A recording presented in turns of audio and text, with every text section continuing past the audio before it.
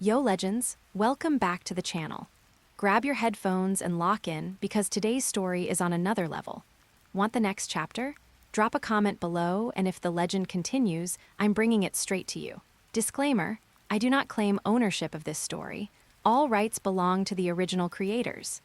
Note, I'm constantly tweaking the settings to make it as immersive as possible. Double comparison. Ash Ketchum, the Sea King, is under general anesthesia. Double comparison. Ash Ketchum, the Sea King, is under general anesthesia. The Silver Conference, compared to the live stream that took place in the Pokémon world, showcased two completely different journeys for Ash. Ash from the original world. He was not skilled in Pokémon training, was stubborn and easily angered, and relied on flashes of inspiration when indecisive. He didn't win the championship until his trip to the Alola region. Even after becoming a world champion, there are still many regrets, as none of the girls who traveled with him are by his side. You could say he's been single forever. Ash from a parallel world. Read books, think critically, and learn about Pokémon from Professor Oak. He battled Pokémon to improve his own strength and awaken the power of Aura. His bond with Pokémon deepened, and he built a good relationship with Pikachu from the beginning, becoming a better partner. He won the league championship in each region with absolute strength, and most importantly, the heroines of each region and the girls who were connected to him all ended up with him. Having many wives and concubines, and having many children. Chapter 1, the contrast arrives, two little Ashes. Ding, the comparison live room is now open. The live room is about to showcase the journey of the legendary trainer from this world and a parallel world. The Super Pallet Towner, the Reverse-type Master, the Pokémon-releasing Master, the Flying-type Master, the Invincible Scavenger King, the Hardcore Straight Man, the Bike Killer, the Humanoid Mythical Beast, and many more exclusive titles. Ash Ketchum of Pallet Town. The screen with the white border on the left shows the Ash of this world, while the screen with the black border on the right shows the Ash of the parallel world. Any aggressive behavior is strictly prohibited during the viewing. There will be prize-winning Q and A sessions during the viewing. Please participate actively. Rewards include various special abilities, top-tier items, evolution stones, and more. Johto, Goldenrod City. Ash was completely stunned. Just moments ago, after he and Gary had traded harsh words, he was preparing to settle their score at the Silver Conference. And then, he saw two screens suddenly appear in the sky. One with a white border, one with a black border. Immediately following was an announcement that echoed throughout the Pokémon world. Where's Team Rocket? It must be another Team Rocket prank. Ash thought to himself, knowing full well it was likely the work of that trio. He looked around, his gaze sweeping over every corner of the surroundings, trying to find those three familiar figures. Is this Team Rocket's doing? Since his journey began, he had clashed with Team Rocket more times than he could count. To steal his Pikachu, the Team Rocket trio had used every means and method possible. Moreover, every time they caused such a huge commotion, it was always all bark and no bite, and they never ended up stealing Pikachu. Come to think of it, they were probably just one step away from having the luck they needed. What left Ash speechless was that this trio had an extraordinary number of schemes, almost never repeating the same one twice, always coming up with strange moves for a sneak attack. The key was that they always said those embarrassing lines every single time. Ash now remembered Team Rocket Trio's entrance lines perfectly. Despite their poor luck and repeated defeats, the obsession of these two humans and one cat ran deep. They persisted relentlessly, without even a hint of giving up. With such talent, why couldn't they do something productive? Pikachu, perched on his shoulder, kept its round, bright eyes wide and its head turning constantly, searching for any sign of Team Rocket along with Ash. I've looked all around and haven't seen Team Rocket. It probably isn't them. Those two screens in the sky and the voice echoing in everyone's hearts don't seem like something Jessie and the others could pull off. Beside him, Brock, his eyes wide, also scanned the area and failed to find the Team Rocket trio. HMPH, then who is behind this thing in the sky? It's clearly targeting me. Could it be Gary's doing? Ash was referring to the words broadcasted earlier, which spoke ill of him. He wanted to explain himself and couldn't let himself be slandered. "It's not targeting you. It's just stating facts," Misty replied seriously after watching Ash for a while. Misty was dressed boldly, wearing an orange midriff-bearing sleeveless top paired with ultra-short overalls, a fiery look. Unfortunately, it was only her outfit that was fiery. She herself had nothing to do with being fiery in personality. "What facts? Which of those applies to me?" Ash denied. Although the light screen called Ash a legendary trainer, he wasn't one right now, so he assumed it was someone with the same name. However, he would move toward the goal of becoming a legendary Pokémon trainer. He would be one in the future. Bike killer. And a hardcore straight man, Misty looked at Ash with a complex gaze. Only a blockhead like Ash could fail to notice the feelings she hid in her heart. Haha, that was just an accident. At the mention of the bike, Ash was instantly speechless and could only scratch his head with a sheepish grin. There was really no arguing against that. Pikachu also scratched its head sheepishly. Although it didn't know better at the time and had no choice, it later learned during their travels that when it shocked those Spearow, it had also fried Misty's bike. After chatting for a while, Ash saw no sign of Team Rocket. The surroundings were calm, with no aura of danger, so Team Rocket's suspicion could be ruled out. Team Rocket didn't have the capability to pull off such a massive project. A mini light screen appeared beside him, and the voice from before echoed in his mind again, this time explaining how to send bullet comments. In the chat room, people began to speak. Professor Oak, a comparison live room, what is this? Ash, Professor Oak, I can see your bullet comment. Professor Oak, oh, it's Ash. Have you reached Goldenrod City yet? Ash, I've arrived at Goldenrod City. Don't worry, Professor Oak, I'll definitely win the championship at the Silver Conference this time. Gary, Ash, what exactly happened to make you think you could win the championship? Ash, shut up, Gary. Your ranking at the Indigo Plateau Conference wasn't even as high as mine last time. No wonder you don't even think about winning. The bullet comments began to get lively. It was Ash and Gary arguing. Misty put her hand to her forehead. How were these two arguing again? It was one thing to argue when they met in person, but now they were even arguing without seeing each other. Professor Oak, I'm happy to see your energetic rivalry, but right now we need to figure out what these two light screens are. Lance, when the light screen appeared just now, it also said something about a super Pallet Towner. The journey of Ash Ketchum from Pallet Town. Could it be talking about Ash? Bruno, it should be, but how does Ash have so many titles? Super Pallet Towner, Reverse Type Master, and so on. I remember it said Legendary Trainer. Leon, yes, I heard it very clearly. This trainer named Ash was called a Legendary Trainer by the light screen. It's even comparing two screens, one for this world and one for a parallel world, a comparison between legends. Rayhan, Legendary Trainer, how come I've never heard of this person? Could this be a prank? Shouldn't the Legendary Trainer be Leon? Cynthia, the black and white light screens can be seen here in the Sinnoh region as well. The Pokémon around me are unable to battle. This shouldn't be something a trainer can achieve. Sinnoh Celestic Town. In a corner cafe, warm yellow light washed over the wooden tables and chairs. Cynthia lightly pinched the rim of her coffee cup with her fingertips and took a slow sip of the rich coffee. Her eyes, usually calm, were filled with confusion. Her gaze pierced through the glass window, looking intently at the light screens in the sky, her brows slightly furrowed. Is this the work of some deity again? As the champion of the Sinnoh region, Cynthia's presence, no matter where she appeared, would often instantly attract the gaze of countless trainers, who would unconsciously focus on this woman who possessed both strength and elegance. Today was different, however. The appearance of the light screens had attracted almost everyone's attention, so much so that Cynthia felt a rare sense of relaxation.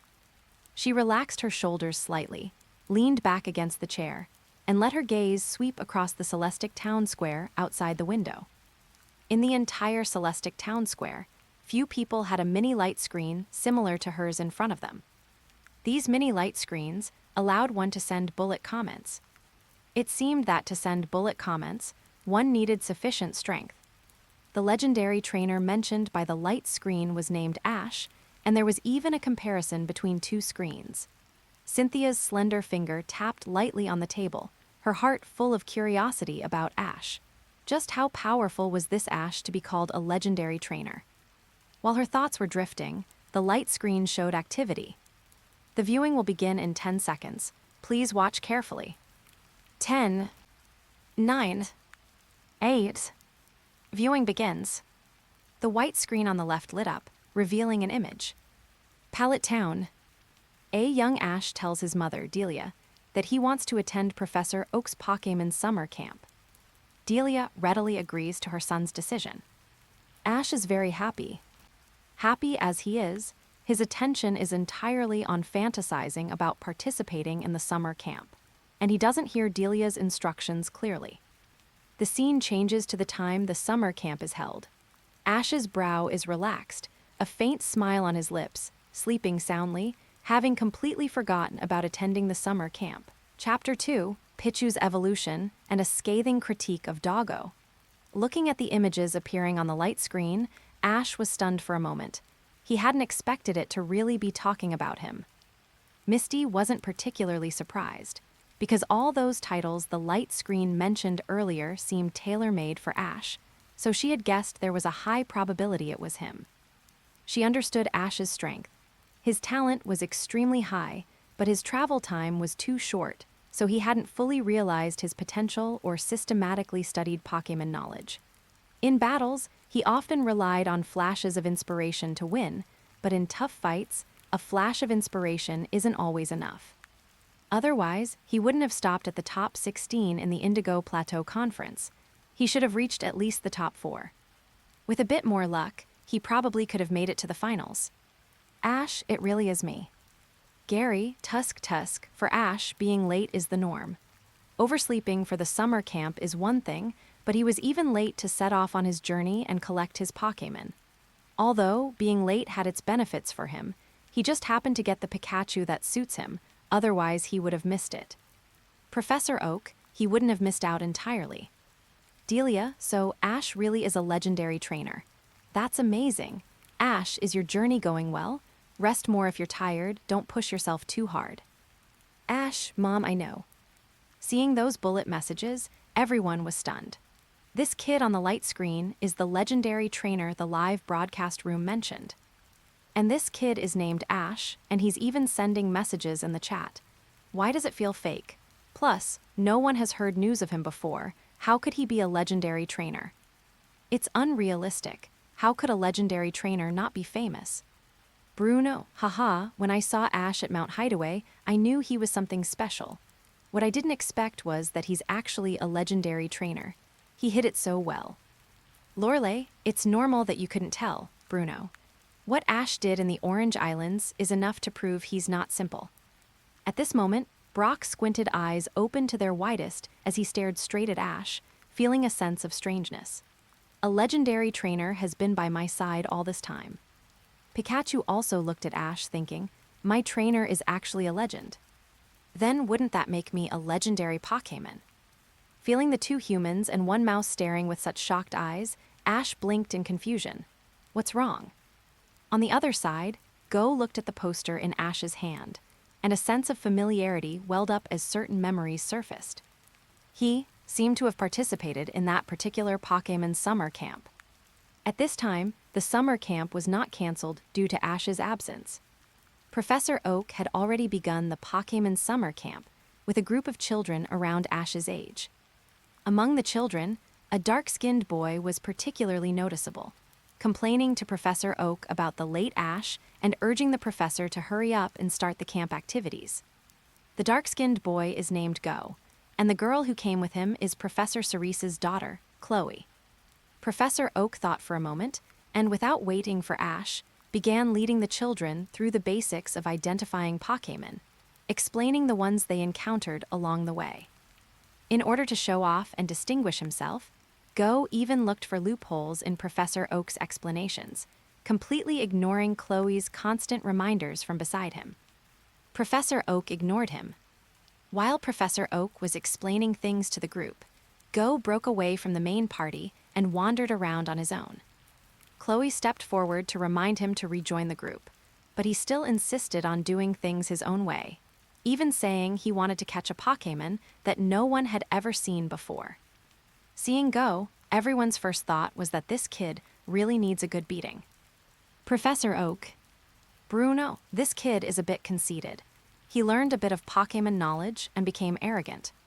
Professor Cerise, Go is acting very wrongly. How can he leave the group without permission? There are Pokémon everywhere outside.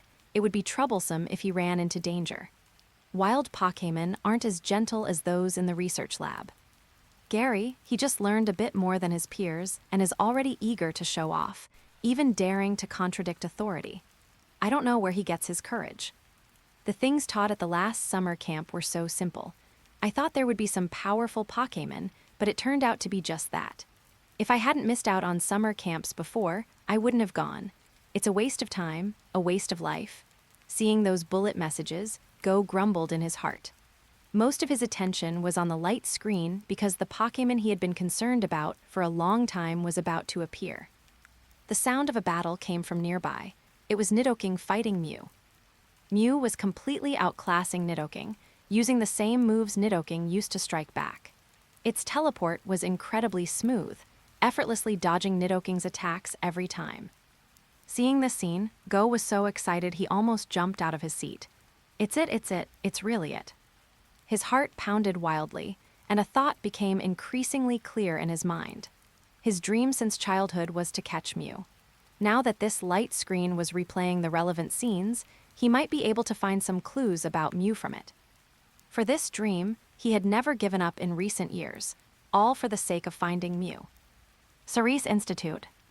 Chloe looked at the light screen, her brow furrowing slightly without her realizing it. Go Mew, that's Mew. I must catch Mew.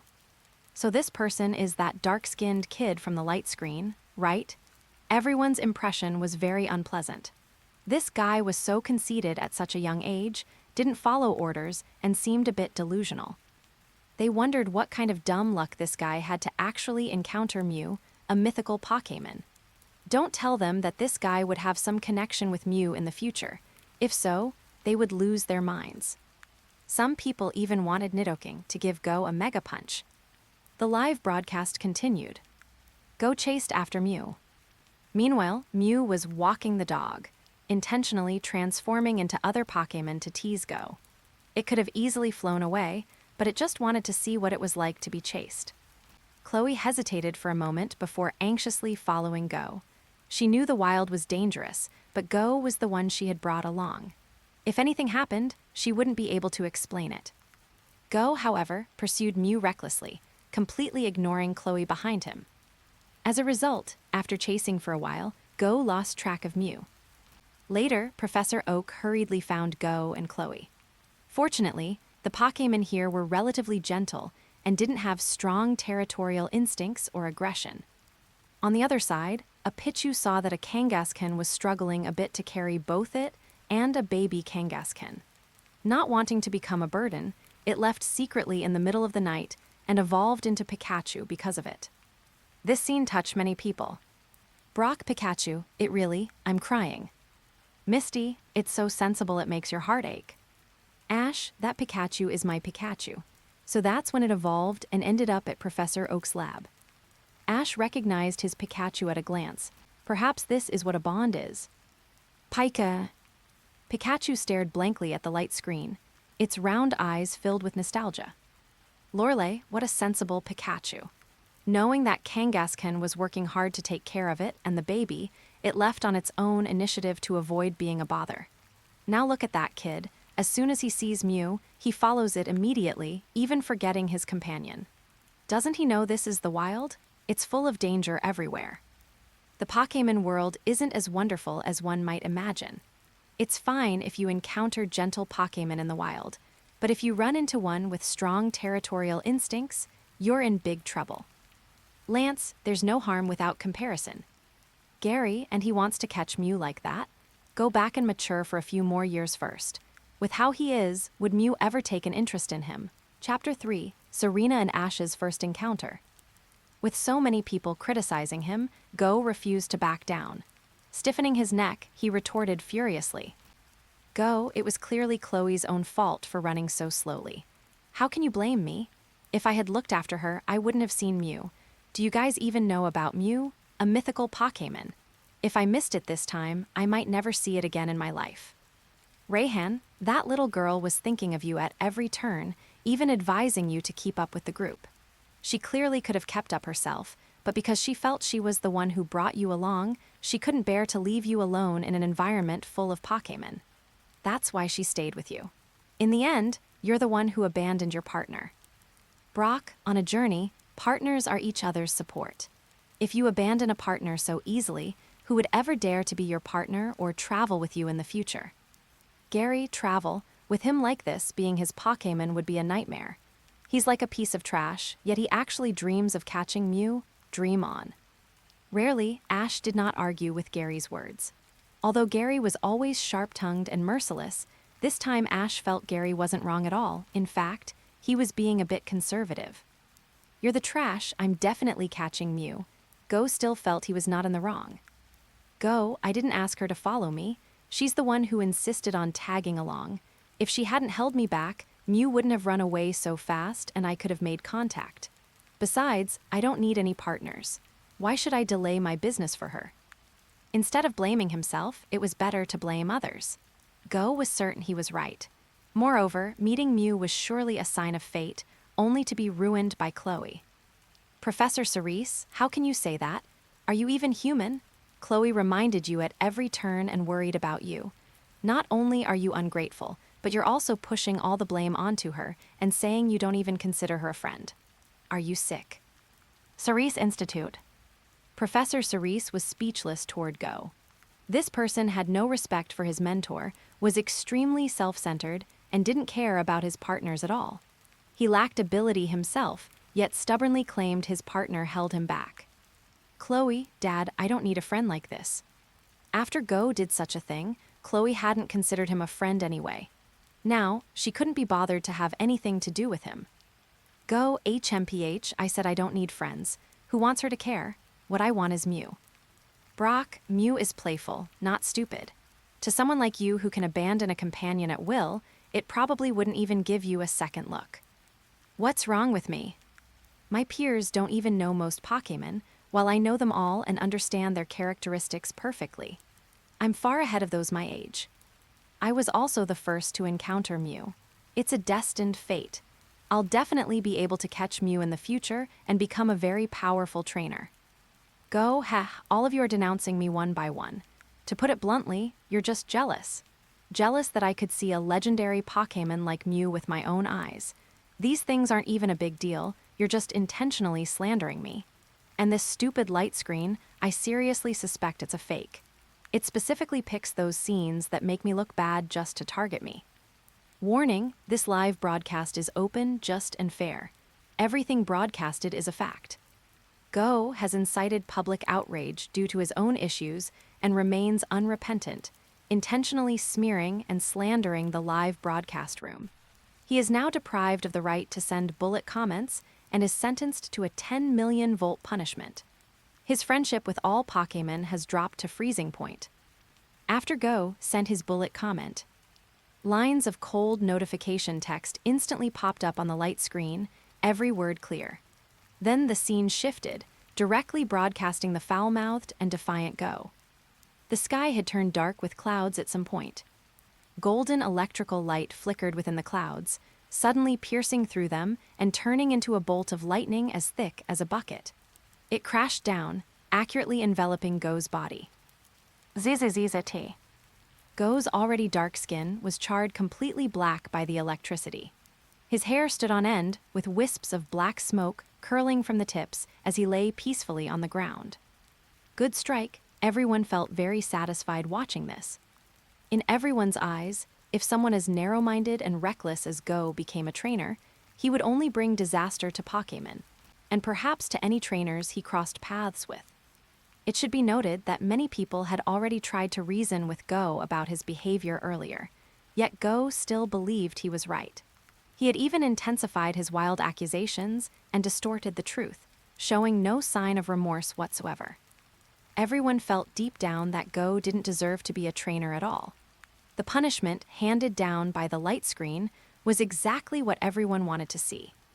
The interlude ended, and the white light screen continued. The protagonist this time is Ash. He finally didn't arrive late and participated in Professor Oak's summer camp. The summer camp began. Ash had a great time playing with the partners beside him and an even better time with the Pokémon released by Professor Oak. However, a Poliwag suddenly ran off, and Ash chased after it. In the woods, a rustling sound came from behind the bushes.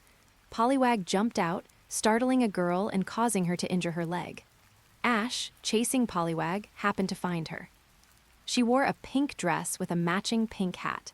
Her delicate little face was full of shock, and crystal tears were already welling in her eyes, a few sliding down her cheeks. A clear scrape had appeared on her fair leg, the reddened wound looking painful to behold. Although full of curiosity about Pokémon, at this moment Ash cared more about the girl's condition. He quickly comforted the startled girl, bandaged her wound with his handkerchief, and encouraged her. Then, holding the girl's small hand, he led her back to the main group. Professor Cerise, look at how he does it. He plays with his peers and Pokémon without running off wildly, and when he finds an injured partner, he comforts her and brings her back. If only you were even half as good as him. Gary, don't compare him to Ash. He's not worthy. Delia, Ash, why haven't I heard you mention meeting such a cute girl at the summer camp? Ash, I forgot. I met so many interesting partners and Pokémon at the summer camp that day that I couldn't remember for a while. Now I remember, so that girl was afraid of Pokémon. Serena, HMPH, I'm not afraid of Pokémon anymore. Delia, so that little girl was you. Serena, what a lovely name. Serena, thank you, ma'am. Delia, Ash, why didn't you bring Serena home for a meal that day? I'm really looking forward to you bringing friends back. Ash, I was too busy playing with Pokémon and forgot about those things.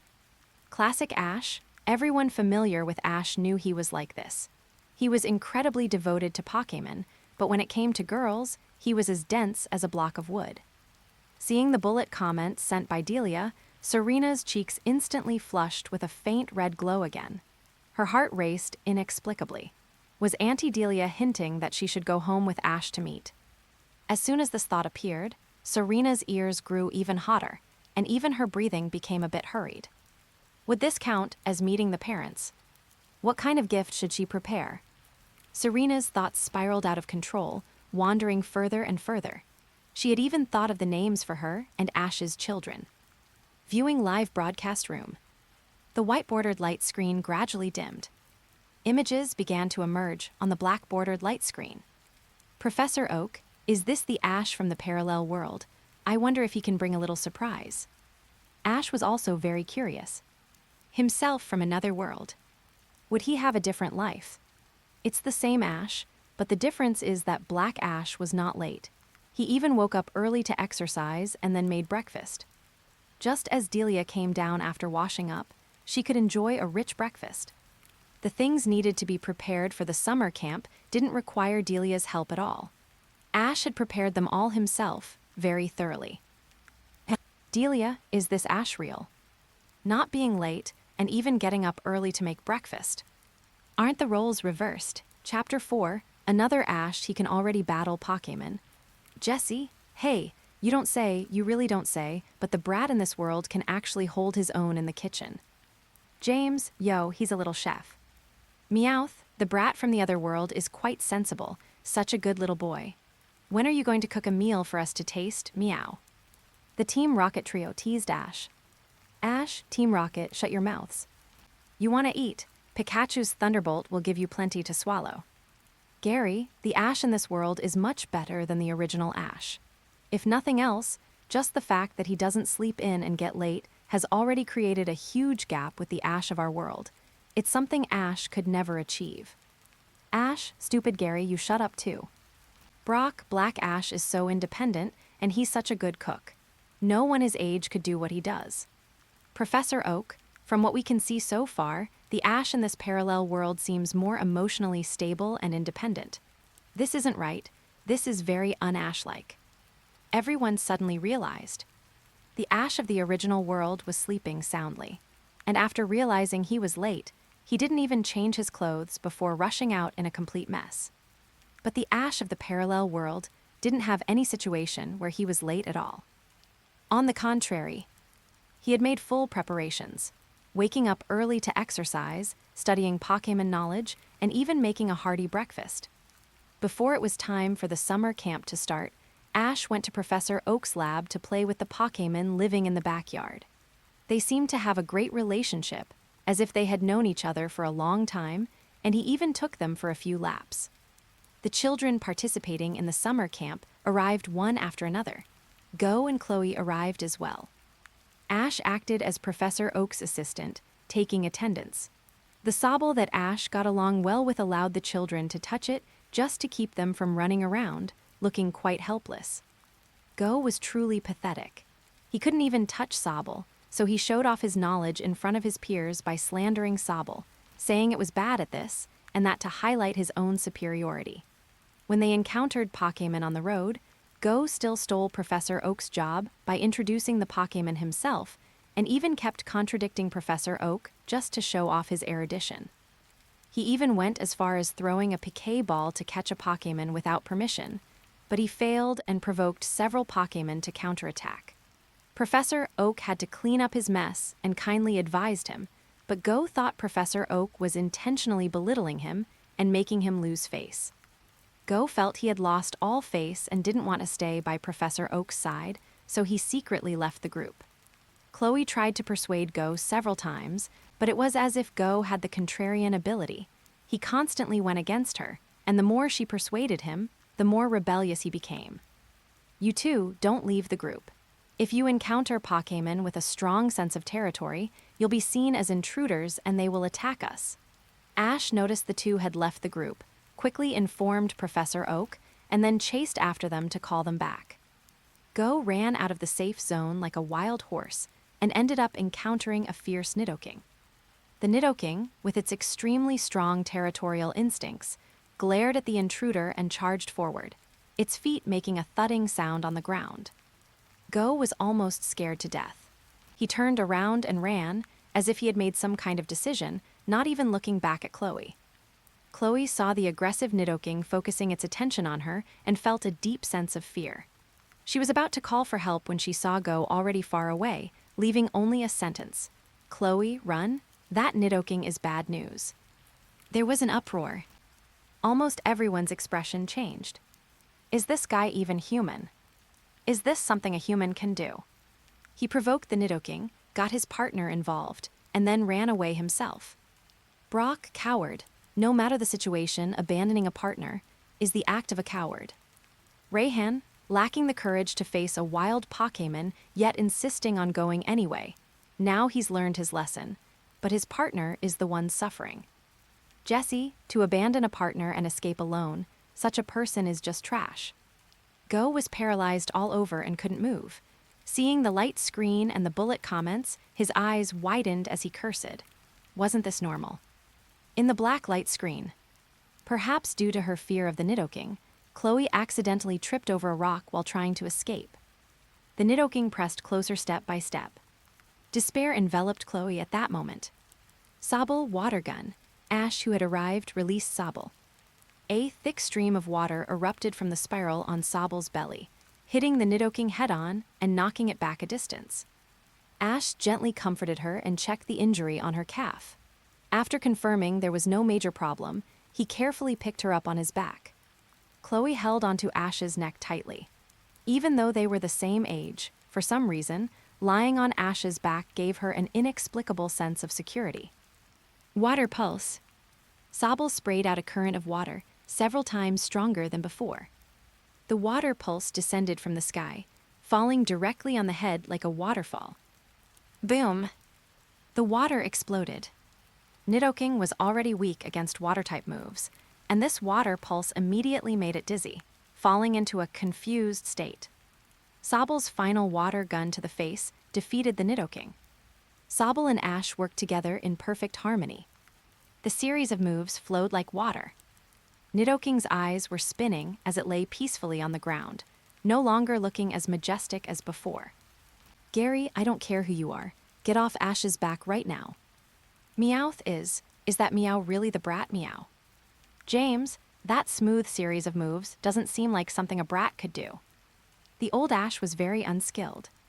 He had no theoretical knowledge, didn't understand type advantages, and rushed out with nothing but hot-blooded passion, making many mistakes along the way.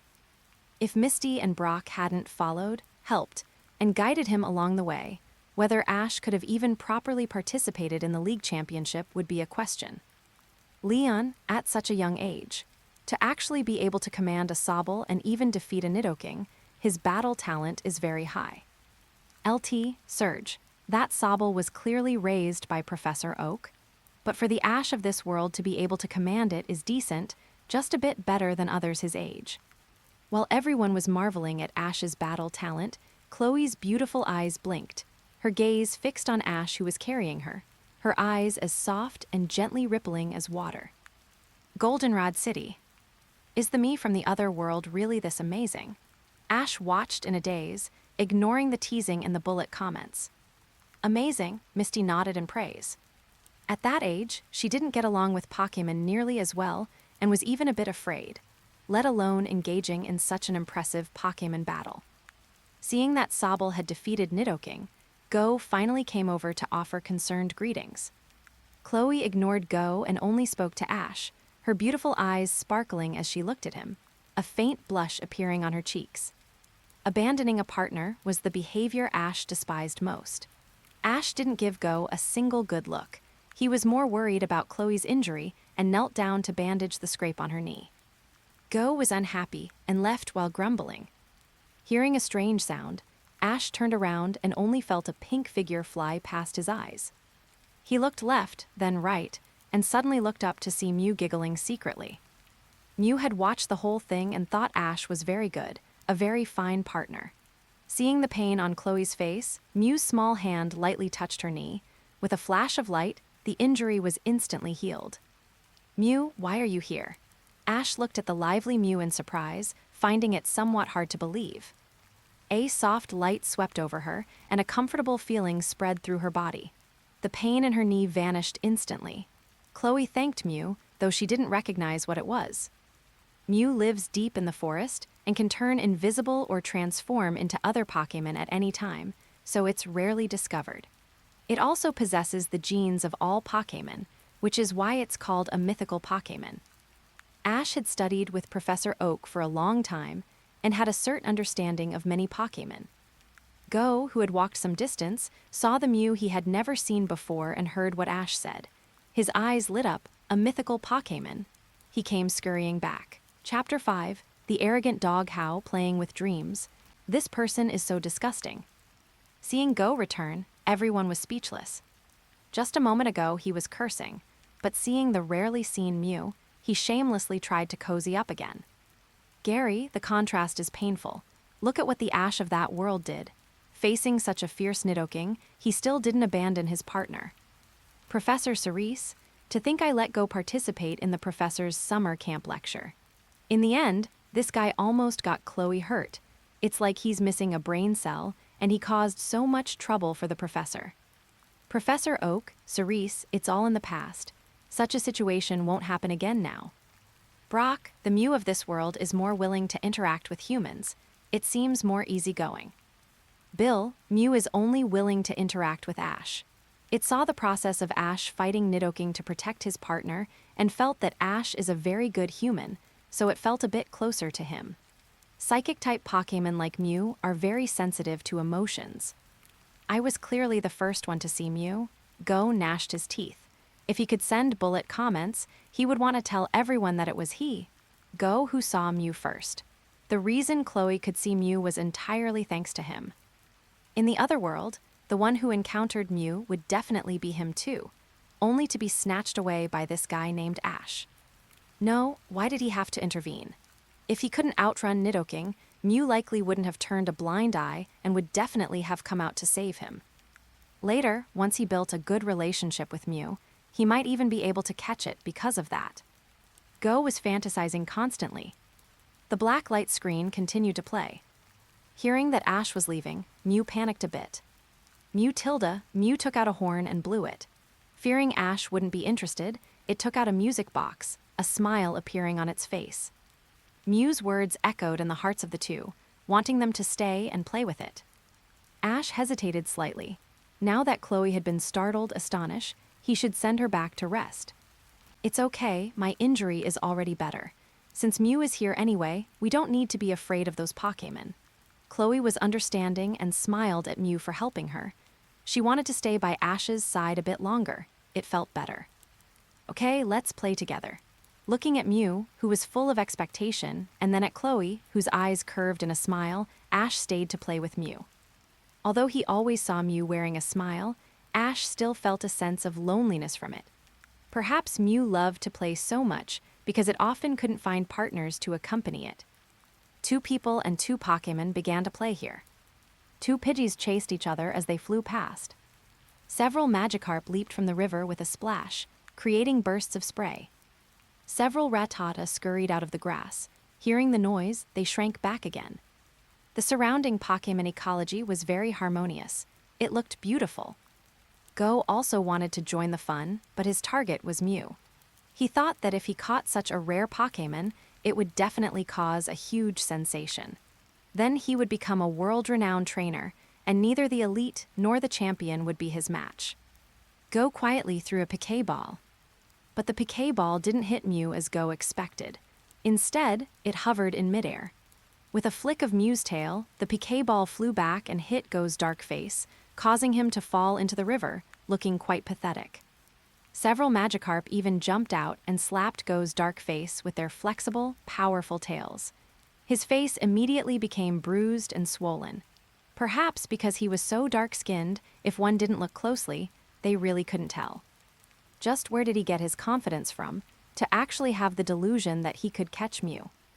Seeing the result of Go leaving in tears with a bruised and swollen face, everyone immediately felt better, their hearts finally at ease. This person really needs a lesson, he's just so asking for it. After driving Go away, Mew played very happily with the two. Ash even took out Pokéblocks made by Professor Oak. Mew took a bite, and the smile on its face didn't stop. It was the best Pokéblock it had ever eaten. While playing, Chloe would look at Ash from time to time, her eyes shimmering with a strange light, hiding a bit of gratitude, a bit of joy, and a bit of shyness. Knew my Ash? Serena's heart skipped a beat. The Ash on the black light screen had met another girl so quickly, and that girl even had feelings for him. Girls are very sensitive to all kinds of details about other girls. Serena could see the abnormality in Chloe on the screen. It was the same as the abnormal feelings she had for Ash back then. When you are on the brink of despair, and someone appears by your side and saves you, your heart will definitely flutter. Watching the interaction between herself and Ash on the black light screen, Chloe's expression was soft, her eyes curving in a very pleasant smile. Oh dear, I shouldn't have gone out to run errands then. At the very least, I should have woken Ash up to participate in the summer camp.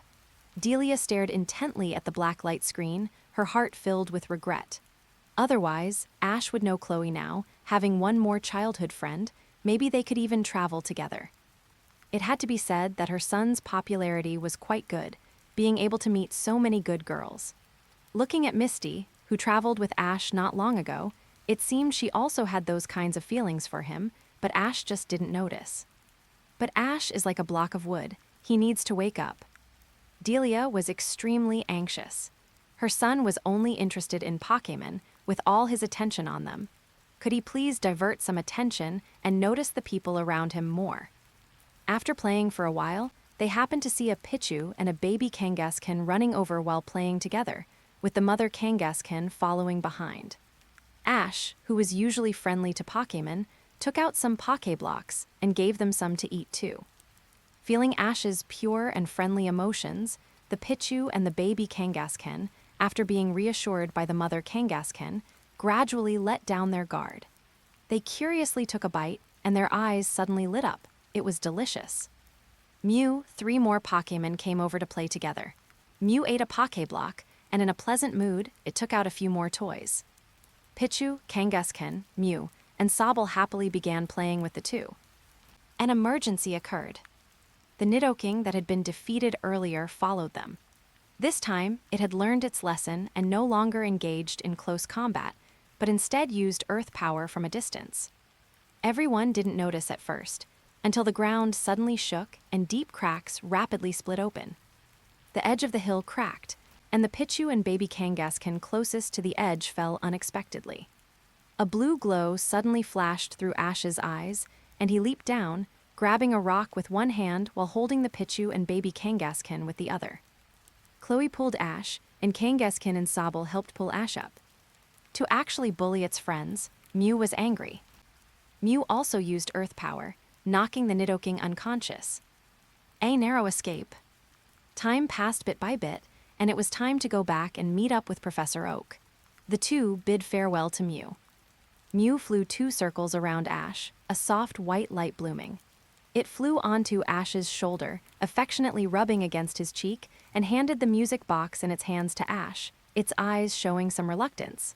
Mew. For me, Ash was a bit surprised. Mew really liked this music box. He didn't expect it to be willing to give it to him. Yes, we are friends.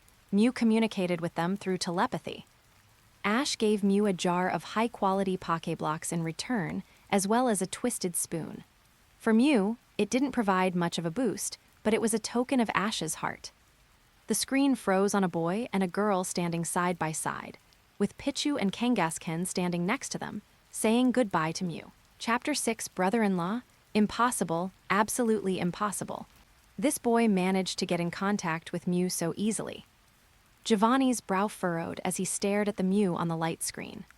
A strange sense of familiarity welled up in his heart, as if something crucial was buried deep in his memories, yet no matter how he tried, he couldn't recall it. It's time to set a mission to capture Mew.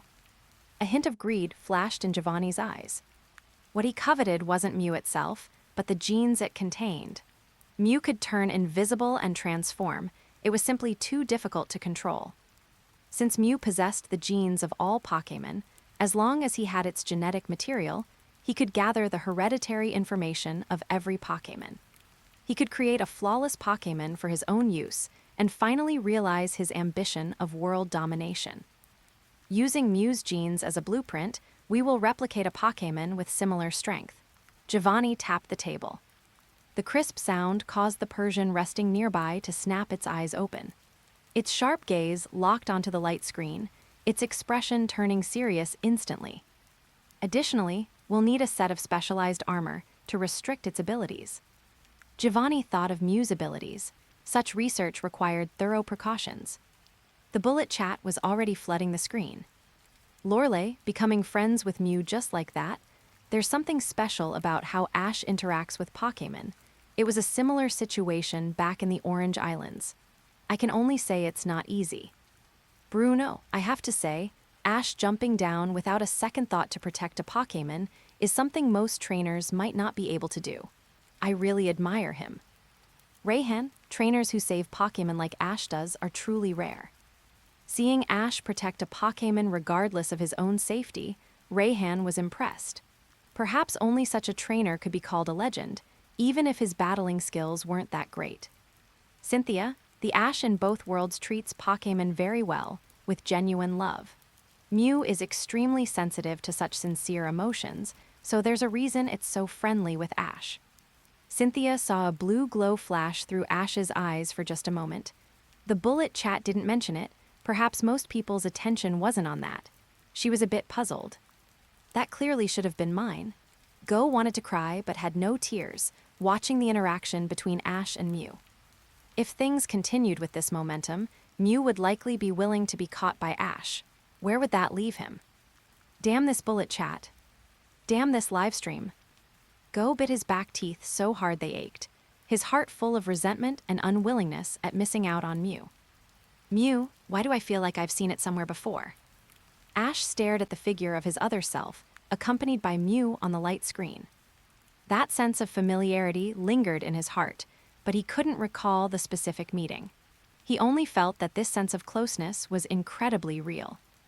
Maybe you saw it when you were little. Misty guessed that the light screen hadn't shown the scene of meeting Mew in their world. She hadn't seen Mew, so she didn't find it familiar. I can't remember. Can't remember. Brock was a bit puzzled. With Ash's level of love for Pokémon, how could he forget a Pokémon like Mew? Could there be some kind of problem? On the other side, Gary looked at the live stream and bullet chat in surprise, feeling a sense of strangeness toward Ash. He had heard his grandfather talk about what happened in the Orange Islands, how Ash and Lugia teamed up to calm the wrath of the 3 legendary birds and save the islands. Why didn't he ever run into those legendary beasts? Ash's affinity with Pokémon is just too good. Gary pondered for a moment. Was it because he didn't love Pokémon as much as Ash did? When it came to loving Pokémon, no one could compare to Ash. He couldn't match Ash in that regard, but there was one thing he definitely surpassed Ash in. And that was his luck with women. Seeing Ash's dim-witted look, Gary couldn't help but curl his lips. Ash only showed extraordinary intelligence and sharp intuition when dealing with Pokémon. Once he faced a girl, he became a total, steel-straight man, nowhere near as attentive or considerate as he was with Pokémon. Ash would probably never get it. Almost all of his attention was occupied by Pokémon. The black light screen continued. Returning to the group, the summer camp came to a successful conclusion. Except for Go, all the children who participated in the summer camp had their own gains. They met many Pokémon and learned a lot of Pokémon knowledge, which would be a great help for becoming trainers in the future. Chloe and Ash became good friends. Before leaving, she made a promise with Ash that he should visit her in the future. If possible, she also wanted to travel with Ash. Furthermore, Chloe is the daughter of Professor Cerise, a student of Professor Oak. She would often come to Professor Oak's place to spend time and learn with her first friend. What about me? Serena was anxious. The other world had changed so much, and he had even made a friend. Would the other version of herself not meet Ash? Please, no. Misty was equally worried. She was currently traveling with Ash, but it was different in the other world. If she didn't meet Ash, it would be a huge regret.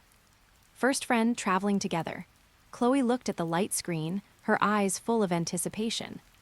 The Ash in both light screens performed very well.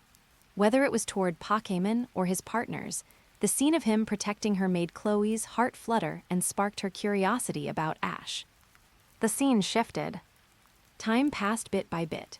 Due to Ash's excellent performance during the summer camp and his help in solving Professor Oak's troubles, those accidental events did not occur. Professor Oak made Ash his assistant. First, because he saw Ash's talent and wanted to teach him about Pokémon training to produce some powerful trainers from Pallet Town. Second, Ash helped him manage the children who participated in future summer camps.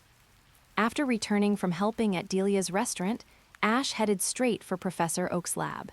He wasn't looking for the professor, but went to the backyard to train with the Pokémon. The training he did was quite intense, such as racing with toros and practicing boxing with Machop. Everyone couldn't help but be startled. So hardworking. Thinking about how the live stream called Ash a legendary trainer, they weren't that surprised anymore. That's probably how a legend is made. Delia's face was full of heartache.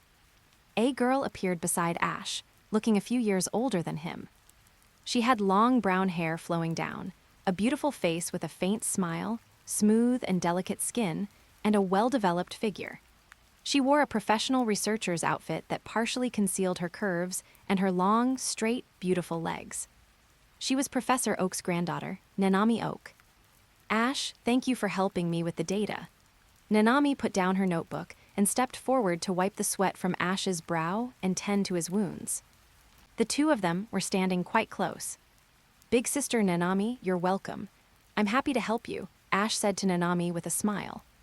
Nanami asked Ash to help test some Pokémon-related data, and Ash readily agreed. He was training anyway, and testing would help him learn more about Pokémon. Besides, Nanami often took care of him, so this was a small favor. When men and women work together, the work isn't tiring and the speed doubles. Nanami Oak, Ara, I've appeared too. Ash is as helpful as ever. Seeing Ash and his sister in the same frame, standing so close together, with his sister making such intimate gestures toward Ash, Gary's heart skipped a beat. A sense of panic crawled up his spine. The next second, an absurd premonition that made him tense up emerged out of nowhere. That premonition was Ash becoming his brother-in-law. Impossible, absolutely impossible. That guy Ash is a total steel straight man. His head is filled with nothing but Pokémon battles and getting stronger. He can even turn a girl's kindness into an excuse for training. He doesn't understand a girl's heart at all. How could he possibly pursue his sister? Impossible, Gary comforted himself in his heart. Chapter 7, Pikachu and Ash's harmonious encounter and Serena's shy appearance. The Ash from the parallel world works even harder at Pokémon battles. He doesn't just read books and learn Pokémon-related knowledge. He also trains himself, spending the vast majority of every day on training. After that, Kangaskhan and Pichu arrived at the backyard of Professor Oak's lab. Pichu evolved into Pikachu. They now appear by Ash's side and have become good friends with him, training together with him now. It was Ash who saved the Pichu and the baby Kangaskhan, which touched their hearts. They have a great deal of affection for this person who saved them without regard for his own safety, and the more they interact with him, the more they like him. Communication between Ash and Pikachu seems effortless. They understand each other's meaning, get along very happily, and their relationship is heating up quickly. Furthermore, the talent of both the human and the two pets is extraordinary. Whether in terms of battle chemistry or individual strength, they have made a qualitative leap. Professor Oak mused, "The Ash of this world gets along so well with Pokémon. He's very familiar with the Pokémon in my backyard, and that Pikachu and Kangaskhan seem even closer to him. It almost feels like they're his own Pokémon." Brock, so that's how the Ash and Pikachu of this world started getting to know each other. Is it really this harmonious? Ash looked at the person and two pets getting along so well on the light screen, his brow furrowing slightly, feeling like something wasn't quite right. When he first met Pikachu, he was shocked several times. Oh, and Professor Oak was shocked too. It left a deep impression. Later, Pikachu was very defiant, refusing to go into the Piquet ball and ignoring his commands. It was only after those Spearow assisted that his relationship with Pikachu improved. There's a huge difference compared to the black light screen. Sensing the strange look from its trainer, the Pikachu on his shoulder instantly read Ash's mind. It couldn't help but give a sheepish smile, scratching its head with a small paw, looking a bit embarrassed. I first met Pikachu when I set out on my journey. It wasn't like the black light screen where they met early and became friends naturally. Pikachu must have gone through a lot before arriving at Professor Oak's lab. Its unfriendly attitude toward trainers might have been because something happened that made it resentful toward them. Though he's usually a bit thick-headed, Ash's reactions have always been lightning fast when it comes to Pokémon, and he cleared up those thoughts in an instant. This is fine too. He looked down at the Pikachu on his shoulder, his eyes full of tenderness. Compared to a smooth-sailing encounter, the friendship forged with Pikachu through initial friction, mutual adjustment, and companionship feels even more profound. That unique bond is undoubtedly the most precious gain. Pikachu seemed to understand his thoughts and rubbed against his cheek. Pika. Another summer camp lecture was held. Professor Oak finished his lecture for the many children and let them move about freely. He also released several gentle Pokémon to play with the children, which was meant to let them interact with Pokémon early and lay a foundation for becoming trainers later on. Ash, on the other hand, took Pikachu to battle Machop, Geodude, and other Pokémon, giving his peers a little shock. Before long, the clear-eyed Machop and the dazed Geodude were defeated. They looked at Pikachu in disbelief. Is this electric rat really this powerful? Meanwhile, the baby Kangaskhan started playing restlessly. Sobble watched over it and followed it into the forest. Ash followed them helplessly. He heard a scream and ran toward the sound. Ash also heard the sound of intermittent sobbing. In the distant Kalos region, Serena watched the images appearing simultaneously in the sky. The heavy stone in her heart quietly fell as she murmured softly, "That should be me." She had been anxious, fearing that the trajectory shown on the light screen would deviate and that she would never have the chance to meet Ash again. If she didn't meet Ash, she would really cry herself to death. She didn't care that the live stream was exposing her past. To her, compared to those unimportant discussions, being able to meet Ash as scheduled and walk side by side was the most precious thing. As long as she could meet him, it didn't matter even if she was teased a bit. She looked at the Ash on the light screen, her eyes full of tenderness and determination. The expectation of that meeting grew stronger in her heart. Ash pushed through the bushes and immediately saw a girl sitting on the ground sobbing. Her lower leg was injured. The baby Kangaskhan and Sobble nearby looked lost, their eyes clear, as if they were the ones who caused the trouble. "I'm sorry, did they scare you? I'm Ash, I'm attending the summer camp just like you." Ash assessed the situation and immediately guessed that the baby Kangaskhan and Sobble had scared the girl. He said in a gentle tone, "Is your leg okay? Does it hurt a lot?" "My leg hurts so much." Serena looked up, tears still hanging from her long eyelashes as she looked at Ash with teary eyes. Ash took out a potion he had originally intended for himself. He carefully treated Serena's wound and comforted her. Noticing the fear in Serena's eyes when she looked at the Pokémon, he motioned for the baby Kangaskhan and Sobble to go back first. "Saki, both Ashes are such attentive and friendly boys. No wonder my daughter has been talking about him for all these years. Very nice indeed. It would be great to meet the real person." Serena, Mom stopped talking. Having so many people see her embarrassing past was shameful enough, and now her mom was saying even more embarrassing things. Serena buried her head, the tips of her ears so red they looked like they were about to drip blood. Her cheeks were burning as if scorched by fire, and she wished she could find a hole to crawl into. Saki looked at her daughter curled up on the sofa, her face red as a ripe peach, her eyes full of playful amusement. She knew in her heart that if she didn't take this opportunity to give her a push, her daughter's feelings, hidden for so many years, would probably stay buried forever. That boisterous Ash might take a very long time to notice. After treating the wound, Ash looked at Serena, crouched down, and turned back to say to her, "The medicine was just applied to the wound, so it's not suitable for walking. Let me carry you back." Serena gazed at Ash's back. The boy's profile looked handsome in the sunlight, and the faint smile on his lips was so gentle it made her heart race suddenly.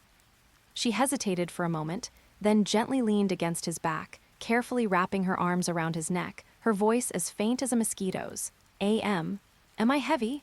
Will I tire you out?" "Not heavy at all, you're about as light as Pikachu." Ash chuckled, his tone relaxed as he stood up steadily and walked forward with a light step. The golden sunlight spilled over the two of them. The handsome boy carried the girl with reddened eyes, their long shadows stretching across the grass. The wind carried the fragrance of plants, and the entire scene was filled with a youthful and hazy atmosphere of tenderness. "Nanami Oak, oh my Black Ash is so thoughtful, he even carried her." "Gary, it's only Black Ash who's thoughtful. It's not this current Ash, he's only thoughtful toward Pokémon." Gary now had a strange worry in his heart. The more he looked at Ash, the more uneasy he felt, fearing that Ash might become his brother-in-law. "Serena, Ash is very thoughtful too. He also treated my wound and comforted me." For once, Ash didn't pay attention to Gary's slander. The scene of his first meeting with Serena surfaced in his mind, and he dazed slightly, his gaze softening a bit. Saki, so young, yet so handsome and thoughtful. No wonder Serena is fascinated by him and thinks about Ash all day long. Delia, the two of them are so fated, they met the same way in both worlds. It's just a pity Ash didn't bring Serena home for me to see. Serena's cheeks instantly became so hot they were about to smoke, and the tips of her ears were dyed a deep crimson. Especially with her mother Saki's playful gaze fixed directly on her, it pushed her shyness to its peak. She hurriedly lowered her head, her small hands having nowhere to rest, and she was too embarrassed to even speak. Chapter 8, Gary's Guide to Picking Up Girls. Does Ash Ketchum have aura power? Goldenrod City. "Ash, you really should learn from Black Ash." Brock patted Ash's shoulder beside him, his tone filled with emotion. "Ash has such good luck with women, and with Pokémon too. If only he had such good luck with women." Brock openly envied him. Learn, he really needs to learn, Misty hoped Ash could learn, and not be like a block of wood, completely clueless about certain things. "Learn what?" Ash scratched the back of his head, blinking his confused eyes. He didn't get their hidden meaning at all, only feeling bewildered. Even with all his thoughtfulness, he's still a dense, straight man. Ash in this world doesn't seem to have changed much. He's still so devoted to Pokémon, But when it comes to girls, judging from these two screens, he doesn't seem to have changed much either. Gary thought that Ash's denseness would be hard to change. Besides, the live stream already said Ash is a legendary trainer and a dense straight man, not a legendary playboy or anything. So, Ash's Pokémon journey might change, but his romantic relationships probably won't change much. Thinking this, he felt a little relieved. Want to be my brother-in-law? Don't even think about it. Due to Serena's injured leg, it was inconvenient for her to move around, so she temporarily stayed at Professor Oak's lab, where she and Nanami learned about Pokémon. When Ash's mother, Delia, came to visit Ash, she learned that Serena and Ash were good friends and enthusiastically invited her to dinner, not forgetting to call Nanami along. The dinner was very rich. Why am I getting involved? Delia looked at herself in the black light screen, showing great enthusiasm towards Serena and Nanami, asking many questions, and even telling them when Ash would go on his journey. She asked Serena if she wanted to travel with Ash, trying to find a travel partner for Ash in advance. Oh, why did I go to see Ash back then? Delia regretted it. Now Ash is like a block of wood. Although there's a girl traveling with him now, he's still the same, no change. Did I really go as a guest? Serena was both surprised and delighted. Aunt Delia really wanted her to visit, and even wanted her to travel with Ash. How wonderful! Gary, who had just returned from his studies in the Johto region, heard that Ash had brought another girl back. Driven by curiosity, he specifically sought them out. Seeing Serena beside Ash, Gary raised an eyebrow and teased with a hint of playfulness in his tone. Not bad, Ash. You've managed to charm another girl. It seems you remembered what I told you last time. Remember, these days, who with ability only has one girlfriend. I see you're so focused on Pokémon, but when it comes to interacting with girls, you're not very good. Perfect. Let me teach you the tricks to getting along with girls. Gary didn't even give Ash a chance to speak, continuing to elaborate on the results of his studies. The studious Ash was greatly astonished upon hearing this. When did Gary become so formidable? Nanami Oak, what nonsense is Gary teaching? Don't corrupt Ash. Brock, exactly. It's not good to corrupt Ash, but I'm not afraid of being corrupted, so please teach me. Professor Oak was helpless. He sent Gary to study abroad in other regions, but he didn't expect Gary to also learn about chasing girls and learn it so well. Gary, isn't there a girl next to Ash? It's a good chance for Ash to learn how to get along with girls, and most importantly, not to let her down. Gary immediately saw through Misty's hidden feelings for Ash in her eyes. But Ash, the person involved, was still like a block of wood, completely unaware. Time flew by. Ash trained in martial arts all morning, while Kangaskhan trained with Pikachu. After Professor Oak's Pokémon guidance, they learned some new moves. Facing the fighting-type matchup, Ash didn't send out Pikachu, but went into battle himself. Professor Oak, Black Ash is practicing martial arts so early and training with Pokémon. This training method is very similar to a fighting-type trainer. Could it be a wild battle? Traditional wild battles were when Pokéballs hadn't been developed yet, and trainers would fight Pokémon themselves, using force to capture them. This led to many fighting trainers. Their physical strength was comparable to Pokémon, and the martial arts they practiced allowed them to spar with Pokémon multiple times. Capturing Pokémon they defeated with their own hands gave them a sense of accomplishment, and those Pokémon wouldn't be disobedient. If they were disobedient, they would just have to be taught some martial ethics. Professor Oak's focus was on Ash. The training method of fighting-type trainers involves training themselves alongside their Pokémon. They have a certain level of physical strength and can exchange blows with Pokémon. Some fighting trainers can even teach Pokémon some fighting techniques. For example, Chuck from the Johto region. He trains intensely with his Pokémon, engaging in close-quarters combat with Machoke and shrugging off a Machoke's karate chop as if nothing happened.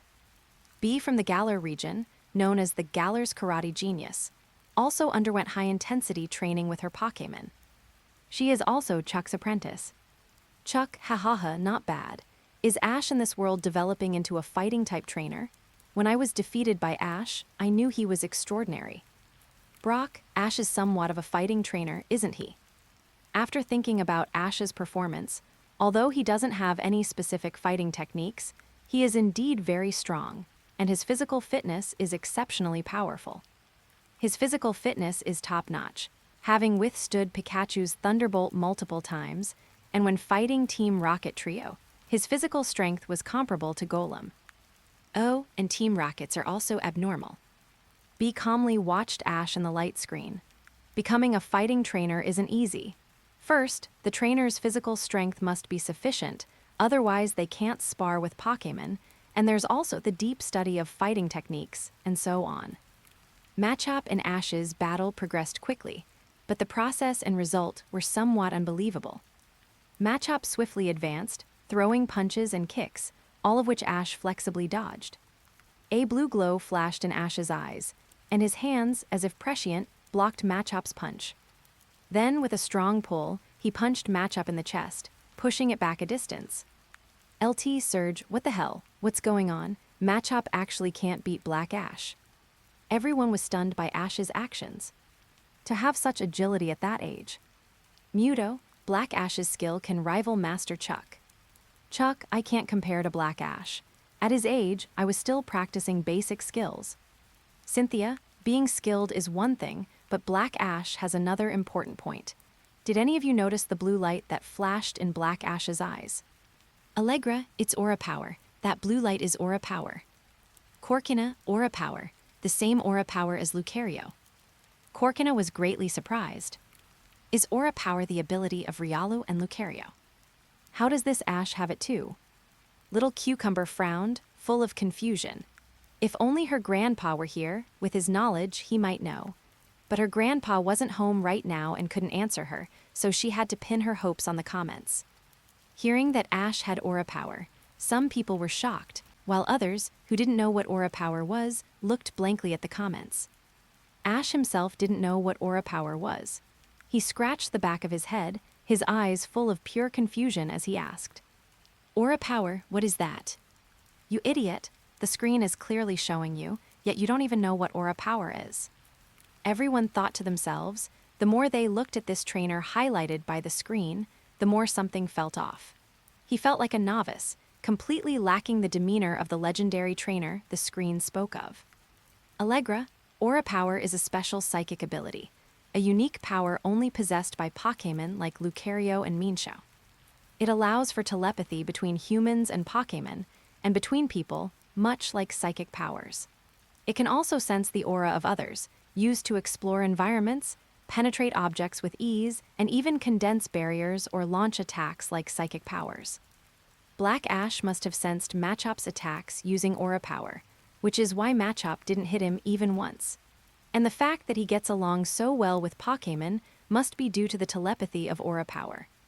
Corkina, but how can Black Ash have aura power? Is he a Pokémon? After reading the comments, Misty's heart stirred, and she unconsciously turned to look at Ash beside her, her big bright eyes full of curiosity. That theory isn't impossible. Brock stroked his chin, lost in thought. Ash's actions really do seem a bit like a Pokémon's. Pikachu tilted its head, its pointy ears drooping slightly, its dark eyes staring blankly at its trainer. Noticing the gazes of the two people and one mouse, Ash even felt a little suspicious, but he wasn't doubting whether he was a Pokémon. He was doubting whether his occasional ability to understand Pokémon speech might actually be the effect of aura power. Professor Oak, it's not only Pokémon that can have aura power. I wonder if you've heard the legend of the Aura Guardians. In history, there were people who could sense aura, and this group was known as Aura Guardians. A famous Aura Guardian named Sir Aaron, who had a Lucario by his side, sacrificed his life to quell a great war, and was revered by later generations as the hero of aura. Perhaps the descendants of those Aura Guardians are still around, and some people still use aura power, they just haven't revealed themselves. Eileen, the legend of the aura hero is true. Chapter 9 question, how did Ash respond to Nanami and Serena's invitation? Irene, Cameron Palace has always had the legend of the aura hero. Every year, a festival is held to commemorate Sir Aaron, the aura hero, who sacrificed himself 400 years ago to quell the war. I am a resident of Cameron Palace and can prove the legend of Aura is true. Furthermore, the trainer who wins the festival's battle tournament is bestowed with the title of Aura Hero. The legend is actually true, everyone exclaimed. Lorelei, do those trainers who earn the Aura Hero title possess Aura power? Irene, no. Bruno, perhaps the ancients had it. For some reason, people in our world who can use Aura power have vanished, it wasn't passed down. But in the other world, it might have been preserved well. For now, we only see Black Ash possessing Aura power. Bruno tried to recall his memories, thinking back to the time he met Ash at MT. Mayacha. He was certain Ash hadn't shown any Aura power, so perhaps the Ash of this world didn't have it. Riley, there are. Elite Bruno, I have Aura power. I'm a trainer from the Sinnoh region and an Aura Guardian. Sir Aaron is my ancestor. My Aura power manifested in a muddle when Riolu and I were in danger. I've practiced it repeatedly until now and have mostly mastered it. Sensing the opponent's aura trajectory like Black Ash did is the most basic application. The bullet chat suddenly went silent. This person is actually a descendant of the legendary Aura Hero and possesses Aura power. If the most basic level allows one to dodge attacks at will, what about the advanced levels? Wouldn't they be able to form Aura spheres with their bare hands? This guy also has Riolu and other Pokémon with Aura. He might be able to use Aura Sphere just like Riolu, or perhaps he has unique buffs for Aura-type Pokémon, similar to psychic powers. Aura power is just as broken as psychic power. Bruno was speechless.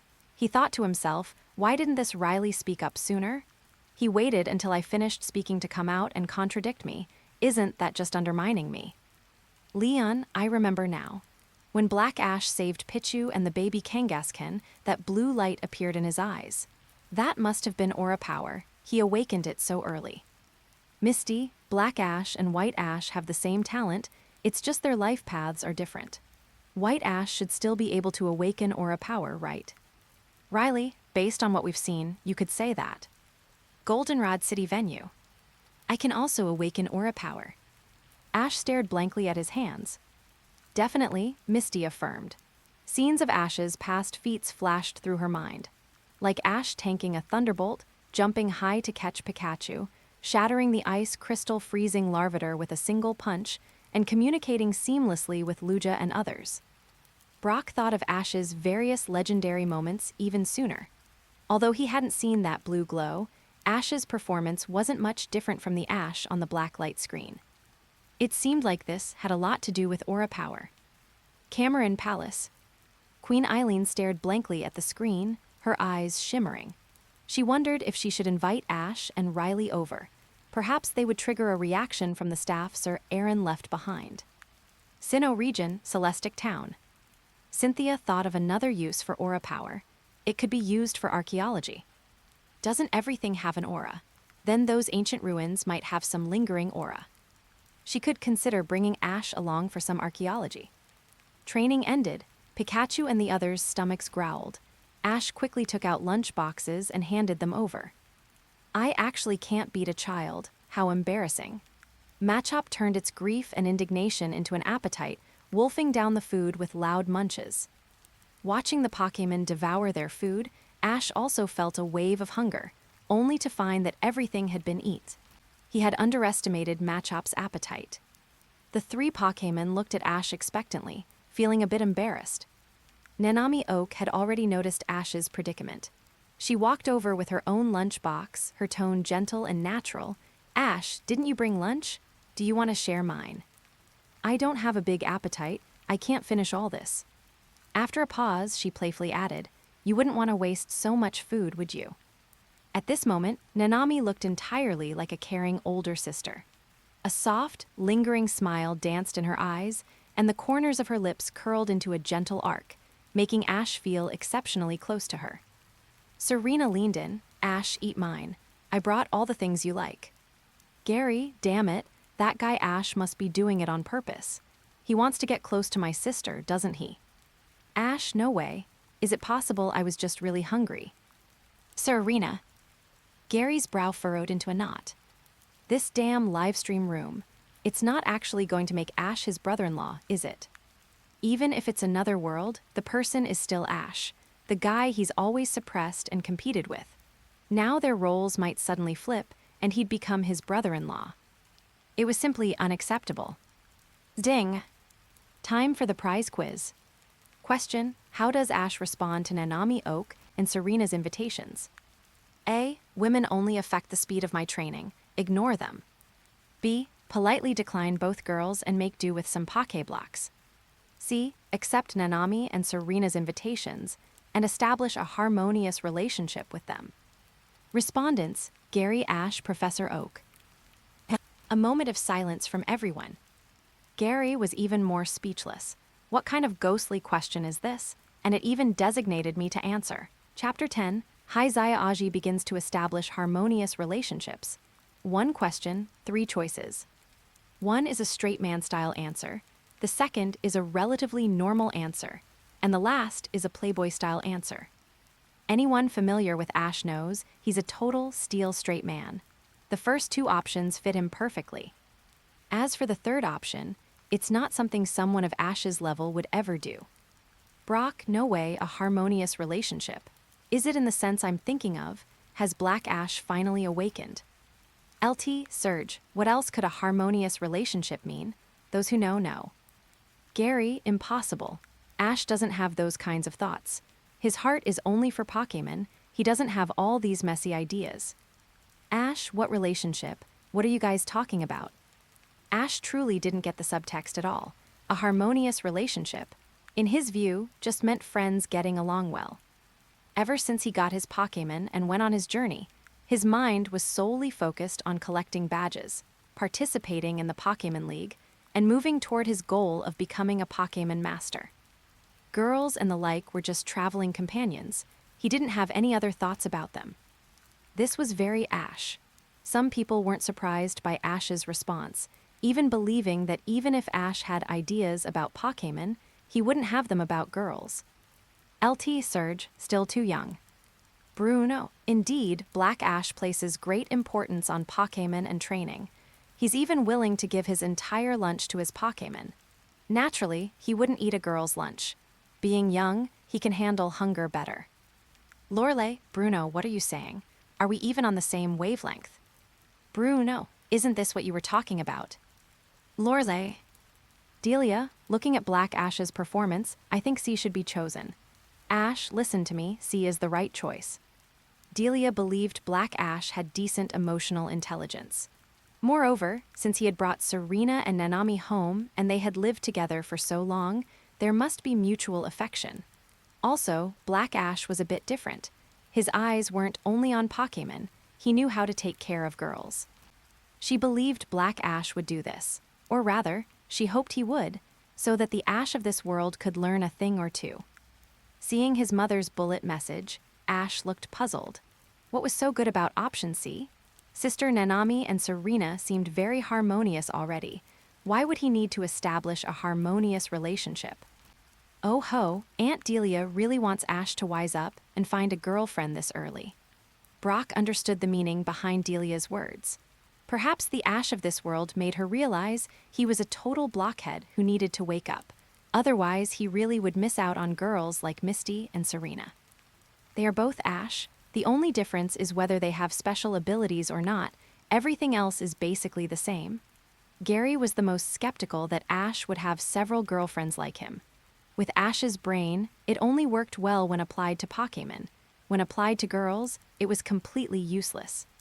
He felt that the Ash from the other world, who trained so hard, would definitely not be distracted by such things.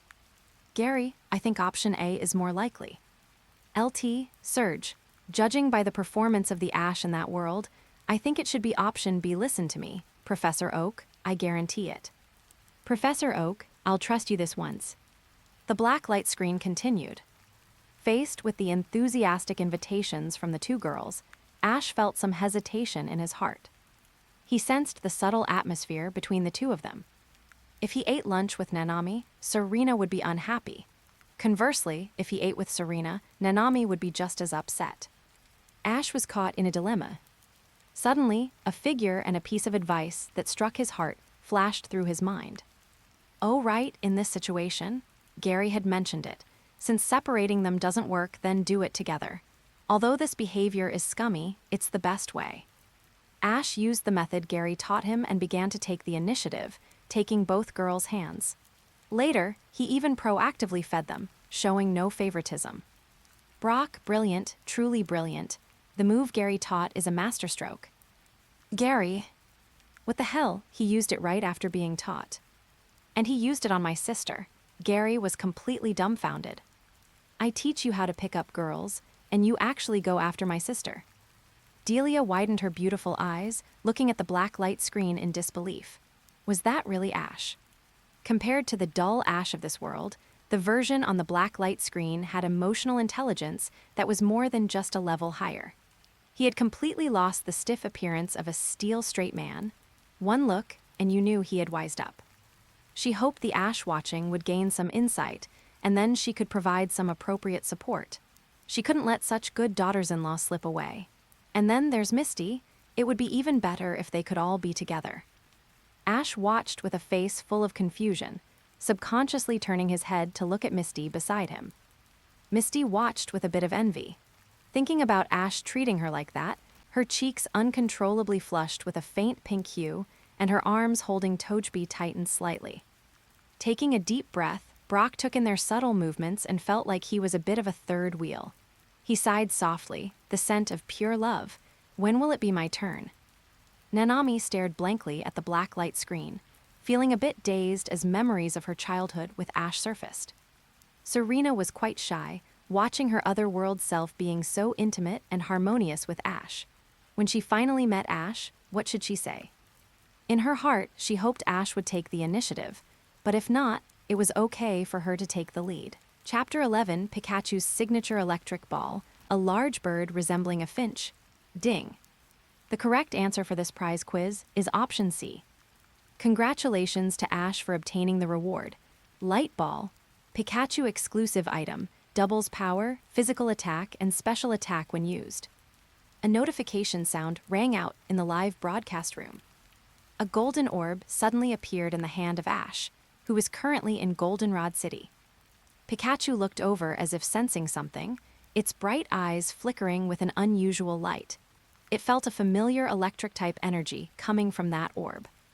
Is this the light ball mentioned in the live broadcast room? Misty leaned in to look.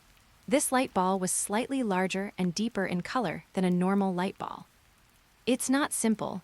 Brock knew quite a bit about items. What's so complex about it? I can't tell. Ash felt it wasn't much different from a regular light ball. Since it was suitable for Pikachu, he would let Pikachu wear it. Pika-Pi. The moment it touched the light ball, Pikachu felt the electricity in its body surge. The electric sacs on its cheeks released arcs of electricity, and the three people nearby all smelled the scent of something scorching. Can the light ball really increase Pikachu's attribute power? Brock said in surprise. Judging by the electricity Pikachu released inadvertently, the enhancement was more than just a little bit. Perhaps feeling it up close wasn't intuitive enough. They would have to let the Team Rocket trio experience it firsthand. If they were shocked by the current Pikachu, the Team Rocket trio would likely become even more crazed, and their attempts to capture Pikachu would become even more frequent. Then they would have a headache again, constantly having to guard against Team Rockets. Headache aside, now that Pikachu had become stronger, Ash's chances of winning the champion title at the Silver Conference had increased slightly. Brock wanted to prepare well for the next question. The reward should be customized based on the person who answered correctly, right. If he answered correctly, the reward would probably be something related to beautiful women. Was it possible they would give him a girlfriend? The bullet screen scrolled very quickly. LT, Surge, holy crap, there really is a reward. Since when could a light ball increase Pikachu's attribute energy? This is way too broken. Professor Oak, you chose it LT, Surge. LT, Surge? I didn't expect Black Ash to actually do that either. If you want to blame someone, blame Black Gary, it's all his fault. Otherwise, Black Ash would definitely have followed option B. Gary. Denji, the things sent by this live broadcast room are so good. The answers definitely won't be that easy to guess. Delia, Ash, is the light ball useful? Mom was right to let you choose it, wasn't she? Listen to me and you won't go wrong. You need to watch the broadcast seriously and learn more from Black Ash. Having said this, Delia wanted Ash to learn more from Black Ash about how to interact with girls. Ash, got it, Mom. The image on the blacklight screen froze.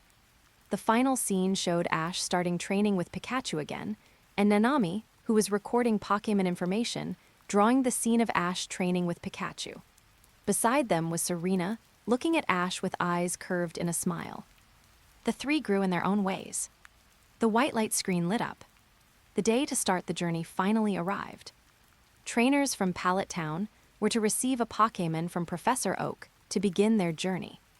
Ash still overslept and was the last to arrive at Professor Oak's lab, so he could only receive a Pikachu that was like a demon pellet. Setting out on the journey, Pikachu was not obedient at all and even worked against Ash. They accidentally provoked the local bully of the forest, a Spearow and its flock. While running for their lives, they met Misty and used Misty's bicycle to escape. At this time, an untimely heavy rain fell from the sky, the rugged mountain road became muddy, and the flock of Spearow was still in hot pursuit. In order to keep Pikachu from getting hurt, Ash told Pikachu to get into its Pokeball. He turned around to face the Spearow army alone, spread his arms, and said firmly, "What do you guys take me for? I am Ash from Pallet Town, the man who will become the world's #1 Pokémon master. How could I lose to you? I'm going to catch you all." In Pikachu's sight, that thin back in front of it shielded it behind him. It was exceptionally touched in its heart. Leon, when encountering a Pokémon he didn't have a good relationship with, he didn't choose to abandon it. When encountering danger, he didn't abandon it either, but considered it first and faced the danger alone. Such a trainer is too rare. Raihan, putting strength aside, Ash can be considered a legendary trainer. Gary, yes, aside from being a bit of a noob, a bit dense, a bit brainless and so on, Ash is still very good to Pokémon. Few people can compare to him. Stupid Gary, slandering him again, Ash's teeth itched with anger. Although the latter part was praise, he couldn't stand the slander at the beginning. Professor Oak, the words are harsh but the logic is sound. Ash's love for Pokémon is the most unique among trainers I have ever seen. It's not just talk, but actual action. The situation on the white light screen became increasingly heavy. Raindrops pitter-pattered against the leaves and the ground, weaving a hazy curtain of rain. The flock of Spearow didn't take Ash seriously at all, pouring down on the two like dense raindrops. They're offensive, swift, and fierce. Pikachu forced itself up, used Ash's shoulder to splash into the air, and charged toward those Spearow. In the next second, golden electricity erupted with a roar, instantly sweeping through the entire forest. The blinding light pierced through the rain, mist, and gloom, illuminating the forest as if it were broad daylight. With a quick attack, the scene changed. Ash and Pikachu were both slumped on the muddy ground. Looking at the flock of Spearow, they were already charred black, falling to the ground stiffly one by one, without even the strength to flap their wings, unable to move. And to the side, there was something even more pathetic than the flock of Spearow, the bicycle. It was now charred and deformed by the thunder shock, with not a single part intact, having become a pile of scrap metal. A rainbow appeared in the sky, and a giant bird emitting 7-colored light, which looked somewhat similar to a Fearow, flew past. Perhaps because it was enveloped in rainbow light, it couldn't be seen very clearly. One could only tell it was a flying-type Pokémon. Even the Pokédex couldn't find it. Trainers who had researched Pokémon felt that the giant bird was not simple. From its appearance, the giant bird closely resembled a Fearow, but that 7-colored rainbow light looked very divine. Some people thought it was a shiny Fearow. Professor Oak's eyes widened. Something suddenly occurred to him, and his breathing became a bit heavier. His face was full of disbelief. He couldn't believe this was true. That was a legend. Bruno, poor bicycle. It endured a thunder shock that didn't belong to its stage of life, and became the sacrificial lamb of this battle. Pikachu looked at Misty timidly and scratched its head sheepishly. The situation had been urgent, and there really had been no other way. If there's a problem, look for my trainer. Noticing Misty's gaze, Ash scratched the back of his head and gave an awkward smile. He still owed Misty a bicycle. Misty gave a light HMPH. Her gaze lingered on the ruined bicycle for a moment, then she glanced at the embarrassed Ash and the guilty Pikachu, her eyes filled with complex emotions. Her fate with Ash really did start from the destruction of that bicycle. Having traveled for so long, she had gradually almost forgotten about the bicycle being destroyed. Denji, that Pikachu is not ordinary. To explode with such a powerful thunder shock at a critical moment, its potential is truly amazing. LT, Surge. Speaking of which, why did Professor Oak give Pikachu to Ash? He must have prepared more than just the 3 starters. Bruno. It should be that Professor Oak saw the potential between Ash and Pikachu and deliberately put them together, perhaps to create certain possibilities. Half right, Professor Oak snapped back to his senses and looked at Ash and Pikachu on the white light screen with some nostalgia. Chapter 12. 3 childhood friends travel with Serena. The white light screen continued to play. To treat his injuries, Ash brought Pikachu to the Viridian City Pokémon Center, where he encountered the Team Rocket trio, who had come to rob the Pokémon stored there. Ash, filled with a sense of justice, naturally wanted to stop such a thing from happening, but the price of stopping them was blowing up half of the Pokémon Center. The Pokémon were saved, but the Pokémon Center could not be. Brock, so that's how Team Rocket and Ash met. Misty, you bet, it was so annoying. Those 2 and Meowth blew up the Pokémon Center, and after that, they kept following us like a bunch of persistent pests. Jessie, hey, don't you people go talking nonsense. Did we blow up the Pokémon Center? It was the Brat and Pikachu who did it. Don't try to pin everything on us. James, exactly. Don't think we're easy targets. Meowth, if you want to blame someone, blame the Brat and Pikachu Meow. Ash, heh, if you hadn't been doing bad things, the Pokémon Center wouldn't have been blown up. It's definitely your fault. Even though Pikachu was the one who blew up the Pokémon Center, the cause lay with the Team Rocket trio. Therefore, the responsibility was theirs, no doubt about it. The next day, because of the bicycle situation, Ash and Misty began traveling together. Once in Viridian Forest, Ash caught a Pidgeotto and a Caterpie. He encountered the Team Rocket trio again, and after a hard-fought battle, he defeated them, and Caterpie evolved into Metapod. Later, they met a very punchable samurai boy. If he hadn't interrupted Ash while he was catching a Weedle, they wouldn't have provoked the swarm of Beedrill, and Metapod wouldn't have been snatched away. Finally, Ash recovered Metapod. In a moment of crisis, Metapod evolved into Butterfree and dealt with the Beedrill swarm. Then, the 2 humans and 1 mouse continued their journey toward Pewter City. After the white light screen finished, everyone remarked that Ash's journey was not simple at all. The start was truly anything but easy. He encountered a flock of Spearow right out the gate, and before even leaving the first city, he had run into several eccentric characters.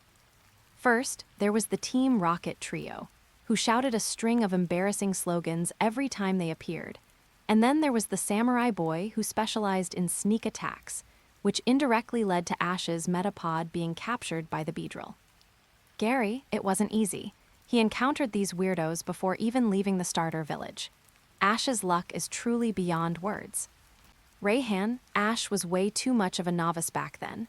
He didn't know how to do anything and seemed to know nothing about Pokémon. I'm a bit worried about the mistakes he'll make later. Professor Oak, he was a rookie trainer after all. Who doesn't make mistakes? Isn't that how everyone slowly grows up? Professor Elm, the teacher, is right. As a rookie, it's inevitable to make mistakes. There's no such thing as a perfect rookie. If they were perfect in every way, they wouldn't be called a rookie anymore. Bruno, indeed. When I first started traveling, I made many mistakes too. It was only later, as I slowly came to understand Pokémon, that things gradually got better. You guys are the weirdos.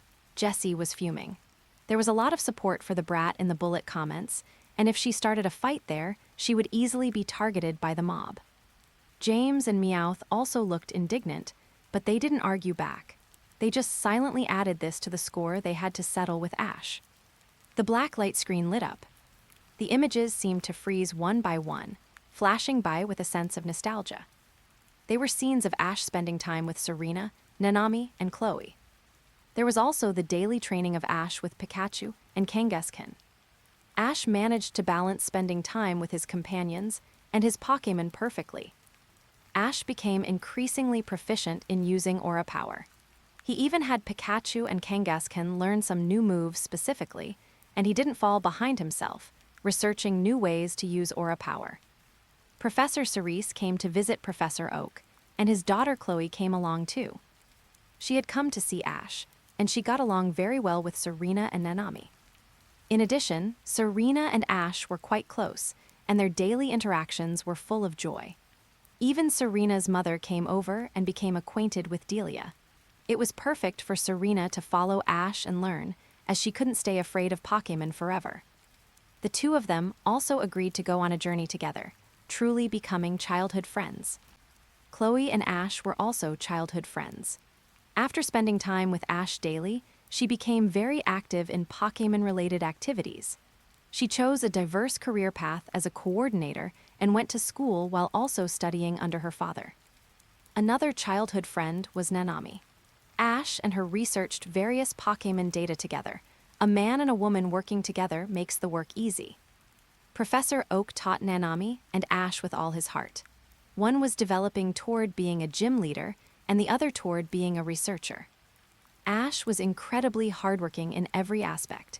Even the laid-back Gary felt the pressure and often woke up at 4 in the morning to study in secret, just so he wouldn't be left behind by Ash. Saki, in the parallel world, Serena and Ash have actually become childhood friends. Delia, it looks like it. That's wonderful. Professor Oak, not bad. This Ash hasn't forgotten to train. He's quite strict with himself.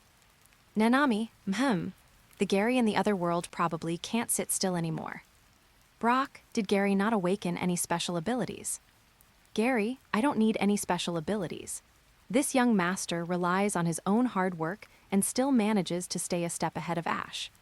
Regarding Pokémon battles, Gary wasn't worried at all. He was exceptionally talented, and his counterpart on the black light screen was even more so, not to mention more hardworking. He would definitely be stronger than Ash, even without the boost of special abilities. Ash, you staying a step ahead of me. Have you forgotten that your ranking in the Indigo Plateau Conference wasn't even as high as mine? Speaking of the Indigo Plateau Conference, the two of them started arguing again. Ash and I are childhood friends, and we're going to travel together. For the first time, Serena felt envious of her other self. Her counterpart on the black light screen was already about to start a journey with Ash, while she hadn't even met Ash yet. Did she have to wait until Ash came to Kalos? Saki was stunned for a moment. Developments in the other world were moving quite fast, which was a bit unexpected for her.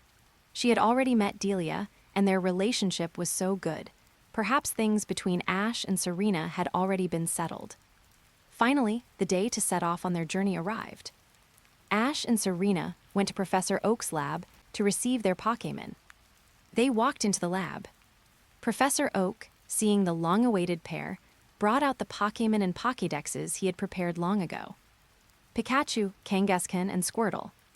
Pikachu and Kangaskhan were for Ash, while Squirtle was for Serena. Pikachu, Ash called out to Pikachu. Due to space constraints, he didn't release Kangaskhan for the moment. Pikachu jumped onto Ash's shoulder and affectionately rubbed against his cheek. Squirtle, I'm looking forward to working with you. Serena stroked Squirtle. It was smooth and felt very nice. Squirtle smiled in a goofy way. She was a cute girl. I don't need to say much more, do I? I've taught you everything I should. Go out and enjoy your journey with your Pokémon, Professor Oak said with a smile. Professor Oak, where's Gary? Ash looked around but didn't see Gary. He left a long time ago. It's likely that the pressure you put on him was too great. Professor Oak was quite happy to see the competition between Ash and Gary. Chapter 13. Is Spearow the first opponent we encounter after leaving Pallet Town? Leon, the two are rivals to each other. Competition makes things interesting. Both are working so hard, I'm really looking forward to the battle between Ash and Gary. Rayhan, the battles of rookie trainers aren't very ornamental. It would be good enough if the things from the original world don't happen. LT, Surge, hard to say, it might even be more serious. Maybe everyone in the parallel world has been enhanced, like gym leaders, contestants, and so on, their strength rising by a level or two. That would be interesting. Chuck, yes, looking at how Black Ash trains, he seems to be preparing to develop as a fighting-type trainer. I just don't know what his actual strength is like. From the light screen, Black Ash was training with Machop and Sobble. Neither side used their full strength. One held back while the other focused on practicing aura power. Chuck felt it wasn't satisfying enough. He remembered how he used to physically endure the hits when training with Pokémon. Old-school artists all endured with their physical bodies. Young people nowadays just can't suffer like that anymore. Korkina was thinking about Black Ash's aura power. Black Ash has aura just like a Riolu. If he captures a Riolu, and both the trainer and Pokémon possess the same aura power, would there be some unique performance during battle? For example, if the auras of the two merge, a stronger energy might emerge. Thinking of this, Korkina looked at the black light screen with anticipation. The city closest to Pallet Town is Viridian City, about a half-day's journey away. Connecting the two cities is a wild area. Quite a few Pokémon live there. A few Pidgey chased each other as they flew by, landing in a forest not far away. Several Rattata sneakily ran out from the bushes. A swarm of Beedrill was busy collecting pollen. Two Magikarp swam past the edge of a pond. They gave Ash a blank look before swimming away blankly. The air was filled with a natural fragrance. Ash looked at Pikachu, then at Serena, and sighed with emotion. This is wonderful, Tilda. Not long after Ash and Serena started walking, they encountered a bird-type Pokémon foraging in the grass. There was some glare under the sunlight, making its true appearance unclear. Only a rough silhouette could be seen. But it could be recognized as a Spearow. Ash paused his movements and watched the Spearow cautiously. LT, Surge, here it comes, the Spearow is here. Bruno, it's useless even if the Spearow comes. It's facing an Ash who has aura power, fighting techniques, and a lot of Pokémon knowledge. Brock, Elite Bruno is right. Based on Black Ash's performance, I think he knows that if he fights that Spearow, the whole flock will swarm out, causing a lot of trouble for him and Serena. So, I believe Black Ash will avoid the Spearow. Bruno, hahaha, Brock, you think just like me? Black Ash will completely avoid the Spearow. That tragic start from the white light screen won't happen at all. Since he knew that provoking that Spearow would bring him great trouble, most people would certainly avoid it. Bruno didn't believe Black Ash would end up like White Ash. A tiny Spearow, if you can't afford to provoke it. Can't you at least hide from it? Just starting out and the Spearow, the buffs are fully stacked.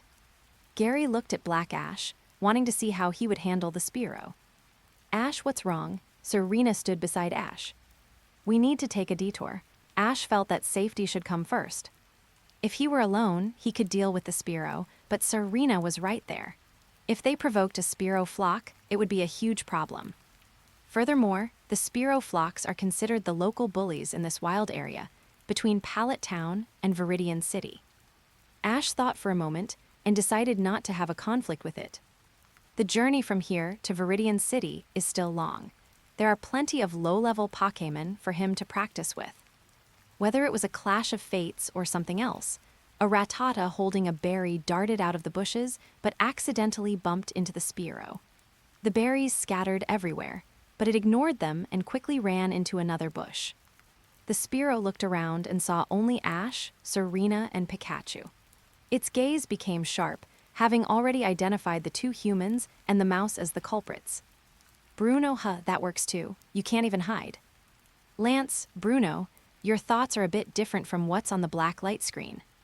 LT, Surge, holy crap, both Ashes run into Spearow and can't avoid it. Is the first battle for trainers coming out of Pallet Town always against a Spearow flock? Seeing such a coincidental scene on the black light screen, everyone couldn't help but sigh. It seemed Ash and the Spearow were destined to meet, or rather, destined to have a big battle. Ash himself couldn't explain it. He didn't know why Black Ash would also coincidentally provoke the Spearow. He clearly tried to avoid it, but in the end, he still couldn't. Could it be that he and the Spearow are destined to always have a fight? Not good, the Spearow has already taken them for the enemies that attacked it just now. Ash quietly tapped Pikachu. Pikachu understood and immediately jumped down. "Pikachu, Thunderbolt," Ash shouted. Golden electric currents gathered around Pikachu's body. In the blink of an eye, the attack blasted out. The Spearow fell to the ground at the sound, its entire body charred black, losing consciousness. This way, the Spearow wouldn't be able to call its flock over to gang up on them in the short term. After dealing with the Spearow, Ash took Serena and Pikachu and continued toward Viridian City. When encountering certain Pokémon on the road, as long as they weren't Spearow, Beedrill, or the like, Ash would command Pikachu to step forward and battle. Serena also released her Squirtle. She had learned a lot of theory normally, and now that she was out traveling, it was time to put it into practice. The journey was leisurely. Occasionally, they met some wild Pokémon and let Pikachu and the others go up to fight. No abnormal situations occurred. They encountered many Spearow along the way. Ash was quite cautious and didn't want to provoke them. He sighed, "If we provoked those Spearow, things would probably be very troublesome right now. This is the correct way to start a journey." What kind of trainer gets ganged up on by dozens of Pokémon the moment they step out the door? LT Surge, hahaha, is Black Ash roasting White Ash. Gary, to be roasted by yourself from another world. Ash really is something else. Ash had a forehead full of black lines. Pikachu covered its mouth and laughed, but after laughing for a bit, it stopped, feeling something was wrong. It was ganged up on too. Chapter 14, A Novel Way of Meeting. Chuck was a bit disappointed. He had thought Black Ash would show off his strength and personally take on the Spearow. He had really been looking forward to Black Ash using aura power to fight the Spearow. It seemed he had overthought it.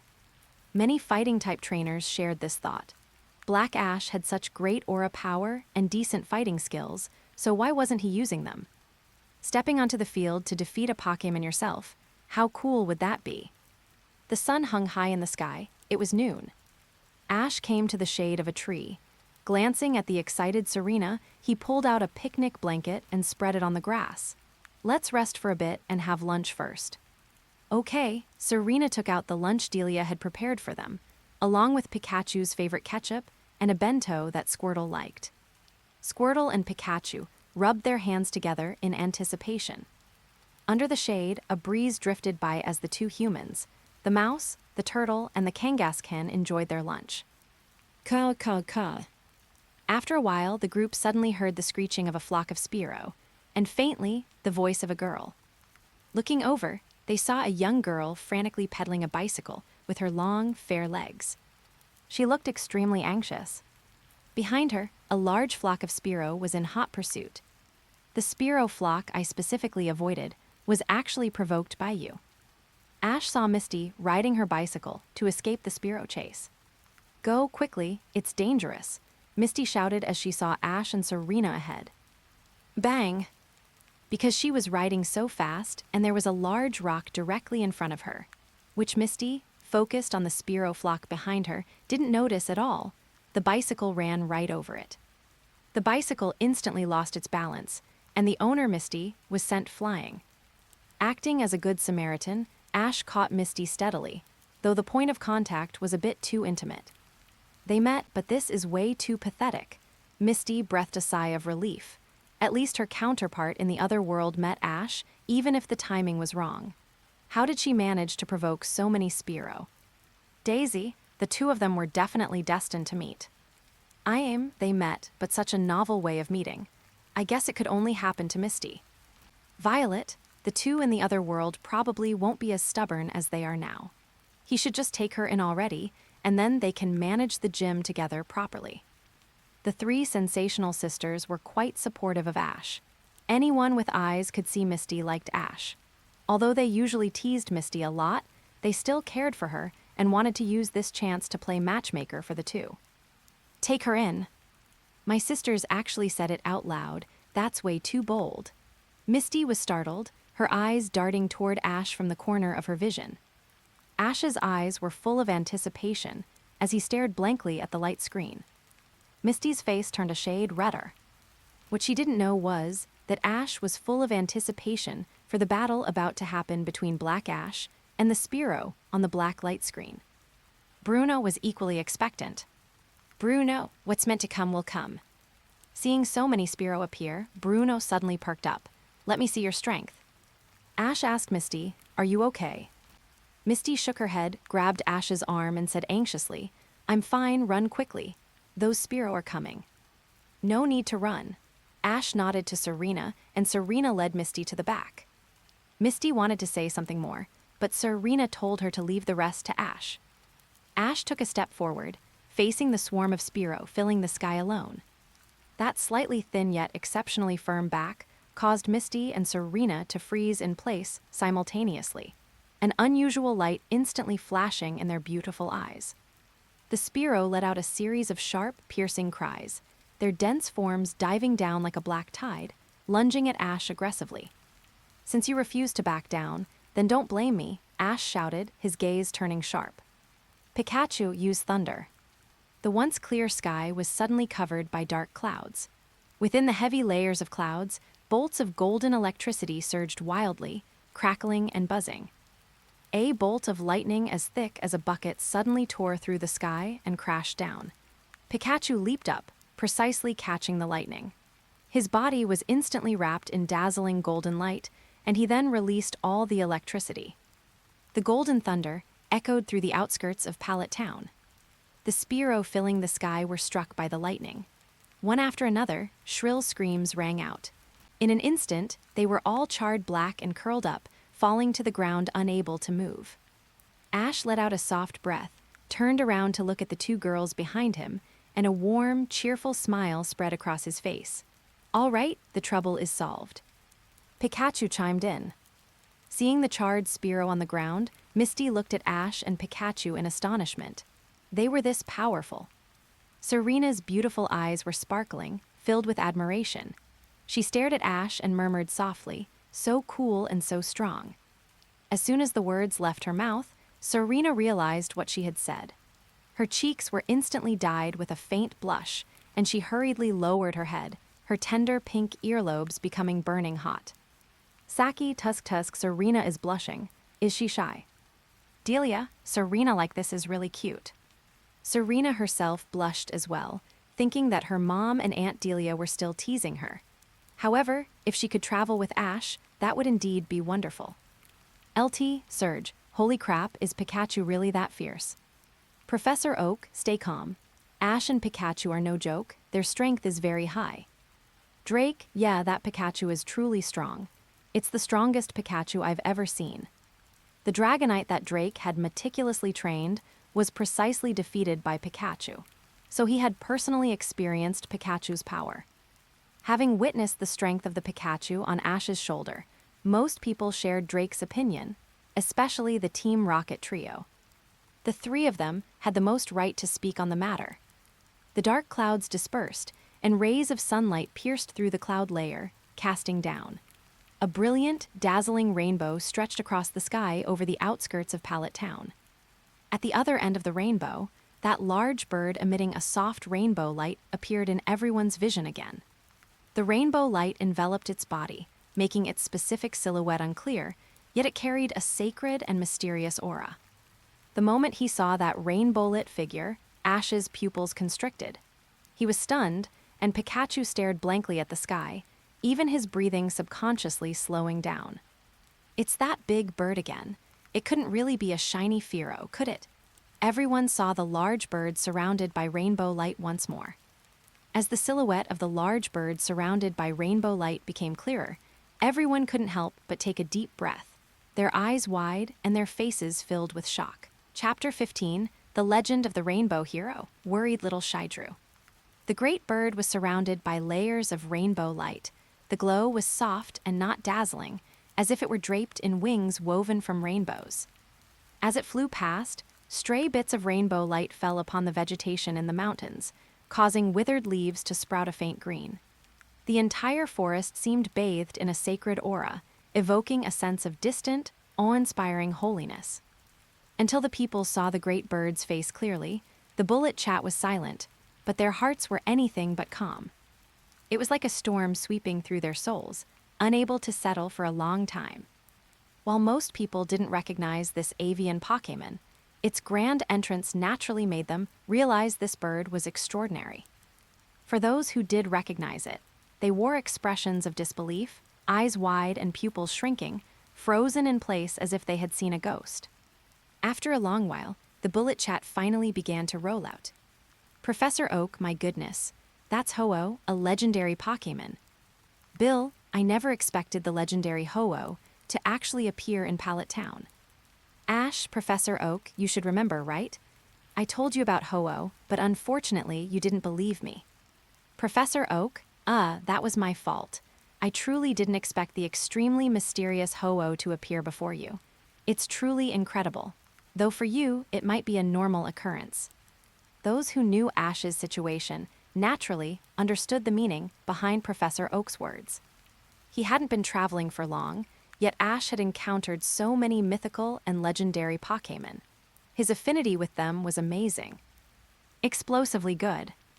Bruno, both Ashes actually encountered Ho-Oh. Simply incredible. Morty, Ash might have been chosen by Ho-Oh. Damn. In another place, someone was watching the black light screen and bullet chat with bloodshot eyes of envy. This guy's luck is too good. First he meets Mew, then Ho-Oh, and now they say he's the one chosen by Ho-Oh. Go was extremely uncomfortable. Watching both Ashes encounter legendary Pokémon was more painful for him than eating filth. He even deluded himself into thinking that the only reason Black Ash met these legendary Pokémon was because of him. If he hadn't separated from the main group, Black Ash wouldn't have met Mew and wouldn't have met Ho-Oh later. So all of this should have been his. Go cursed inwardly, unable to send bullet chats, and was frequently mocked by others. Bruno, it seems the legend of the rainbow hero is true. Ash, what is the legend of the rainbow hero? Ash really hadn't learned about these legends. Lorelei, the legend of the rainbow hero refers to the person chosen by Ho-Oh. By completing Ho-Oh's trial, they gain special abilities, become a hero who protects the world, and might even become partners with Ho-Oh. I'm the chosen one. After reading Lorelei's chat, Ash wasn't sure if he was chosen by Ho-Oh. What trial did he need to complete? He hadn't encountered Ho-Oh again on his journey. With a cry that pierced the clouds, Ho-Oh, flying high in the sky, turned its head toward Ash's direction. Ash seemed to sense something. His breathing quickened, and his eyes grew fervent. Pikachu, don't get excited. You can't beat it right now. Ash comforted the Pikachu on his shoulder. Pikachu looked at its trainer, its small face full of confusion. I'm not excited, and I don't want to fight it. Just one look at that Ho-Oh and it's obvious I can't win. As Ho-Oh flew by, a streak of 7-colored rainbow light drifted slowly and purposefully toward Ash, as if drawn to him. Ash reached out and caught it. Opening his hand, he saw a feather radiating 7-colored rainbow light. The three of them looked at the feather and felt a strange, gentle power that washed away all the fatigue from their bodies. Pikachu and the others felt the same.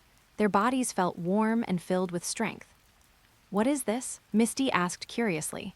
That bird Pokémon just now looked so sacred. The rainbow wing. Ash looked toward the direction Ho-Oh had gone, speaking only after a few seconds. That Pokémon just now was the legendary Ho-Oh. The rainbow wing it left behind serves as a token for those it has chosen. Whoever passes its trial can become the rainbow hero. A legendary Pokémon. Misty's eyes widened as she exclaimed, "How do you know that?" I heard Professor Oak mention it, Ash replied. Pallet Town is right next door, so maybe they have a connection to Professor Oak. Misty thought for a moment and looked at the two of them in surprise. Professor Oak.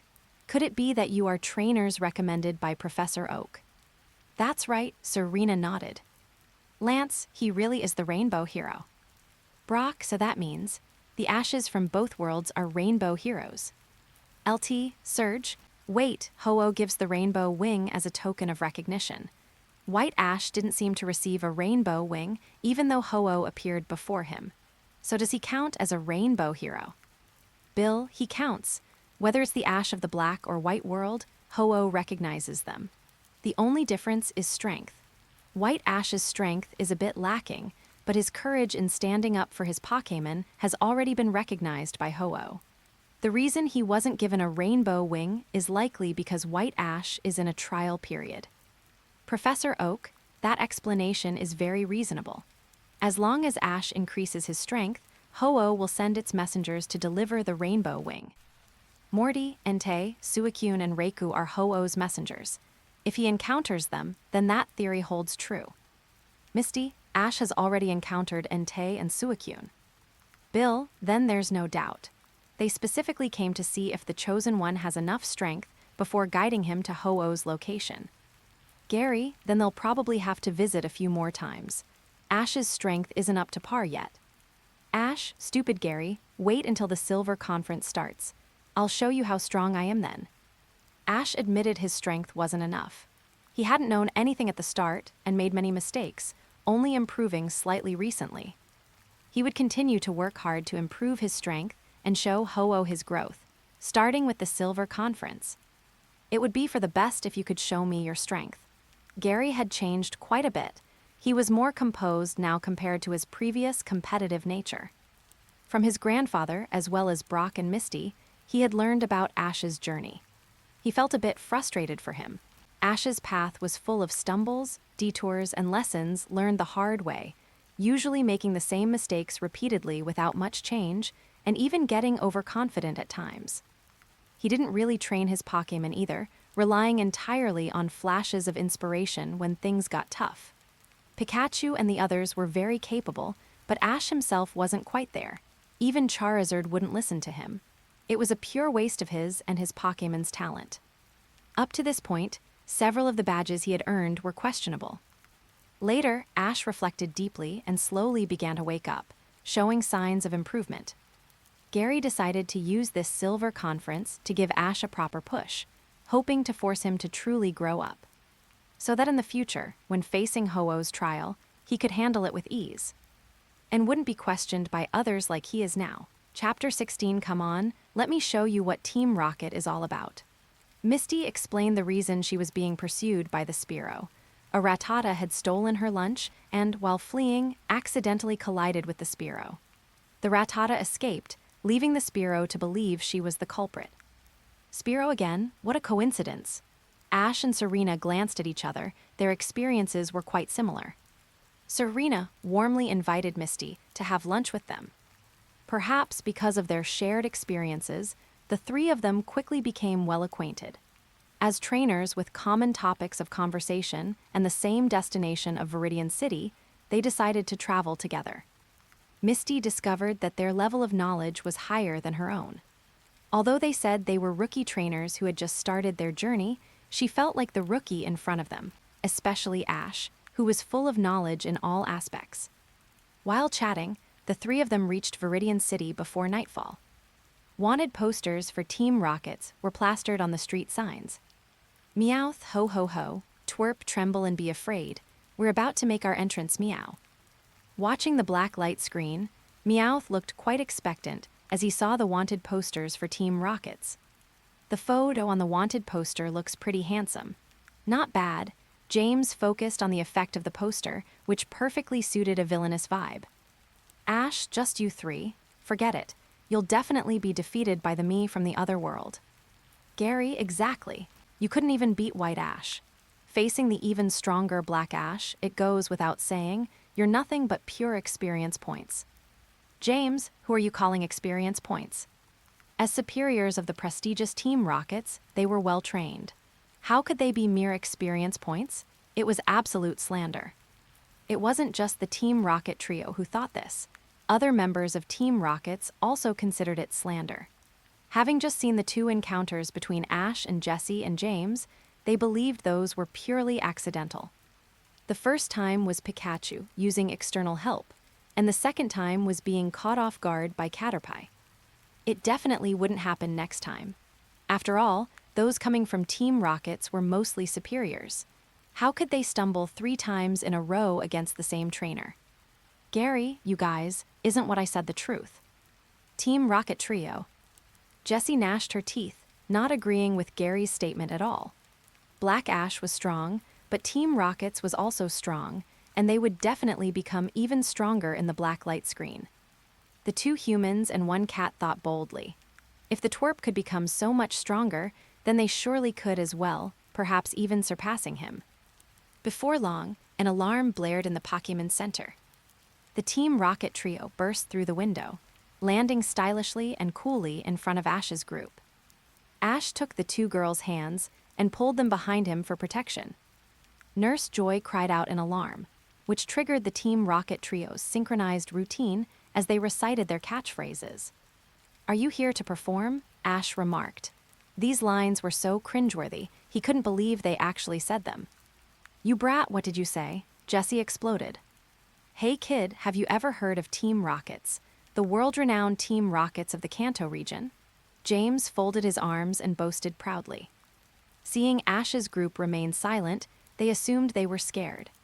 Meowth stepped forward, mimicking James's posture. "Be sensible and hand over all the Pokémon stored in the Pokémon Center, or don't blame us for being rough." The three girls' expressions changed. It was their first time encountering the Team Rockets from the wanted posters, and they felt a bit afraid. Ash didn't say a word. Standing behind him and looking at his firm back, a sense of security rose within them, and their fear dissipated. TCH, still acting calm.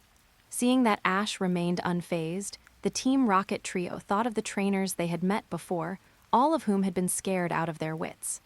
Glancing at the Pikachu on his shoulder, they were even more dismissive. It's just a Pikachu.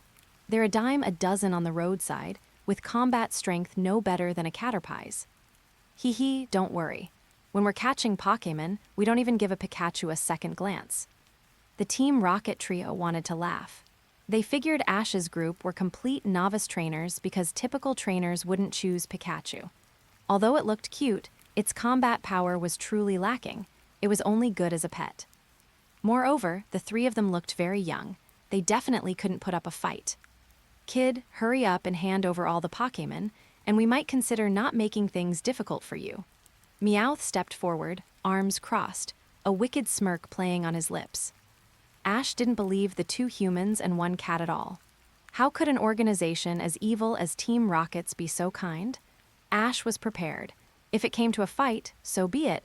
It was the simplest thing in the world. Serena quietly took out a Poké ball.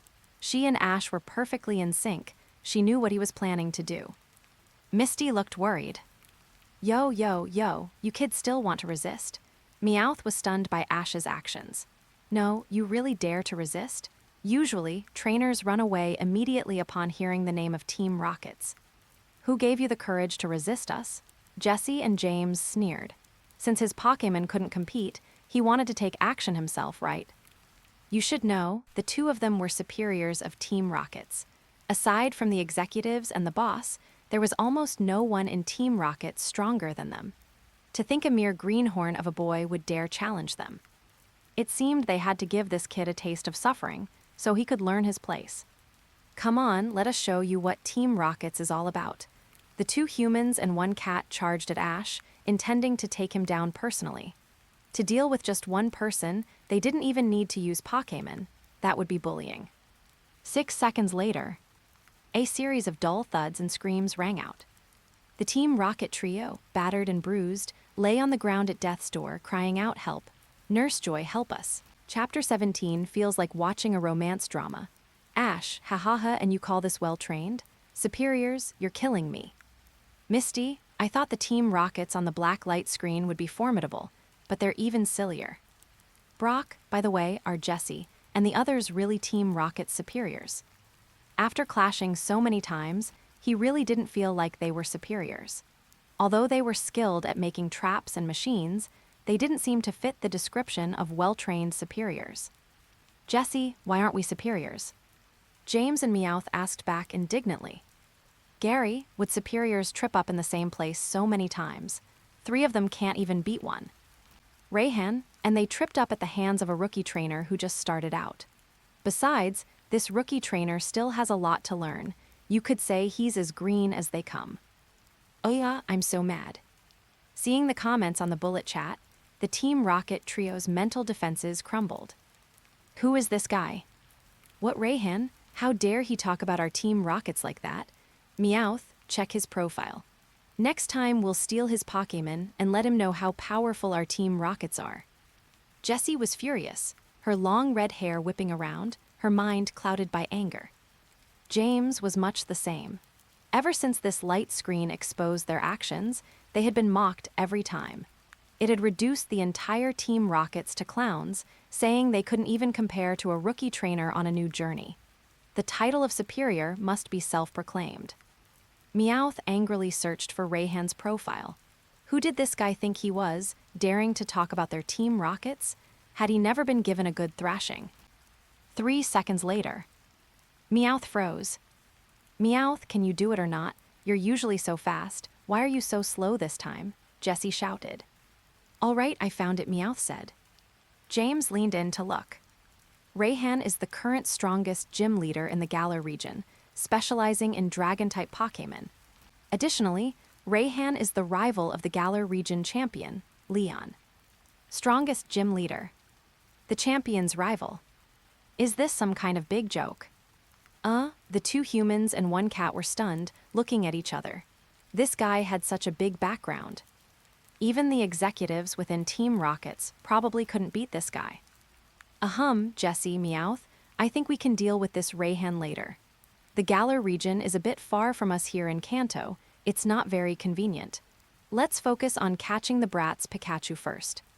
James coughed a few times and said with a serious face. I think so too. We can't let this minor character delay our important business. The Galar region is indeed very far.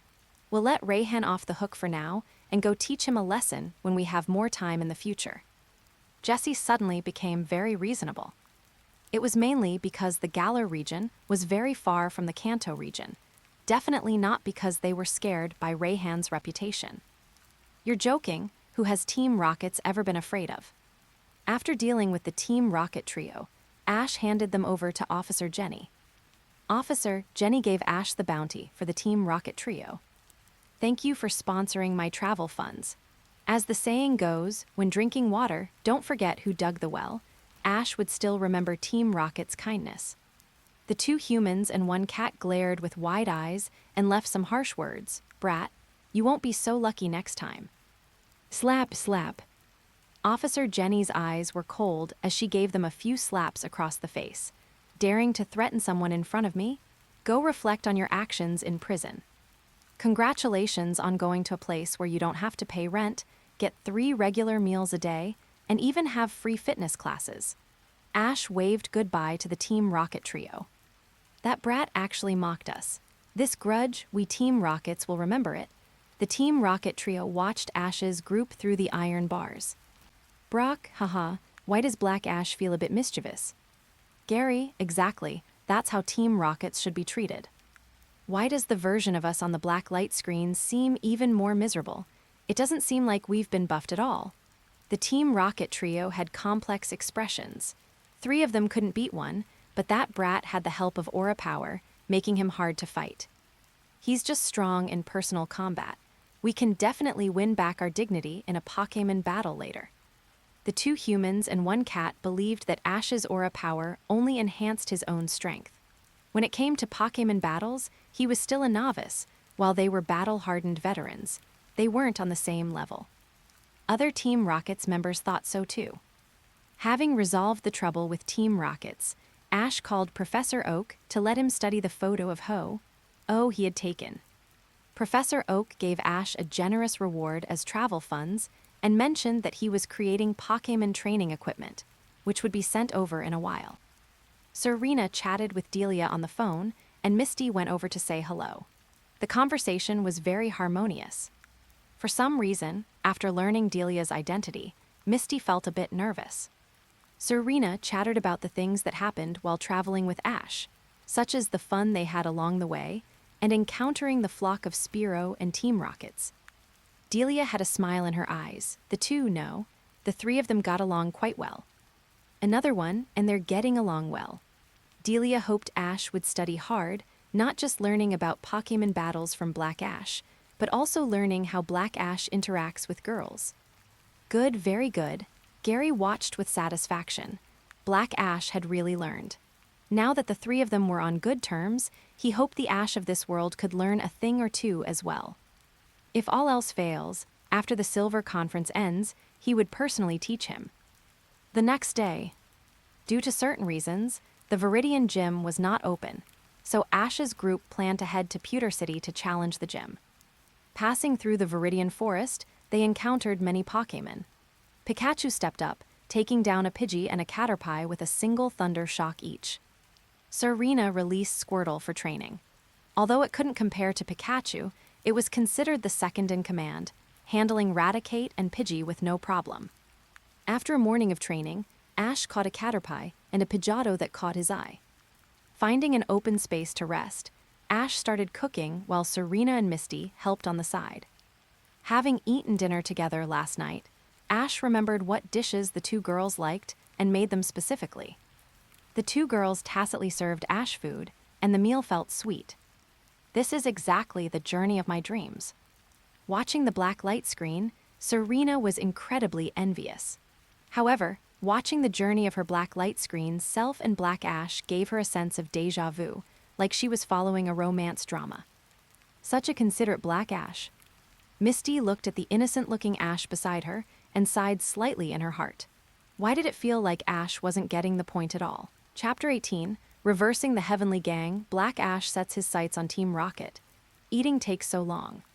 Seeing Black Ash interacting and eating with Serena and Misty, Ash was a bit puzzled. If it were him eating, he'd just wolf it down in a few bites. He just started his journey. Shouldn't he be practicing more with wild Pokémon?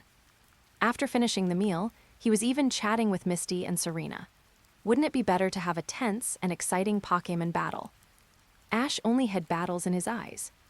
Seeing Black Ash's performance, Ash felt a lot of pressure himself. Black Ash was completely crushing him in every way. Black Ash is chatting with his companions, not just about Pokémon knowledge, but also about Serena and Misty's personal matters. Hearing Ash's words, Brock felt quite a headache.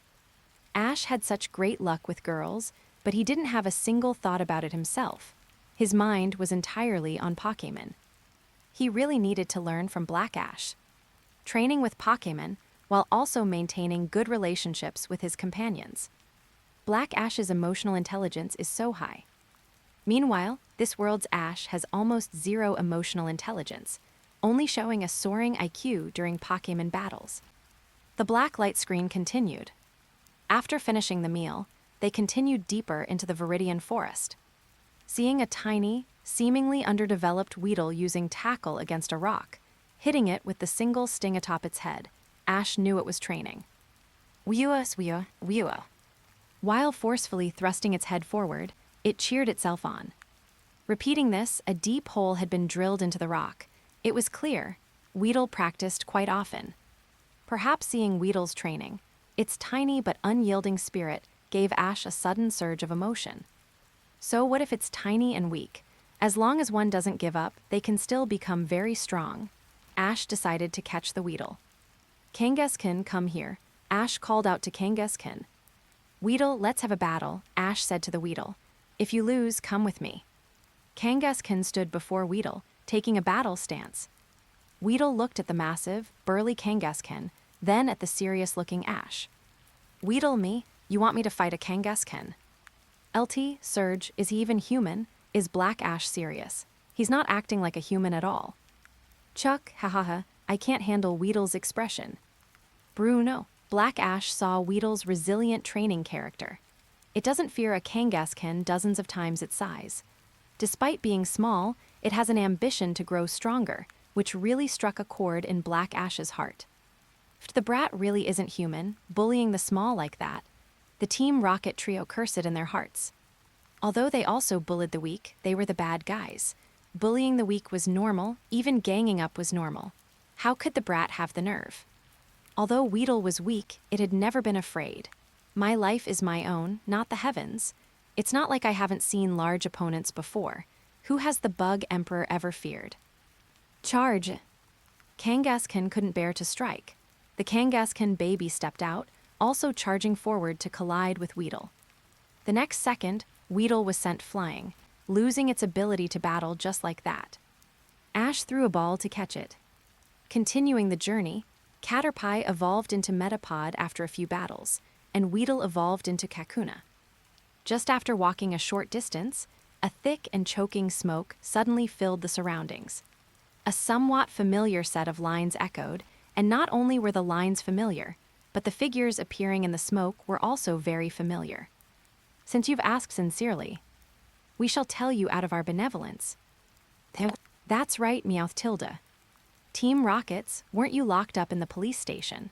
The two girls cried out in surprise as they saw the figures emerging from the smoke. How could a tiny police station hold such lovely and charming villains like us? James crossed his arms, thinking to himself that they were still too naive, not knowing the weight of Team Rockets in the Kanto region. A mere police station was no problem. They could enter and leave as they pleased. Ash frowned. They could even escape from there. Looking at it this way, the Team Rockets in front of him really seemed like superiors, to be able to escape after being locked in a police station. It seemed he had to take this seriously, or he might actually fall into their hands. The brat is quite good, actually catching several new Pokémon. I think that Kangaskhan looks pretty good, so we won't be polite, Meowth, Meowth said sinisterly. Are you finished? Ash waited for them to finish. We're finished, what's up, brat? If you're finished, then please leave this place in a spherical fashion. What does leave in a spherical fashion mean, brat? Jessie, an illiterate who hadn't studied much, didn't understand Ash's meaning, but she had a good habit of asking when she didn't know. Jessie, don't ask. James's mouth twitched. He understood instantly, those weren't kind words. This brat wasn't as simple as he appeared. It means to get lost. Am I right, brat? Meowth put his hands on his hips and chuckled, feeling smug about his clever answer. A second later, Meowth's smile froze. He looked at Ash in realization. It turned out the brat was playing them. Misty and Serena covered their mouths and giggled. Ash was a bit devious. Muto, is that really Team Rockets? I feel like they're more like comedians. Bryson, you guys seem decent enough. Why not go straight? Join me at Pokestar Studios for some action movie filming. Jessie, who wants to be an actor? We are Team Rockets. Jessie was fuming. He actually humiliated her for having no education. This grudge, Jessie of Team Rockets, will remember it. The Jessie in the black light screen also remembered this grudge. Damned brat, how dare you humiliate me? Unforgivable. Ekans, coughing, and Meowth, you get in there too. Jessie was flustered and exasperated, even sending the combat worthless Meowth to lead the charge with a jump kick. Knowing they couldn't beat Ash in person, they had learned to be smart this time and specifically sent out their Pokémon. The two humans and one cat knew Ash was a rookie trainer and surely hadn't trained his Pokémon well, so their combat power wouldn't be high. Wouldn't they just take him down easily? Kangaskhan, Mega Punch. Pikachu, Thunderbolt. Kangaskhan was the first to act, giving Meowth's face a heavy massage. Meowth was knocked back, just happening to crash into the Ekans and coughing behind him, and they were all knocked back together. Then, Pikachu released a powerful Thunderbolt, sending the Team Rocket trio flying. What a pity, Ash said, looking in the direction where the Team Rocket trio had flown off. What's a pity? Serena asked. If I caught those two and Meowth again, I wonder if Officer Jenny would give me another bounty. Ash thought of a way to make money. Misty. Holy cow, for the first time someone is plotting against us. Has the sun risen in the west? The Team Rocket trio looked astonished. Usually, it was their Team Rockets plotting against other people's Pokémon, but now it was the other way around. They were the famous Team Rockets. How could they be targeted and plotted against by someone else? Other Team Rockets members thought so too. This Black Ash is absolutely outrageous. Chapter 19. Teaching the samurai boy a lesson, his hands hurt. After driving away the Team Rocket trio, Ash and his group continued on their journey, leaving any Pokémon they encountered on the road to be handled by Pikachu and Kangaskhan. Ash released Kakuna and Metapod to watch the battle, letting them see how their big brothers fought. The two Cocoons watched in a daze. The two big brothers were so powerful, and even that baby Kangaskhan was stronger than them. Fighting while walking, the two Cocoons gained quite a bit of experience, with Kakuna evolving into Beedrill and Metapod evolving into Butterfree. A rustling sound came from the bushes ahead. Take this.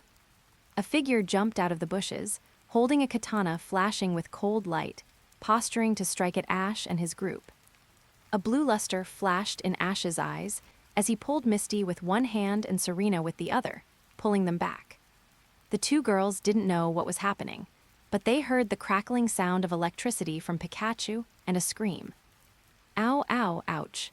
No sooner had the person jumped out of the bushes than he was struck by Pikachu's thunderbolt. Pikachu stop, Ash looked at the ambusher. The samurai boy lay on the ground, spasming and twitching, with black smoke rising from his body. Pika, Japanese symbol, oh Japanese symbol. Pikachu looked at the twitching samurai boy, feeling speechless. If you hadn't jumped out to ambush us, I wouldn't have shocked you. I thought you were those three guys just now. The two girls leaned against Ash's chest, hearing his heart pounding. They couldn't tell if it was their own hearts or Ash's, only feeling that Ash's chest was very safe and secure, without needing to worry about those disturbances. Serena and Misty looked at each other, their cheeks flushed with a hint of crimson, eyes dodging, their expressions full of shyness. Ash asked with concern, "Are you two okay? You weren't hit by that guy, were you?" "No, we're fine." The two girls looked at Ash with burning gazes, filled with joy. The samurai boy screamed, disturbing the atmosphere between Ash and the two girls. "You guys are fine, but I'm not. If you're hurt, just lie there. Why are you talking?" Misty was just getting lost in the moment. It was the first time she had seen Ash like this. She hadn't even looked for more than a few seconds before that guy spoke up to disturb them. Couldn't he just lie there properly? "Gary, Ash, look at him, then look at you. What kind of performance is that? You only care about finding Pokémon to battle yourself without looking after your companions. Look at Black Ash, he takes care of both his companions and his Pokémon, balancing both very well." "Ash, I know. I hadn't had my Pokémon for long back then and was really obsessed with Pokémon battles, which is why I neglected Misty." By the end of his sentence, Ash didn't have much confidence. Although he usually lacked emotional intelligence, after watching the black light screen for a while, he reflected that he hadn't done well enough himself. Black Ash had also only had his Pokémon for a short time, but his performance was completely different from his own, calm, composed, and attentive to everything. Considering that Serena and Misty were girls, he even specifically bought insect repellent spray, just in case they were afraid of bug-type Pokémon. Looking at it this way, compared to Black Ash, he really was lacking quite a bit, because he had always been focused on Pokémon battles and ignored these things, failing to consider his partners. "Why did you have Pikachu attack me?" The samurai boy's face was scorched black from the electricity. He stood up shakily, looking at Ash angrily, because he saw Pikachu on Ash's shoulder and assumed Pikachu was Ash's Pokémon. "You were the one who attacked first. We were just defending ourselves." Misty looked at the samurai boy in surprise. This person was a bit shameless, clearly attacking first, yet daring to ask why others fought back. The samurai boy stiffened his neck and shouted, "I just wanted to scare you and see your strength. If your strength was decent, you naturally could have dodged it. If you couldn't dodge it, I wouldn't have actually used the blade. At most, I would have just tapped you with the back of the blade. Many trainers pass by here every day, and I do the same thing. Those people didn't say anything, so why are you complaining here?" "Scare us?" Serena pointed at the katana and frowned. "You jumped out to ambush us using the blade. Pikachu shocking you like that is already considered friendly. Yet you're still here blaming us. If it were that Team Rocket trio, you would already be lying in a hospital bed." The samurai boy's expression flickered, and he was so angry he gritted his teeth. "I heard from a trainer from Pallet Town that the Pikachu trainer was very powerful, but now that I see him, he doesn't seem like much. LT, Surge, a trainer who doesn't follow the way of martial arts should be taught a lesson. Misty, if it weren't for that guy's interference, Ash could have captured a Weedle, and Metapod wouldn't have been snatched, so those troublesome things wouldn't have happened. Gary, I remember now, this guy specifically looks for trainers from Pallet Town to challenge. His strength is just average, and he doesn't know much about his own Pokémon, only knowing how to rush in blindly. It's similar to Ash's fighting style." "Ash, hey, Stinky Gary, you better explain yourself. What do you mean similar to me? Was I that reckless before?" "Gary, what do you think? You should learn more from Black Ash. Facing that guy's unreasonable behavior, he was so calm and composed. Thinking about it, he really was reckless in the past. Ash didn't refute it.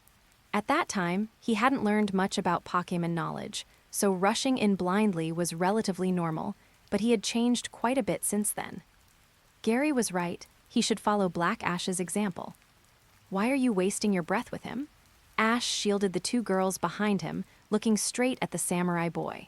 He thought to himself that it must have been Gary and the others who told this guy about him, causing him trouble. The samurai boy was happy. Judging by Ash's words, he wanted to fight. He really wanted to see what the powerful trainer mentioned by those 3 Pallet Town trainers was like. Ready for a battle. Ash glanced at the samurai boy. Dressed in armor and with a sturdy build, he looked like a simple-minded trainer. It's me, are you scared?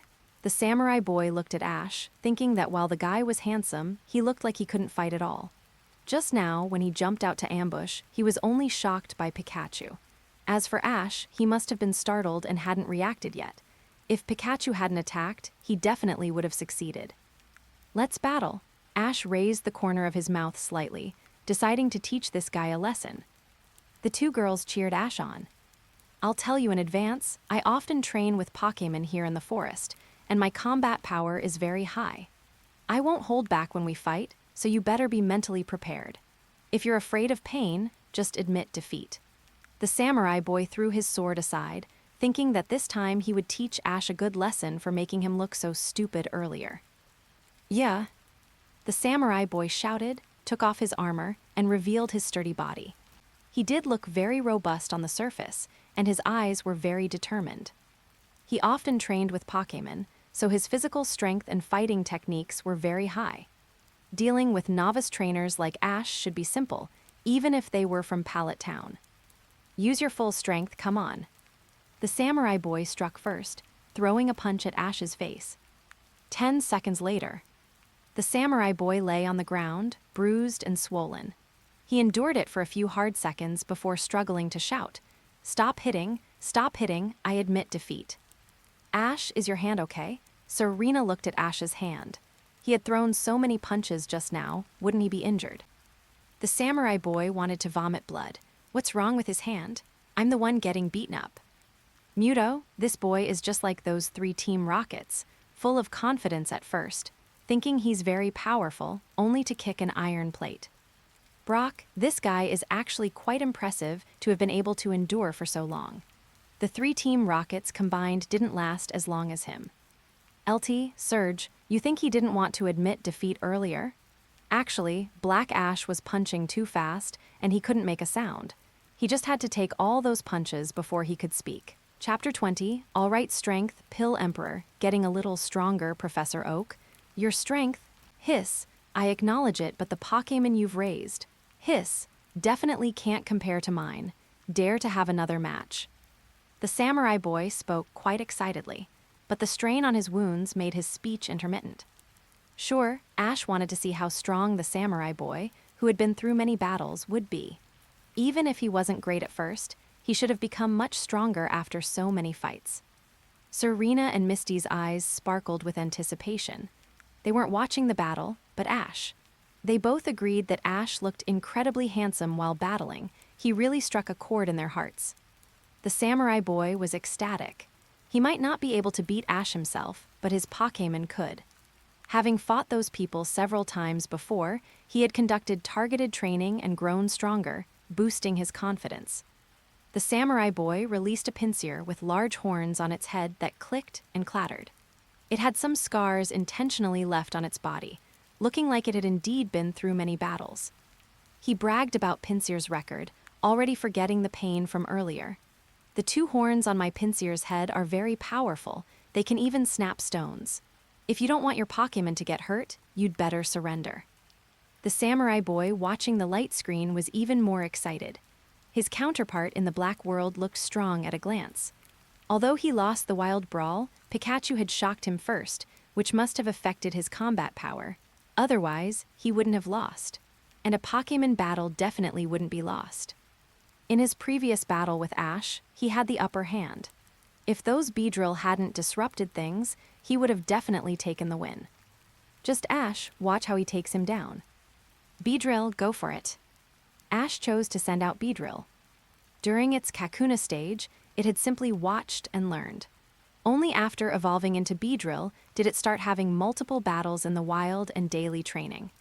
Now was the perfect chance to let Beedrill practice. Pika Pika, Pikachu cheered for Beedrill.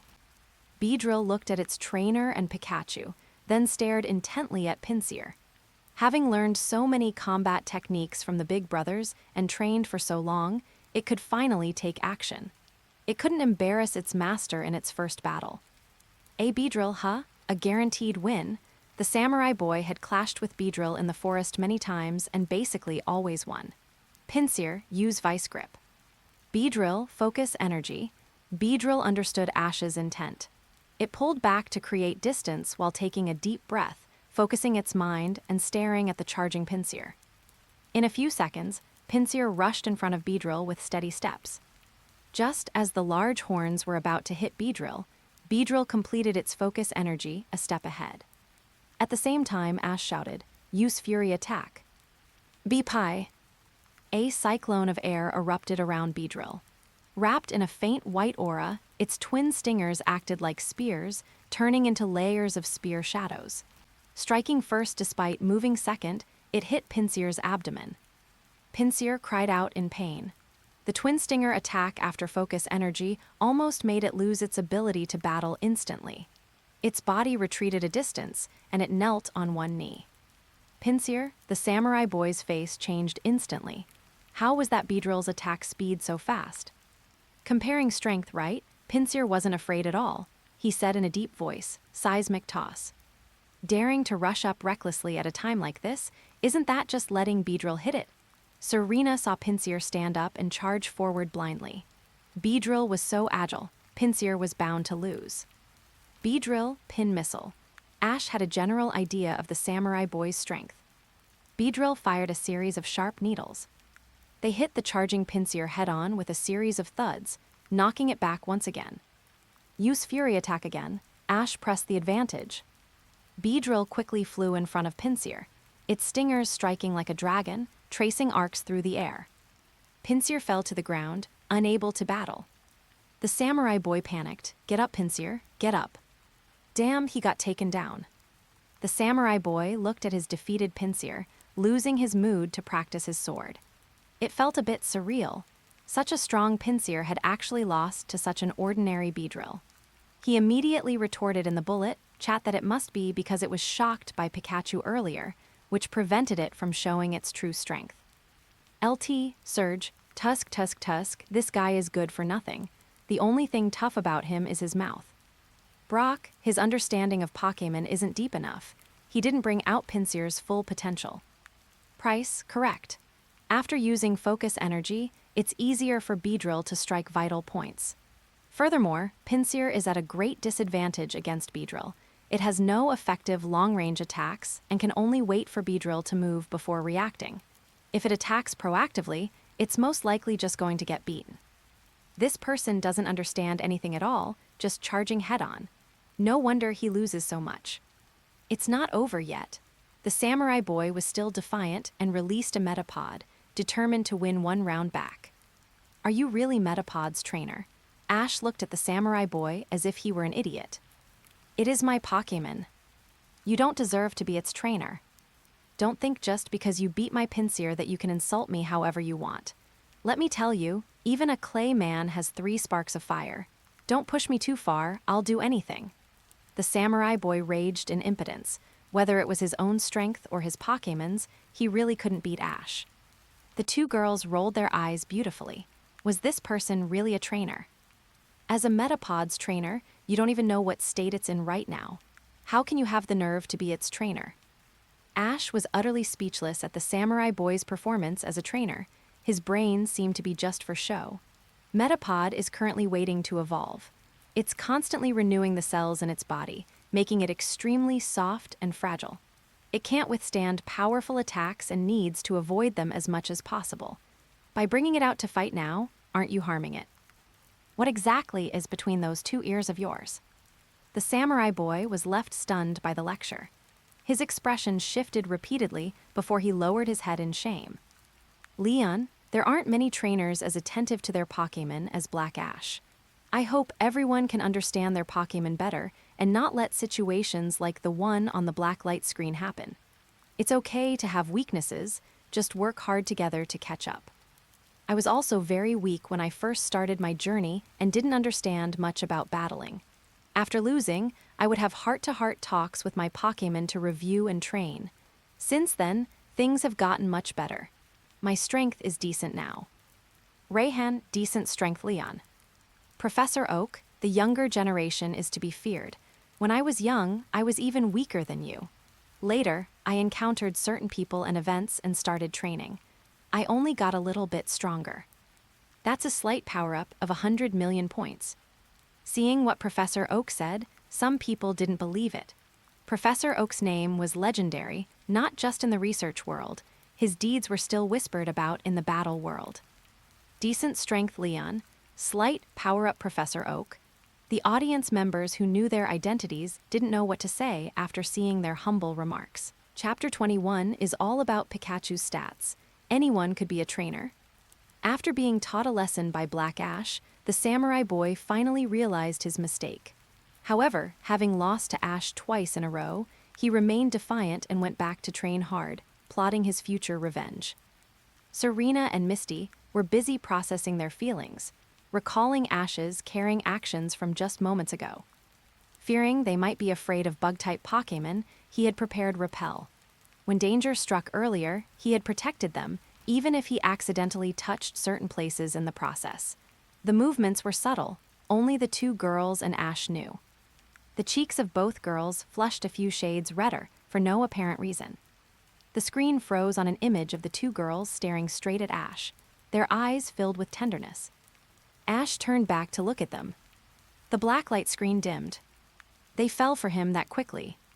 Daisy saw Misty's expression. Her eyes clearly held affection, showing she had developed feelings for Black Ash.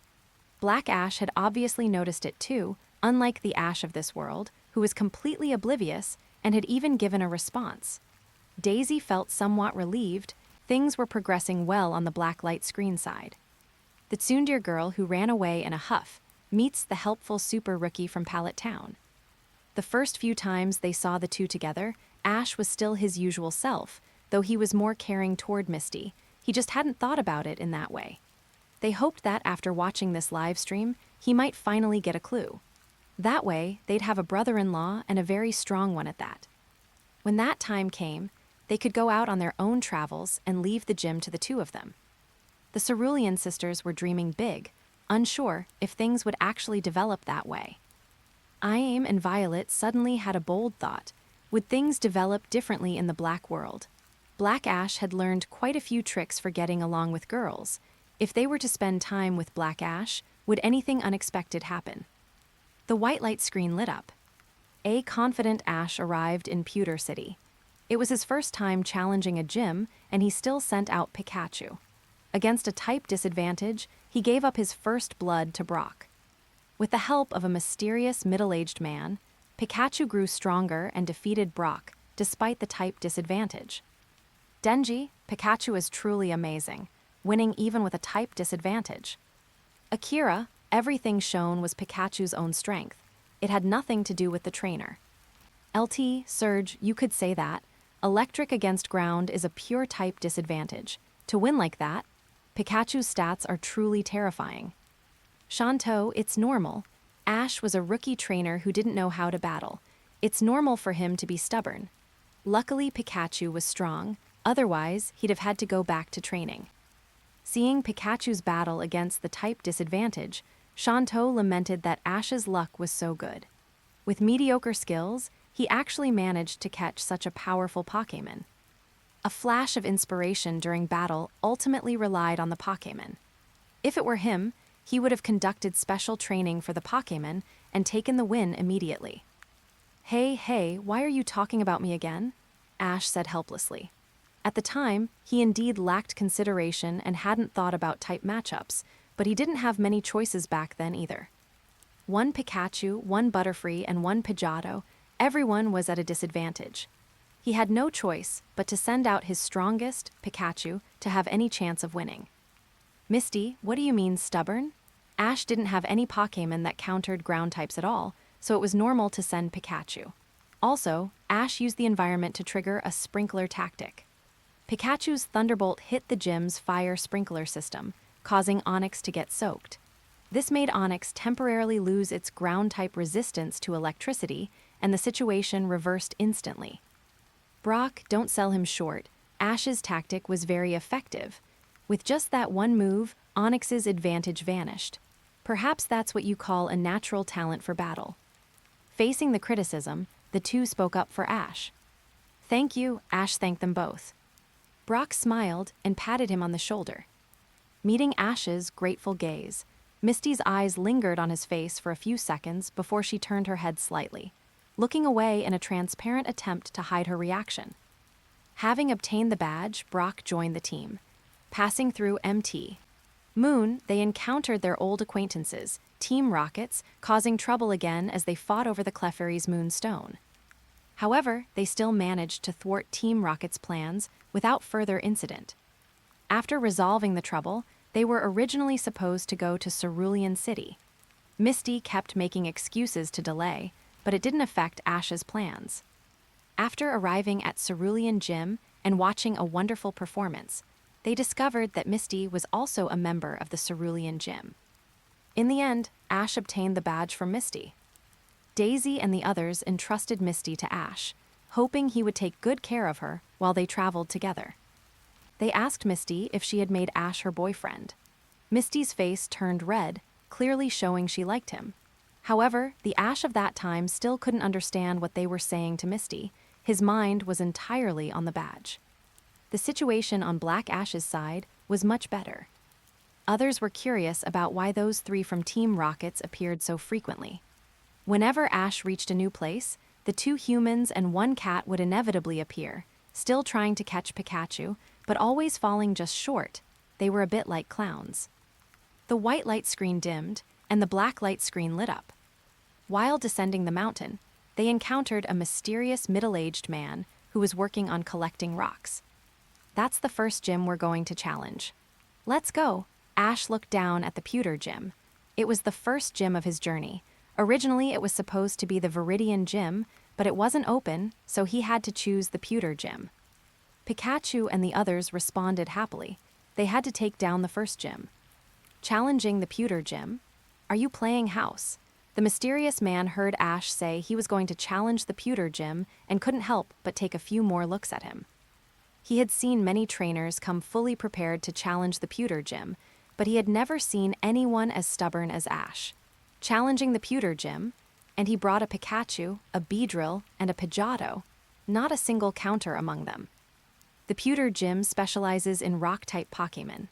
Your Pokémon are either electric, bug, or flying types. Aren't they all at a disadvantage? Not long ago, a trainer used a Charmander to challenge it and lost miserably. Take my advice and just go back. Challenging it like this is a waste of time. The gym leader of Pewter Gym is no pushover. If you want to coast your way to a badge, don't choose Pewter Gym. I suggest you choose Cerulean Gym instead. What do you mean coast? And why bring up our Cerulean Gym? Misty was furious. Did this weird guy even know how to talk? He was belittling their Cerulean Gym like that. The Cerulean sisters outside the screen were also very angry. Their Cerulean Gym was being dissed by a mysterious man, and in front of the whole world too. This was a huge embarrassment. What's wrong with the dad in the black world? He offended Misty the moment he opened his mouth, Brock said helplessly. That girl is a Machamp-level powerhouse. Trembling with anger, Misty wondered when their Cerulean Gym would finally stand tall. Was there no hope for this world? Everyone looked down on their Cerulean Gym. Misty sighed inwardly, hugging Togepi tightly. Choki Pre-Tilda. Togepi felt its trainer's emotions and looked up to comfort her. Thinking of Black Gary's teachings, Ash sincerely comforted Misty. Although he was a bit clumsy with words, it worked well for her. Chapter 22, Challenging the First Gym, Can You Even with Different Types? Mister, my Pokémon haven't even faced the pewter gym leader yet, so we don't know if we'll win or lose. Why are you in such a hurry? Ash didn't expect the strange man to react so strongly. Frowning, he said, "In my opinion, every gym is different. As long as the gym leader is serious and responsible, there won't be any cases of unearned badges." "Heh," the strange man replied. "With those few Pokémon of yours, if you go to challenge the pewter gym, you'll be back at the Pokémon Center for treatment in less than 3 rounds. Don't you think that's a waste of time?" It's one thing to waste your own time, but the gym leader has a lot of things to do and no time to play around with you. If you really can't do it, go to the nearby river and catch a few water-type Pokémon. Sending Pikachu in? Isn't that just being stubborn? He sighed, feeling a bit sorry for the pewter gym leader, having to face these trainers day after day. "Mister, are you from the pewter gym? You're worrying about too much," Misty asked unhappily. This man was probably a staff member of the pewter gym, and he even looked down on the Cerulean gym. The one who should be worried is the pewter gym leader. Serena knew the strange man was underestimating Ash and couldn't help but giggle inwardly. Ash was different from those trainers who had just started. His strength could be said to be far ahead.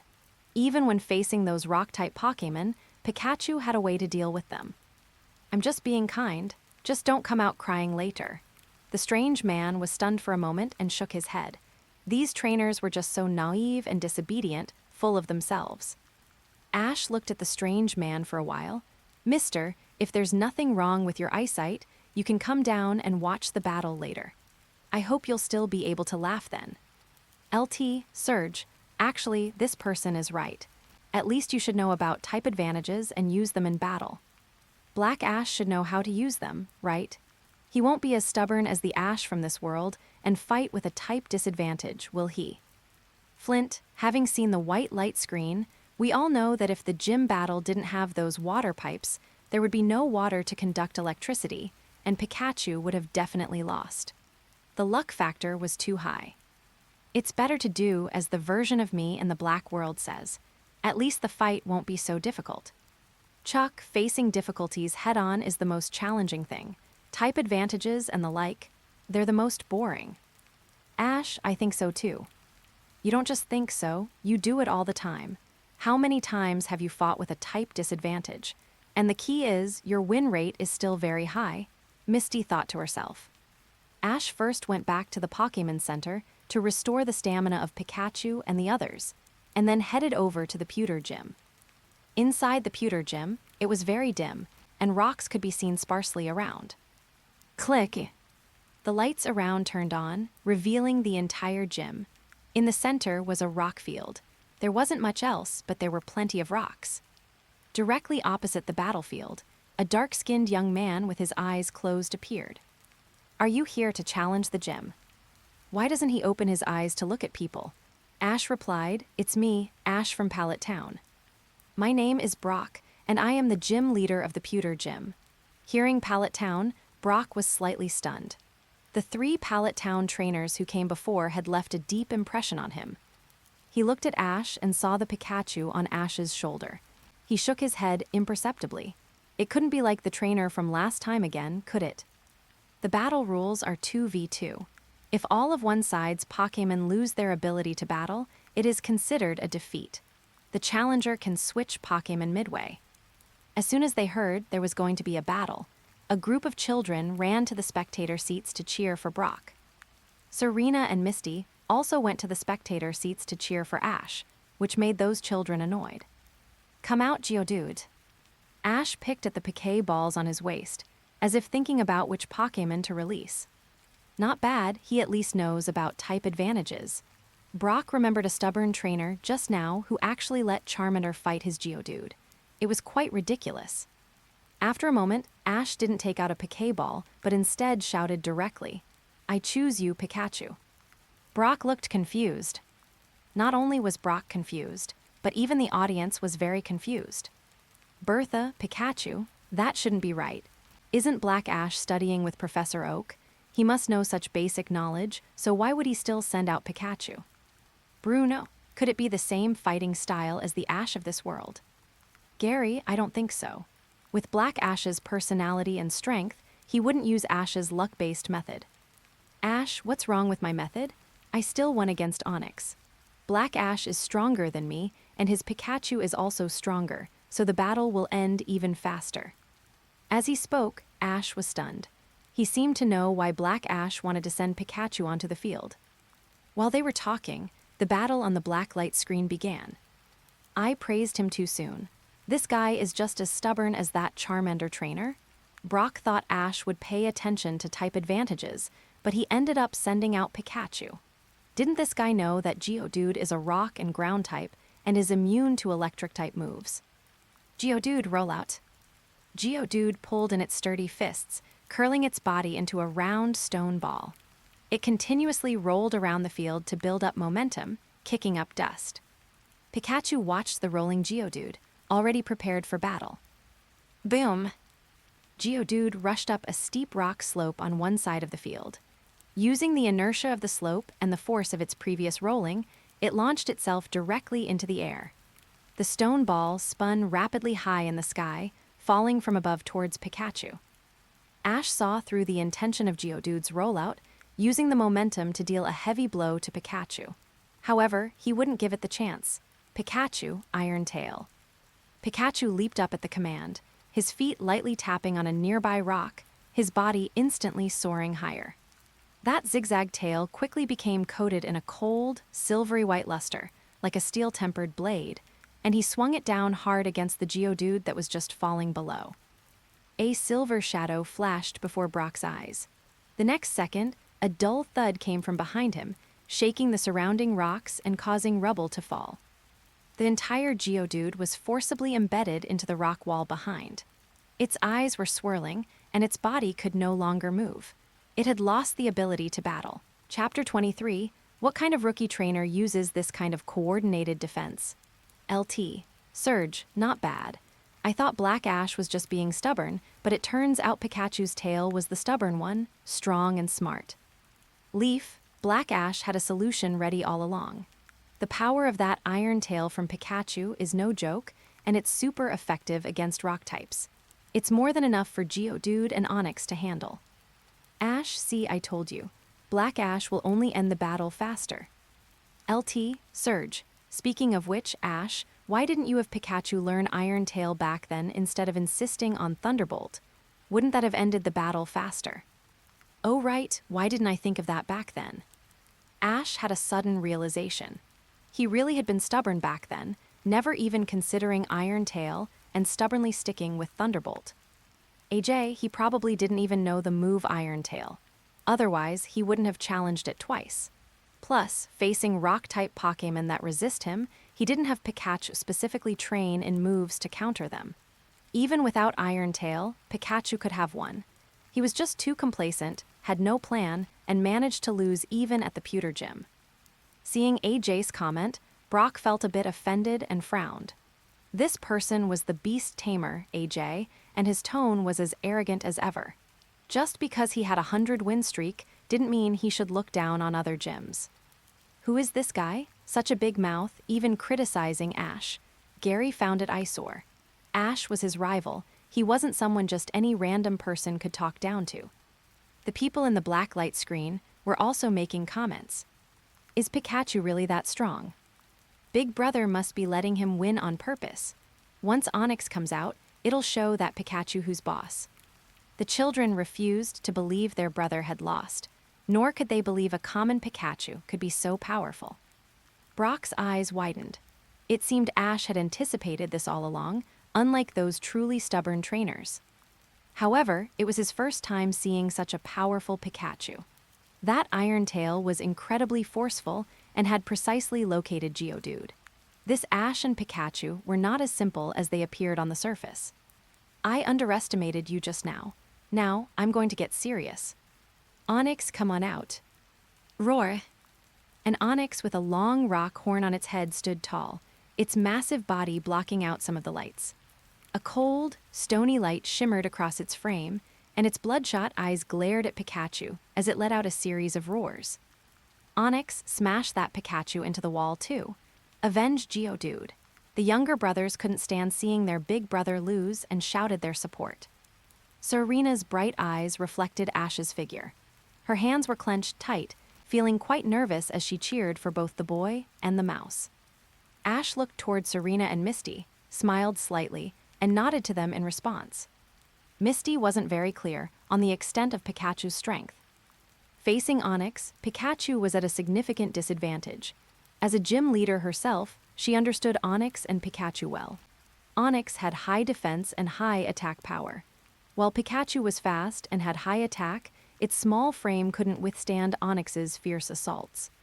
Onyx Rock Tomb. Pikachu Quick Attack. Pikachu charged forward rapidly. Onyx hurled large boulders at Pikachu. Pikachu dodged them one by one, even jumping onto a rock to use it as a springboard to accelerate, slamming directly into Onyx's abdomen. Onyx's entire body shuddered. What incredible speed! Brock was startled by Pikachu's follow-up movements, especially that flash of silvery white light. Pikachu Iron Tail. Pikachu used Onyx's body to leap up and swung its iron tail. Like a 1,000-pound weight dropping, it struck Onyx directly on the head. Bang! Onyx's upper body crashed to the ground. Onyx slam, Brock shouted. Before Pikachu could land, Onyx swung its tail toward Pikachu with immense force. Pikachu was in midair and had no way to dodge. Onyx's thick tail swung violently. The sheer force made people's hearts tighten. It looked like it would be quite painful for Pikachu. A gym leader's Pokémon certainly has high endurance. Even after taking an iron tail, it could still counterattack. Everyone's hearts were in their throats. They wondered if, as the children said, Pikachu would really be smashed into the wall by Onyx. Serena and Misty couldn't help but close their eyes. Kangaskhan, hold the line. Ash recalled Pikachu into his Piquet ball, and the burly Kangaskhan appeared before him, stepping forward to meet the attack head-on. Thud! The two girls didn't hear Pikachu's cry of pain. Instead, they heard a collective gasp from the children around them, followed by a heavy, dull sound. It blocked it. Aw man, Pikachu escaped a disaster.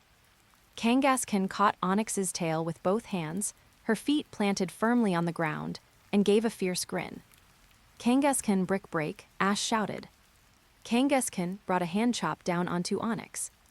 Bang! Onyx had just straightened its body when it was hit by the heavy blow and collapsed again. Muto, a brilliant battle full of surprises. LT, Surge, wait what? What kind of rookie trainer uses defensive pivoting like this? Having fought so many challengers, he could count on one hand the number of trainers who switched Pokémon mid-battle. Furthermore, the switched Pokémon wouldn't necessarily be able to withstand the next wave of attacks from his own Pokémon. What rookie trainer does defensive pivoting like this? Usually, isn't the standard procedure to wait until one is defeated and then send out another? Moreover, because of Pikachu's pure electric typing, Black Ash had specifically prepared moves for Pikachu to handle rock and ground types. This way, when facing certain Pokémon, he wouldn't be helpless and would have a chance to fight back or even turn the tables. Denji, sending Pikachu out first and then switching to Kangaskhan, was likely Black Ash's plan. It allowed Kangaskhan to perfectly counter Onyx's attack and use a fighting-type move to defeat Onyx. Everything was timed perfectly. Black Ash is terrifyingly strong, Ash himself lamented.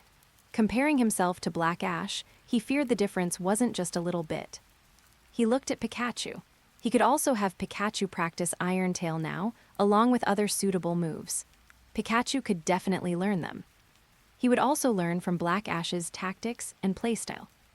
This way, when facing those opponents at the Silver Conference, he would have more moves and techniques to fight back with. Chapter 24, Pokémon competition is getting fiercer and fiercer, and Lance is under pressure. The whole place was silent for a while. Brock can afford to lose. He recalled Onyx and handed the boulder badge to Ash, not stingy with his praise at all. To be honest, Pikachu's Iron Tail and that rotation caught me off guard. You intentionally sent Pikachu out first, didn't you? Knowing I'd send out Onyx later, you had Pikachu strike first and then swapped in Kangaskhan. Yes, that's right, Ash nodded. Serena and Misty came over, smiling as they congratulated Ash. Old man, how was it? Did the result disappoint you? Ash looked at the disguised strange man not far away. The strange man remained silent. He had watched the whole process. Pikachu indeed didn't suffer a crushing defeat as he thought. Instead, it directly crushed Geodude, and even Onix didn't gain any advantage, eventually being defeated. Looking closer, Serena and Misty looked at the strange man, feeling he was a waste of time. Brock saw the strange man, paused, and squinted his eyes as wide as possible, though there didn't seem to be much difference. The strange man slowly walked up to Brock. After some conversation, Ash and his group learned that the strange man was Brock's father. Because Flint longed to be a top trainer but failed to become a successful Pokémon trainer, he felt too ashamed to face Brock and his other children. The father and son meeting surely had much to say. Ash, having obtained the badge, didn't interfere in family matters and quietly left to continue his journey. What about me? Did the me in the black world not travel with Ash? Brock was a bit surprised, but also felt it was somewhat reasonable. The parallel world was different from this one. Many variables had occurred. Serena came to travel with Ash. Perhaps on the black light screen side, Black Ash was traveling with his girlfriend. Flint, did Black Brock not travel with them? Brock, the parallel world's development is different. Black Ash is good at almost everything and doesn't seem to need my help much. Also, with Misty and Serena around Ash, it might be inconvenient if I were there. If I join the team, I might disturb the growing relationship between Black Ash, Serena, and Misty. Progress might not be so fast. The latter half was said by Brock in his mind, silently cheering for Black Ash, "Don't be like White Ash." Peony, that's actually possible. The two girls are shy. If someone else were there, they really couldn't be all lovey-dovey with Ash. Yes, Misty finally found Ash, and the two are so compatible. One with a secret crush, the other a blockhead. Misty, sister, what are you saying?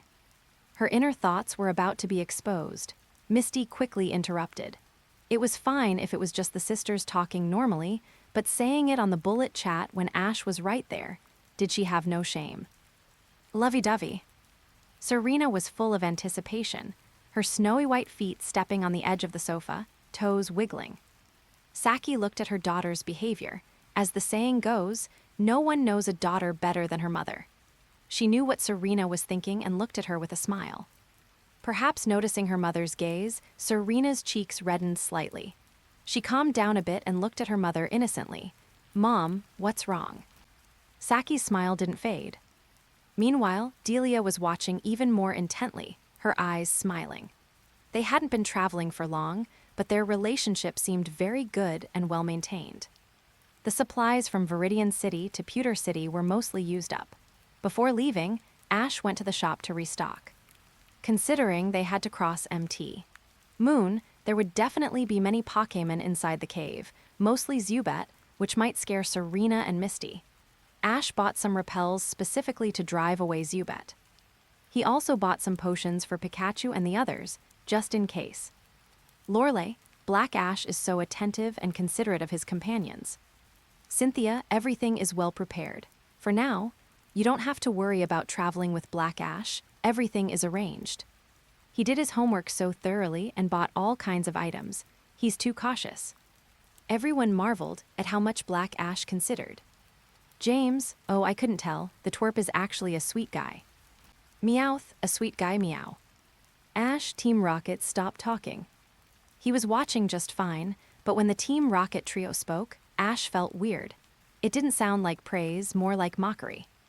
Heading to MT Moon, Beedrill came out of its ball voluntarily, wanting to train.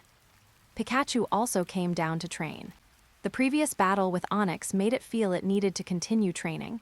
Its strength was still far from enough. Pidgeotto felt immense pressure inside its ball.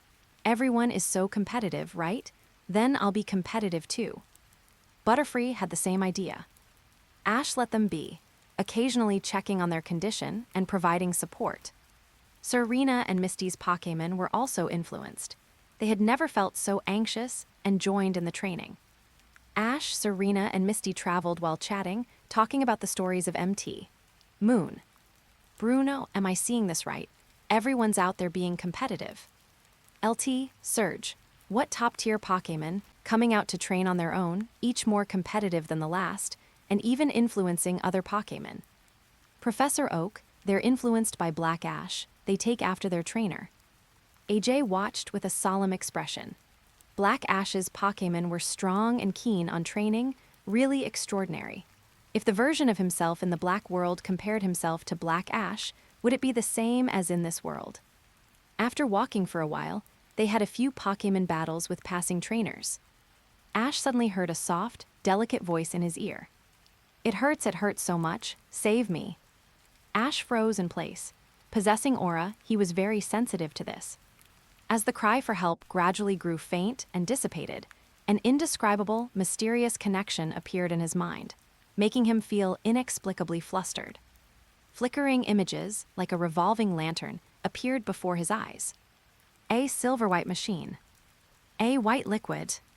Humans in uniforms printed with the R character. And a bone-deep stinging pain and suffocation followed. Urgh!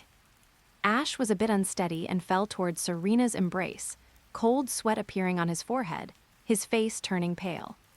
Ash, what's wrong? Serena held Ash, looking anxious. Misty hurried to check on Ash's condition. Why did this suddenly happen? Pikachu and the others stopped training and immediately gathered around. The live broadcast room played the voice and images from Ash's mind.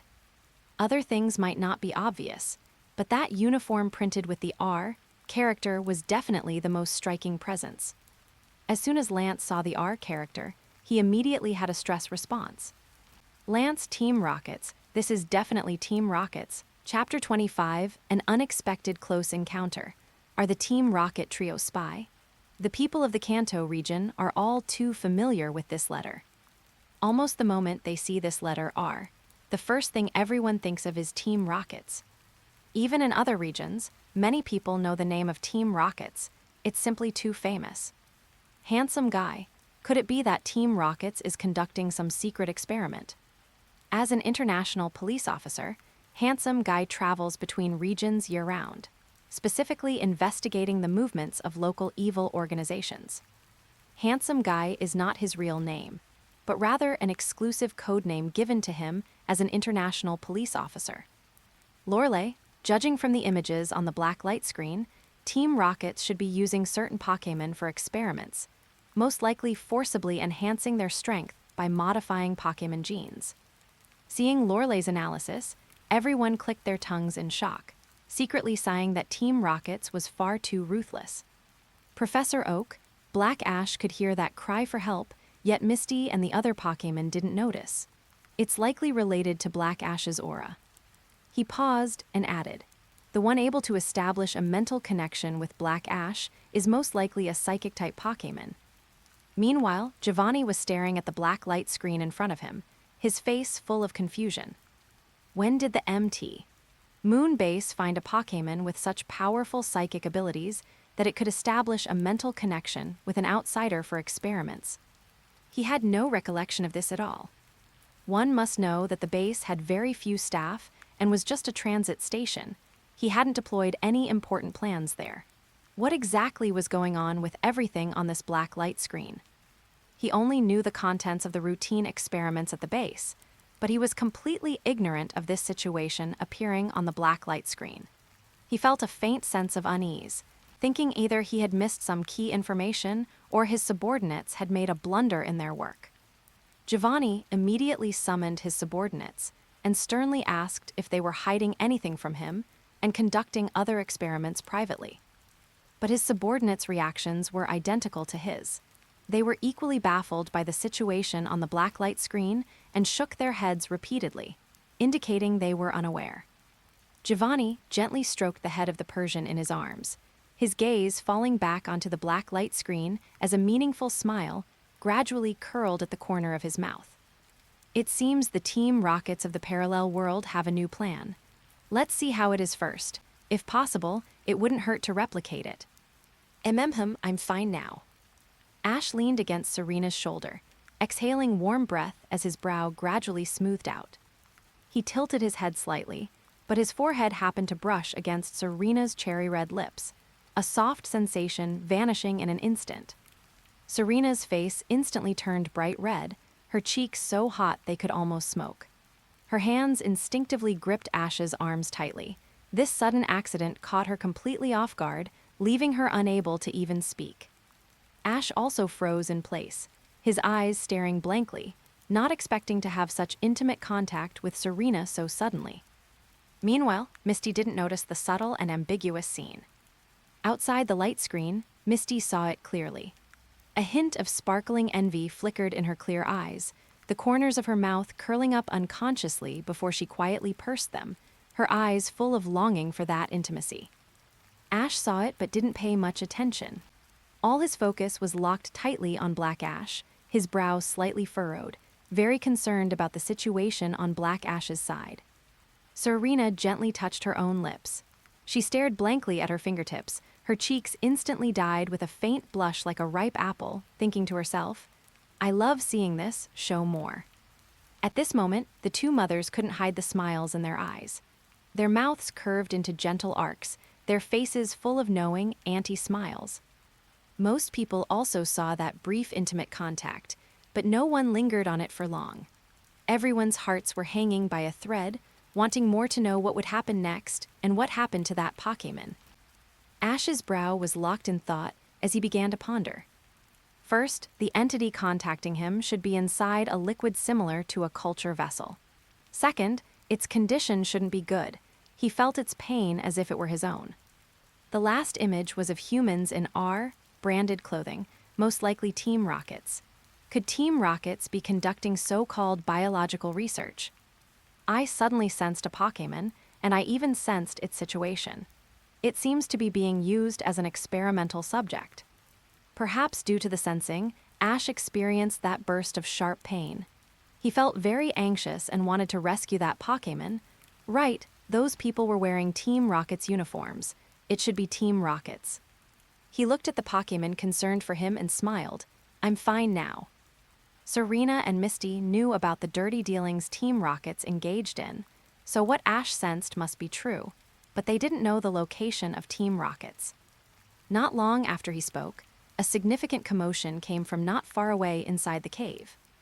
Ash sensed a familiar aura. Walking over to look, he ended up seeing the Team Rocket trio. They were currently stealing the Clefairy's moonstones. "Team Rockets, it's you guys again," Misty shouted. "Brat, it's you guys again," Team Rockets exclaimed in surprise. Seeing the Pikachu beside Ash, the trio broke into sinister smiles. They had originally planned to take moonstones here at MT, Moon, to sell for money.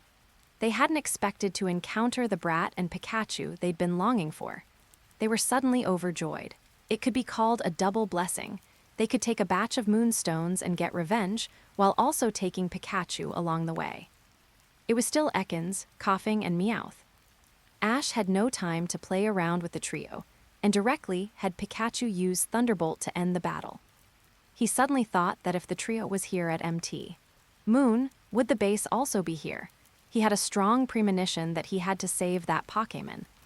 He walked in the direction of the lingering sense from the previous mental link. At this time, the Team Rocket's members watching the black light screen saw the Team Rocket trio's actions, their foreheads covered in black lines. It was you three who led that kid there. The Team Rocket trio looked bewildered. They hadn't even known there was a base here at MT. Moon, okay. LT, Surge, and these are supposed to be well-trained superiors. They indirectly expose the base's location. Rayhan, is it possible those two are undercover? Undercover? A single word woke everyone from their thoughts. Combining this with his recent clashes with Team Rockets, Ash's eyes widened in realization. Most of those seemingly disruptive actions by Team Rockets had actually, in many instances, inadvertently helped him out a great deal. Thinking about it this way, the Team Rocket trio really did seem like a possibility. Jessie, undercover your head. You're the undercover one, your whole family is undercover. As soon as she saw Rayhan saying they were undercover, Jessie immediately retorted. She didn't care about the other party's status at all and countered on the spot. Anyway, Rayhan was in the Galar region.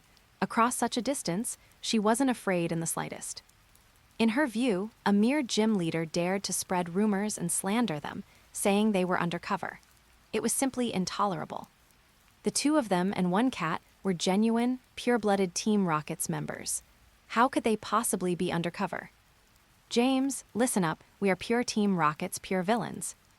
Meowth, that's right. Don't even think about driving a wedge between us, Meow. Giovanni had never doubted the loyalty of the two and the cat. It was just that their mission completion wasn't very good. His fingers tapped on the table as his gaze fell calmly on the black light screen. Chapter 26. A shiny Ralts on the verge of death, Ho-Oh's regeneration ability takes effect. MT. Moon is difficult to traverse. Ordinary travelers usually pass through the caves. Before long, Ash and his group arrived at the location they sensed. The surroundings were very open, with sparse weeds covering the ground. The area was so quiet that only the rustling of the wind through the grass could be heard, completely different from the lively mountain forests nearby. It was Pikachu that used its keen sense of smell to find the Team Rocket HQ hidden in the bushes. Pushing aside the bushes, they found a deep, secluded passage. Considering the unknown situation inside the Team Rocket HQ, Ash took Pikachu and the others in, while Misty and Serena stayed outside to provide support and notify Officer Jenny. Team Rocket HQ. Ash hid in the ventilation duct and quietly released Butterfree to count the number of Team Rocket members. Perhaps because they had been hidden here for a long time without encountering any danger, there were very few guards in the base, and they all looked relaxed, with some even leaning against the wall dozing off. Butterfree released sleep powder through the ventilation duct, easily taking care of the guards. Handsome guy, they were taken care of so easily. Are you sure that's Team Rockets? Why are they different from the Team Rockets I've dealt with? Bruno, without any precautions, they must be new recruits. Ash, looking at it this way, Jessie and James actually seem like superiors. The Team Rocket trio watched the barrage comments sent by Ash. Although it was praise, it felt strange. After dealing with the guards, Ash changed into a Team Rocket uniform, found a pass card, and spent quite some time finding the core laboratory. The further he went inside, the clearer the faint mental connection became, lingering in his heart. Beep!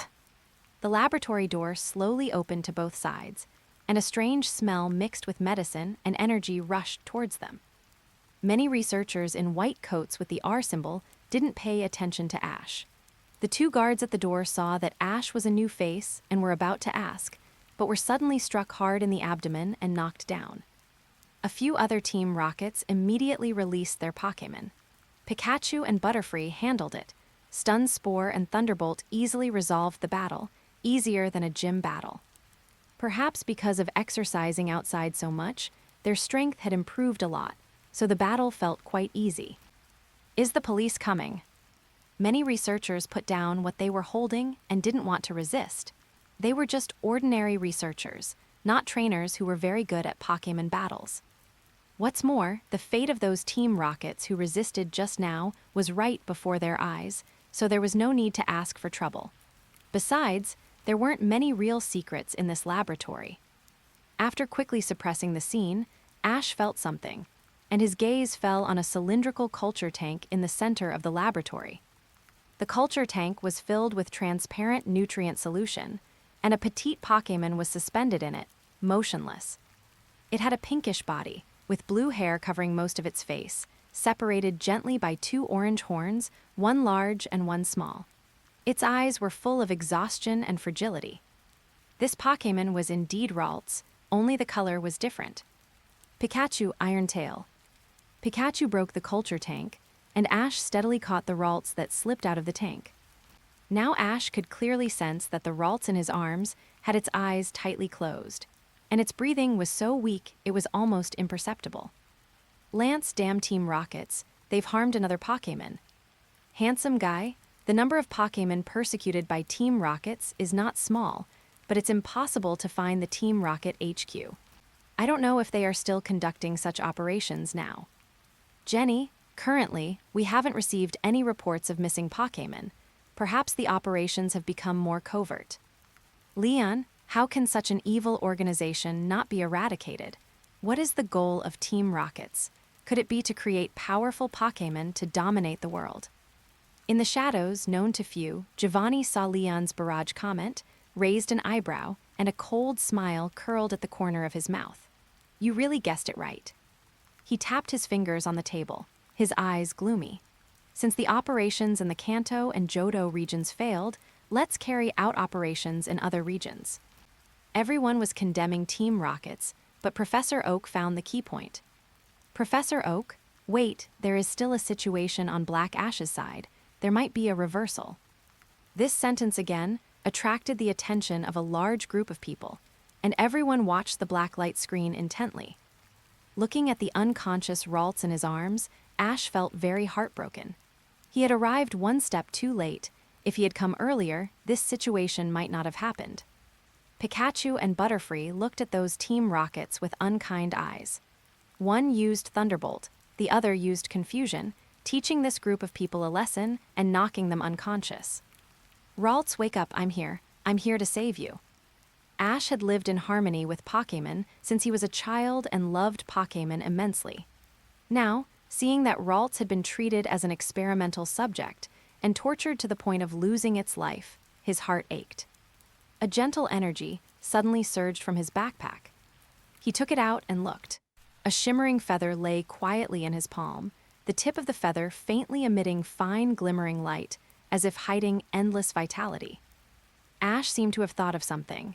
He tightly grasped the rainbow wing, placed it in front of Ralts, and pleaded, "Ho-Oh, aren't you the god of life? Please save Ralts.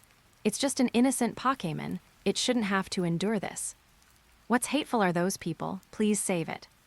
Pikachu and Butterfree also pleaded. From this glowing feather, they sensed a peculiar energy. Perhaps it really could save this Pokémon. Perhaps hearing Ash's whispered request, the rainbow wing suddenly became incandescent. The colorful light poured out like flowing water, gently wrapping Ralts within it. Ralts's breathing, which had been so weak it had almost disappeared, gradually became steady and strong, and its little face flushed with a faint blush. Bruno, damn, the rainbow wing can really be used like this. Lorelei, Ho-Oh is the god of life, a legendary Pokémon with regeneration abilities. However, I didn't know if the rainbow wing had regeneration abilities.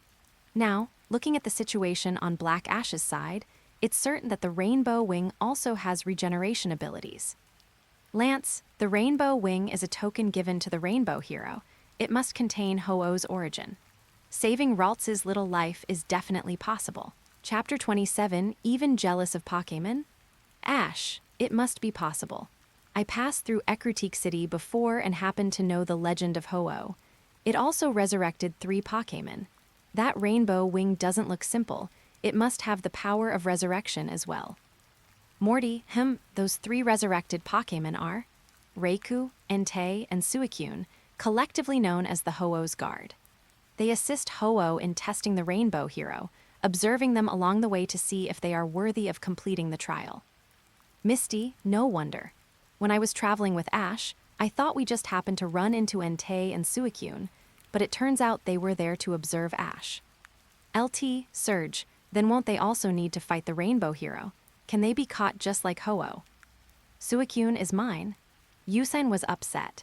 He had worked so hard to chase Suicune for so long, yet Suicune was so proactive in meeting Ash and even went out of its way to observe him.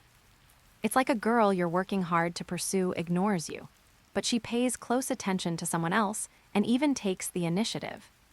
The more he thought about it, the more frustrated Yusen became. He didn't quite believe Black Ash could catch Suicune. After all, Suicune is so strong, how could it be caught? Yusen catching the 3 legendary beasts? That's unlikely. They were saved by Ho-Oh and possess origin power just like the rainbow wing. Their strength is no joke. That's right, most people agreed with Yusen's words. Those were the 3 legendary beasts, legendary level Pokémon, not just any random creature that could be caught. Ralts opened its eyes, and the first thing it saw was Ash. Ralts, are you okay now? Ash looked at Ralts with joy. I'm fine. Ralts' soft, sweet voice rang directly in Ash's heart. It could communicate with its trainer through telepathy without any barriers. Perhaps because of the mental link with Ash, it felt an inexplicable sense of closeness to him, and feelings of dependence and gratitude welled up from deep within. Thank you for saving me. It was clever. Having just woken up from a coma, It vaguely guessed what had happened from its surroundings. Pikachu and Butterfree breathed a sigh of relief and turned to rescue the other Pokémon. Officer Jenny came down and saw that Team Rockets had been wiped out, and even the Pokémon used as test subjects had all been saved. She couldn't help but look at Ash in a new light. This young rookie trainer was not only strong, but also had a strong sense of justice, having foiled Team Rocket's plans several times. Such an excellent trainer with a sense of justice must be well protected.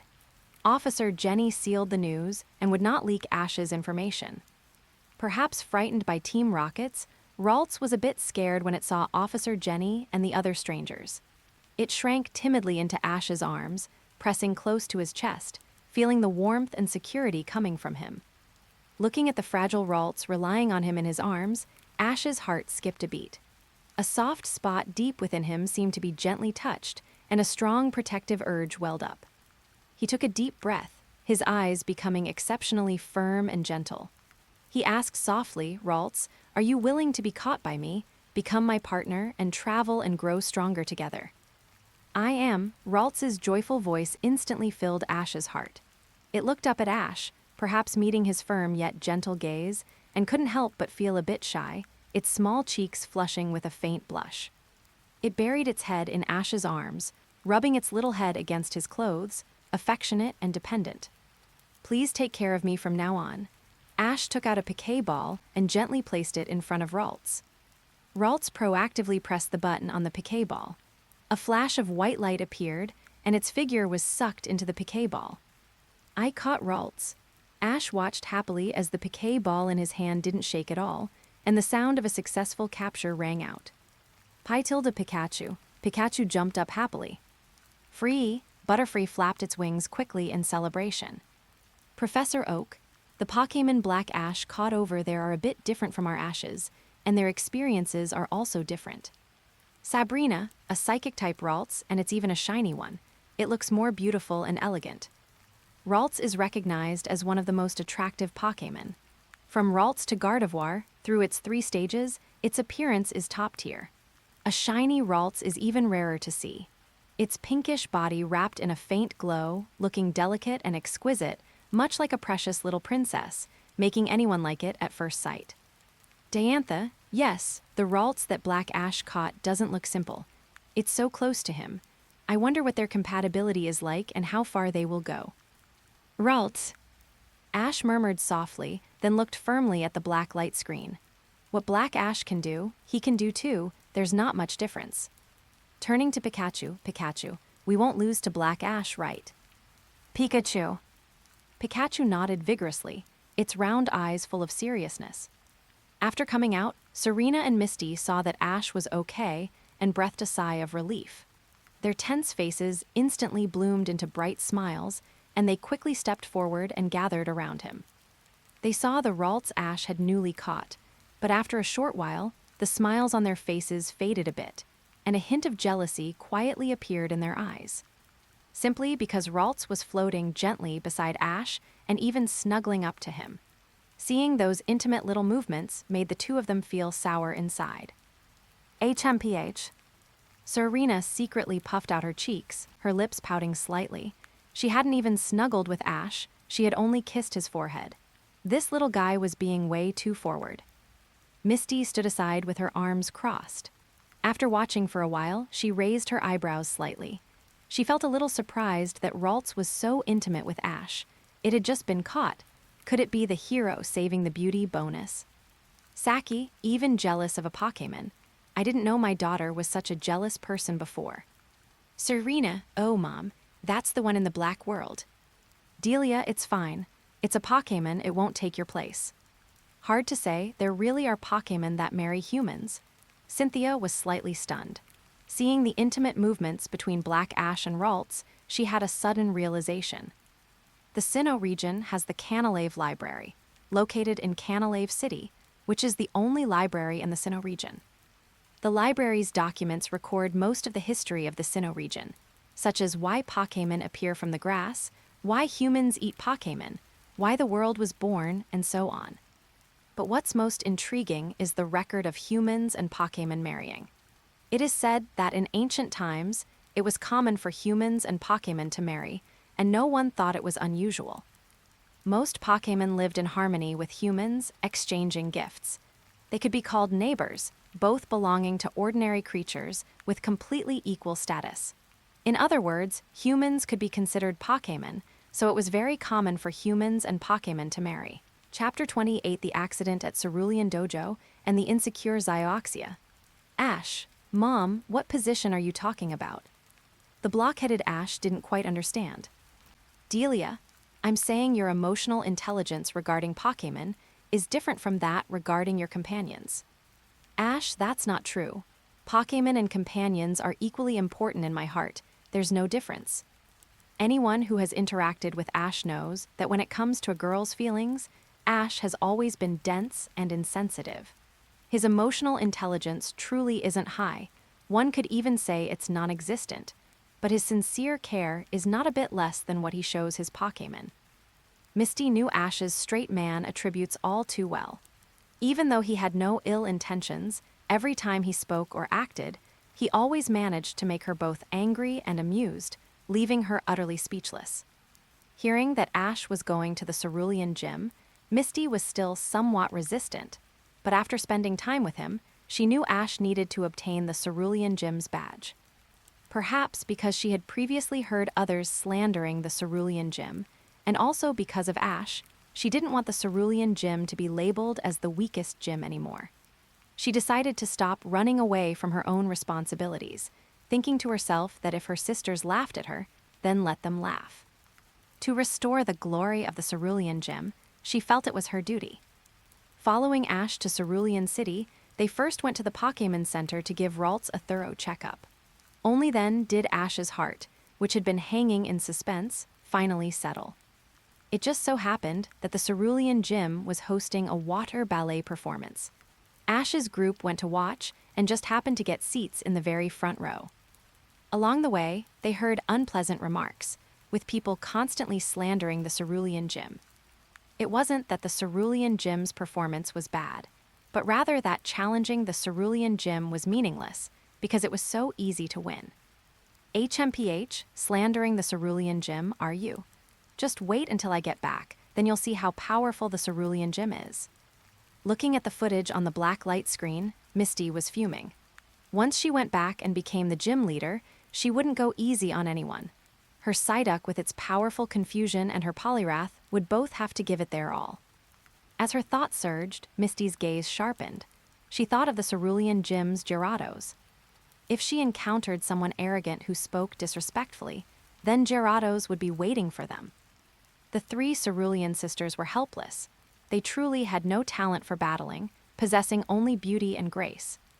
All the battle talent had been given to Misty. After watching a wonderful water ballet, Ash summarized 2 points. After the performance ended, several trainers stayed behind to challenge the gym. The three sisters, led by Daisy, had smoking hot figures that stood out from the crowd, but their strength was at the bottom tier, and they lost quite decisively. Those trainers took their badges and even mocked them for a bit. LT, Surge, these little brats should be taught a harsh lesson. I hope I can still see these guys when they get to Vermilion City. As the gym leader of Vermilion City, LT, Surge had always been forceful. Usually, he was the one bullying trainers. No trainer ever dared to act presumptuously in front of him. Seeing a fellow gym leader being bullied made him feel uneasy. No gym leader should be casually humiliated by a challenger. Out of both professional courtesy and a sense of justice, he had to speak up for the Cerulean Gym. Brock, when I encounter trainers like that, I generally don't go easy on them. Daisy, there's no helping it. The Cerulean Gym still has performances, and we have to practice our dancing, so we don't have time to train Pokémon. Moreover, the Pokémon also have to perform and don't have much stamina.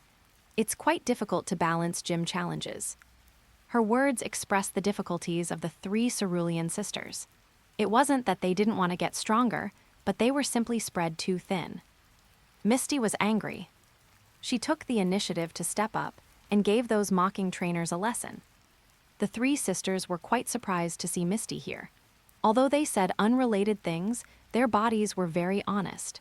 Their eyes remained fixed on Misty as they silently cheered for her. Misty, she's a leader of the Cerulean Gym. Serena was shocked. Ash was also very surprised. He couldn't tell that Misty was actually the fourth sister of the Cerulean Gym. Although she dressed as provocatively as her 3 older sisters, Misty's figure had absolutely nothing to do with being hot. However, her looks were still very impressive. The lively spirit in her eyes didn't lose to her sisters at all. The battle ended, and just as Ash was about to go up and battle Misty, the Team Rocket trio showed up to cause trouble. But this time, Team Rockets were completely different from the previous few times. This time, they drove in with a machine, catching Ash's group off guard. Though late, they arrived. After watching the live stream for a while, everyone understood a pattern. The Team Rocket trio would never be absent. Their timing was just a bit late. As soon as those challengers saw Team Rockets, they were so scared they immediately ran away, not even caring about the gym badges anymore. It was the first time the 3 sisters had seen the Team Rocket trio, and for a moment, they were stunned. Their Pokémon were instantly sucked into the machine's water suction device, and even they themselves were made unsteady by the machine's suction. The machine pumped water from the pool, then turned around and launched a powerful water spray attack at Ash's group. Daisy and Misty were standing relatively close, and the 2 girls accidentally got sprayed into the pool. Pikachu drew Team Rocket's attention, while Ash dove into the water just in time to save the 2 girls, preventing them from being sucked away by the water suction device. Bang! The machine couldn't withstand Pikachu's second iron tail and exploded instantly. The Team Rocket trio went flying again. This is such a bad feeling, meow. 3. The 2 girls rescued by Ash couldn't stabilize themselves for a moment, and both ended up sprawled against Ash's chest. Their wet hair clung to their cheeks, and their clothes were somewhat disheveled from being soaked, faintly revealing a bit of skin, though that was only visible from Ash's perspective. Misty's face instantly turned bright red. She subconsciously looked down and immediately saw the focal point. She stole a glance at her sister beside her, and couldn't help but feel inferior in her heart. The 2 girls, their faces flushed, wrapped themselves in towels and thanked Ash. Gratitude aside, the process of the gym challenge still had to be followed. Ash didn't let them go easy on him either, telling Misty to use her full strength. Beedrill and Butterfree, having trained frequently, didn't back down at all when battling the Staryu and Goldeen sent out by Misty. They helped Ash win the Cascade Badge. Chapter 29, The 4 Hua Land Sisters Together. Do you Incurs public outrage? Black Ash had a girl in each arm, with Daisy on his left and Misty on his right. As Daisy gazed at the black light screen before her, the expression on her face gradually became subtle. On the screen, she was wearing a swimsuit that had been partially pulled aside, and she was lying against Ash's chest. Although the black light screen obscured many details, she had worn that swimsuit so many times that she could roughly guess the scene on the other side of the screen. Those few pounds of soft flesh must have been pressed right against Ash's chest, inevitably revealing a bit of a sensual scene. She just didn't know if Black Ash had seen those 2 key areas. Actually, Ash is quite handsome, and he's very responsible too. As soon as this thought surfaced, Daisy felt a wave of heat on her cheeks, and her heart skipped a beat. That was her sister's boyfriend. How could she have such thoughts? Sister, why is your face so red? Do you have a fever? Iam and Lily also noticed their older sister's strange behavior. They didn't have the same chaotic thoughts as Daisy. Seeing her face flushed red and her eyes darting around, they were somewhat confused and asked with concern. And no, I'm not in heat. Daisy stole a quick glance at her 2 younger sisters and immediately looked away, her speech stuttering and her tone carrying a hint of unnatural panic. What was wrong with their sister today? Why did she have such a slip of the tongue? It was the first time the 2 sisters had seen Daisy blush so intensely. Thinking back to the scene that just played on the screen, the 2 of them suddenly realized, so their sister was shy. But that was Misty's boyfriend.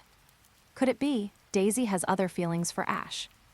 Iam and Lily exchanged a glance, their hearts filled with private thoughts as their minds began to wander. They had met Ash a few times. At their first meeting, They thought he was a bit slow and very impulsive, which actually fit Misty quite well. By the second meeting, Ash seemed more mature and even helped them with a performance at the Cerulean Gym, making it popular once again. Since then, they had come to appreciate Ash and looked forward to Misty, bringing him back in the capacity of a brother-in-law. However, things might have to change regarding the version on the black light screen. Daisy seemed to have some interest in Black Ash. If Misty and Daisy both ended up with Ash, what should they call him? An older brother-in-law or a younger brother-in-law? Misty didn't have such thoughts yet because, being sensitive, she noticed her counterpart in the black light screen. She was also lying on Black Ash's chest, but in the glance she stole at her sister, she saw it clearly. The version of herself in the black world had a hint of inferiority in her eyes. She looked down and could see her toes. Then she looked at the Daisy on the black light screen. If that Daisy looked down, she probably wouldn't be able to see her own toes. There was simply no comparison. Like tiny lotus tips, Misty gave a low huff. I'll grow up. Bruno, it's those three again. They really are idle. Brock, elite Bruno, you don't know how extraordinary the perseverance of those three is. They only think about capturing Ash's Pikachu. From Viridian City all the way to Goldenrod City, they make a move every single place we go. Ash, yeah, those three are more ridiculous than the last. And Meowth can actually walk like a human and even talk, which is even more ridiculous. Brock, not only that, those machines are also hand-built by the three of them. Truly impressive. Isn't that Pikachu even more ridiculous? Jesse and James thought to themselves, but hearing the praise from the twerps, they were always thinking about made them very happy inside. They didn't show it on their faces, acting contrary to their true feelings. Meowth, haha, now you know how great I am, meow. Handsome guy, you are impressive, but you haven't used your talents for the right path. How about this, Meowth? Come with me and I'll let you be a police cat to atone for your crimes.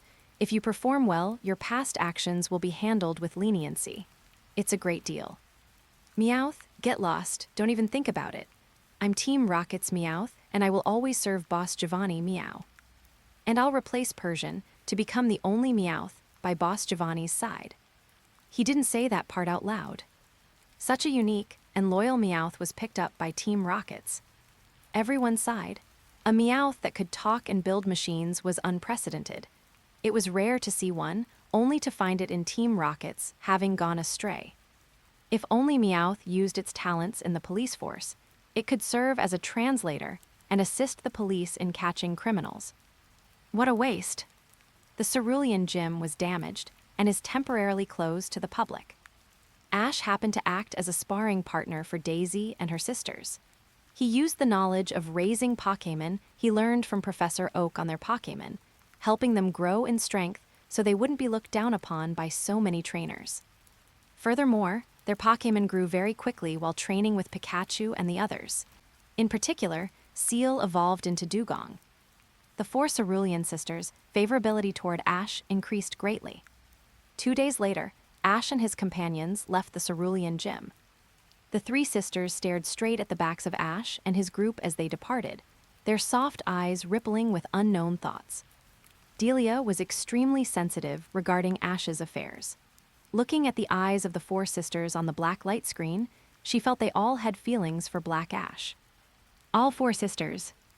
Delia was very surprised. Black Ash's charm was so great that it seemed all four Cerulean sisters were showing signs of interest. My sisters have also fallen for Ash. Misty was also stunned, her face full of surprise. Were her sisters becoming love rivals, or were they going to become allies? A faint blush quietly crept onto Daisy's cheeks. She thought to herself that it really was as she had suspected last time, developments in the parallel world would be different. Could it really be all four sisters together? As soon as this thought appeared, Daisy's face turned even redder. The black light screen dimmed, and the white light screen lit up. Having obtained 2 badges, Ash became increasingly overconfident. On the road, he encountered AJ, a beast trainer challenging a 100-win streak, and confidently went up to challenge him. The result, he was defeated. The other's Sandshrew was a total grinder. Even though Sandshrew's attributes were at a disadvantage, AJ specifically had Sandshrew break through its own weaknesses, so it was no longer afraid of water. After driving away the Team Rocket trio, the grinder AJ completed his 100-win streak and headed out on his own journey. LT, Surge, 100-win streak. Are young trainers these days so competitive? AJ, a mere 100-win streak is nothing. Leon, impressive. The younger generation is to be feared. The future belongs to you young people. Being humble again, Rayhan couldn't help but grumble inwardly as he watched Leon being so modest. You don't even know how many consecutive wins you have. Walking into the Maiden's Peak Forest, Ash encountered a group of students from Pokémon Tech and battled their most powerful and beautiful student, J-Cell, leaving a very deep impression on her. Everyone noticed that Ash actually blushed when facing this girl. Continuing the journey, Ash's group arrived at the hidden village. Here, he encountered the Bulbasaur he desired, and with an assist from the Team Rocket trio, successfully captured Bulbasaur. Later, they encountered a Charmander that had been abandoned by its trainer. It was because Charmander had lost to a water-type Poliwag that it was heartlessly abandoned by its trainer, Dayu. Charmander stayed in place to wait, refusing to leave even when a heavy rain began to fall. In the end, it was Ash's group who rushed over to save Charmander. The Team Rocket trio ran over again to capture Pikachu. Fortunately, Charmander unleashed its potential and drove Team Rocket away. Seeing that Charmander had become stronger, Dayu wanted to take Charmander back. But Charmander was innocent, not stupid. It directly blasted Dayu with a burst of flames. Is this guy even human? Everyone's blood pressure soared, especially when they saw Dayu abandon Charmander and then have the audacity to go back and try to take it once it got stronger. They wanted to grind their back teeth to dust. They felt a sense of powerlessness, wishing they could reach through the screen to slap him. Even though Charmander taught Dayu a lesson with a burst of flames, everyone felt it was far from enough. At the very least, he should have been left with a lasting scar. Leon, this Dayu doesn't deserve to be a trainer at all. He doesn't know how to battle and didn't tap into Charmander's potential. To think he placed all the blame on Charmander, not realizing that the most useless one was himself. Dayu F***K, who the hell are you calling useless? I dare you to say that again. Chapter 30, Severely Punish Dayu. The Rocket's assistance was crucial in securing the starter trio. Rayhan, I'll say it again, you're still trash, a trash trainer. No, someone who abandons their Pokémon doesn't deserve to be a trainer. Dayu, who the hell are you? What right do you have to talk to me like that? And you're the trash, your whole family is trash. Rayhan laughed. Who was he? It seemed some people were really out of the loop, not even knowing the famous figures of the Galar region. He would just have to shock them a bit. Next, Rayhan began to explain, revealing his and Leon's identities. Some people knew, others didn't. The champion of the Galar region, holding a long-term undefeated record in official battles. Leon's background was so impressive, and he had remained undefeated. The crowd was intimidated. The champions and elites of various regions who had heard of Leon's reputation all wanted to spar with him to see if the rumors were true. Everyone was a champion or an elite, and they were very confident in their own strength. They naturally wouldn't be far behind. Moreover, Leon's undefeated record was highly challenging. The Galar region champion, always undefeated, Ash was extremely excited. But Dayu wasn't intimidated. A mere champion, and from another region at that, what use was he? He could say whatever he wanted here on this screen. Was he supposed to be afraid the guy would actually come find him in real life? Rayhan, so am I qualified enough? Dayu, Tusk, so what if you're a champion or a gym leader? If I want to abandon it, I'll abandon it. Since when is it your business? That useless Charmander, I felt unlucky just having it around. If I didn't get rid of it, was I supposed to keep it for New Year's? Speaking of Charmander, Dayu was furious. His hair had been burned off, making him look like a fool in front of his friends. Leaving it behind was actually doing it a favor. Lance, a trainer like you. What's the difference between you and the Team Rockets? Jesse, don't insult us Team Rockets. That guy is just an idiot.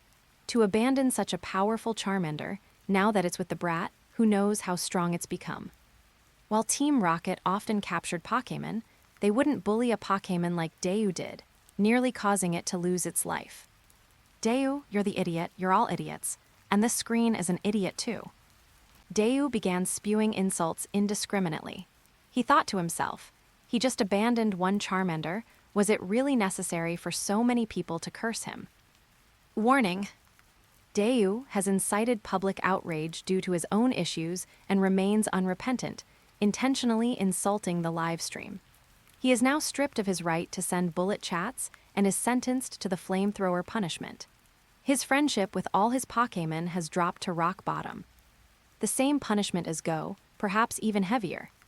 Professor Oak, given Dayu's actions and the serious harm he caused to Pokémon, I will propose to the League to revoke Dayu's qualification as a trainer. Professor Oak added further punishment. No one questioned Professor Oak's words. His influence was beyond imagination. After catching Charmander, Ash headed to the next town and encountered the Squirtle squad. They had also been abandoned by their trainers and, harboring resentment, were playing pranks in the town. Thanks to an assist from Team Rocket, the Squirtle's opinion of Ash and his group changed. The Squirtle leader left with Ash, while the other Squirtles went ashore to follow Officer Jenny, becoming a regular force. Chuck, almost all the starters Ash caught were assisted by Team Rocket. For a moment, I can't tell if Team Rocket are allies or enemies. Are they allies wearing enemy clothes? Without Team Rocket's assists, Ash certainly wouldn't have caught the starters so easily. To catch 3 starters in a row, the Team Rocket trio deserves a lot of credit. And then there's Black Ash. Perhaps the Team Rocket trio's assists played an even bigger role there. Everyone found the Team Rocket trio quite amusing. They provided assists from time to time, and so far, didn't seem to have succeeded in doing anything truly bad.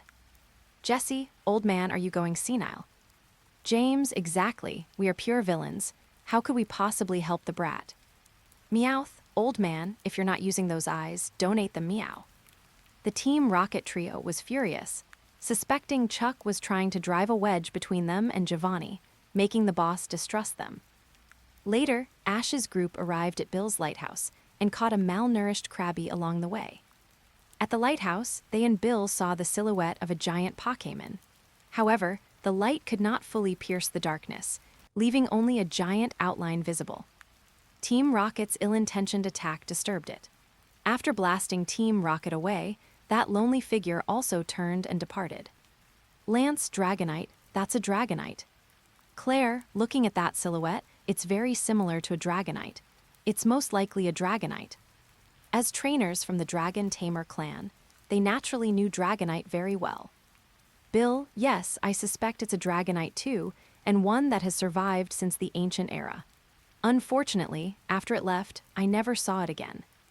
It was Team Rocket's fault again, everyone cursed. An ancient Pokémon, it seems similar to that giant Jengar and Alakazam. Ash thought of what happened on the mountain before. After much hardship, they arrived at Vermilion City and saw many trainers being defeated by gym leader LT.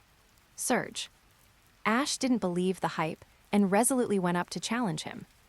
Unsurprisingly, Pikachu suffered a crushing defeat. Losing was one thing, but they were constantly mocked. Pikachu was unwilling to accept this and refused to evolve. It wanted to defeat Raichu fairly and squarely as a Pikachu. Team Rocket heard this and couldn't help but shed tears, even going out of their way to cheer for Pikachu. In the end, after special training, Pikachu really did defeat Raichu as a Pikachu. LT, Surge, holy crap, Team Rocket actually cheered for Ash. No wonder I lost. Oh no, even this was shown. The Team Rocket trio was startled. Chapter 31, The Imaginary Team Rocket, Ralts takes the stage. Handsome guy, and you still dare to say you aren't allies. Have you ever seen an enemy cheer for their opponent? Bruno, I think it's intentional. Who knows, they might actually be hiding their status as allies. Ash, haha, regardless, thanks for the cheers, Team Rockets. Pikachu nodded, thanking the Team Rocket trio for cheering it on. Brock, I knew it. I thought your hair looked familiar earlier. It really is you guys. Misty, I say, you guys must truly love Ash and Pikachu, right? Every time Ash gets into big trouble, you always show up on time to help. I'm starting to ship you guys as frenemies. Misty felt she wasn't wrong to say Team Rockets truly loved Ash and Pikachu. The evidence was solid and undeniable. Take the incident in the Orange Islands, for example. If Team Rockets hadn't lent a hand, it's hard to say if Ash would have been able to calm the wrath of the 3 legendary birds so smoothly. Ultimately, when faced with matters of great importance, the Team Rocket trio could distinguish right from wrong. In critical moments, they not only knew how to make sacrifices, but could even act with self-sacrifice for a righteous cause.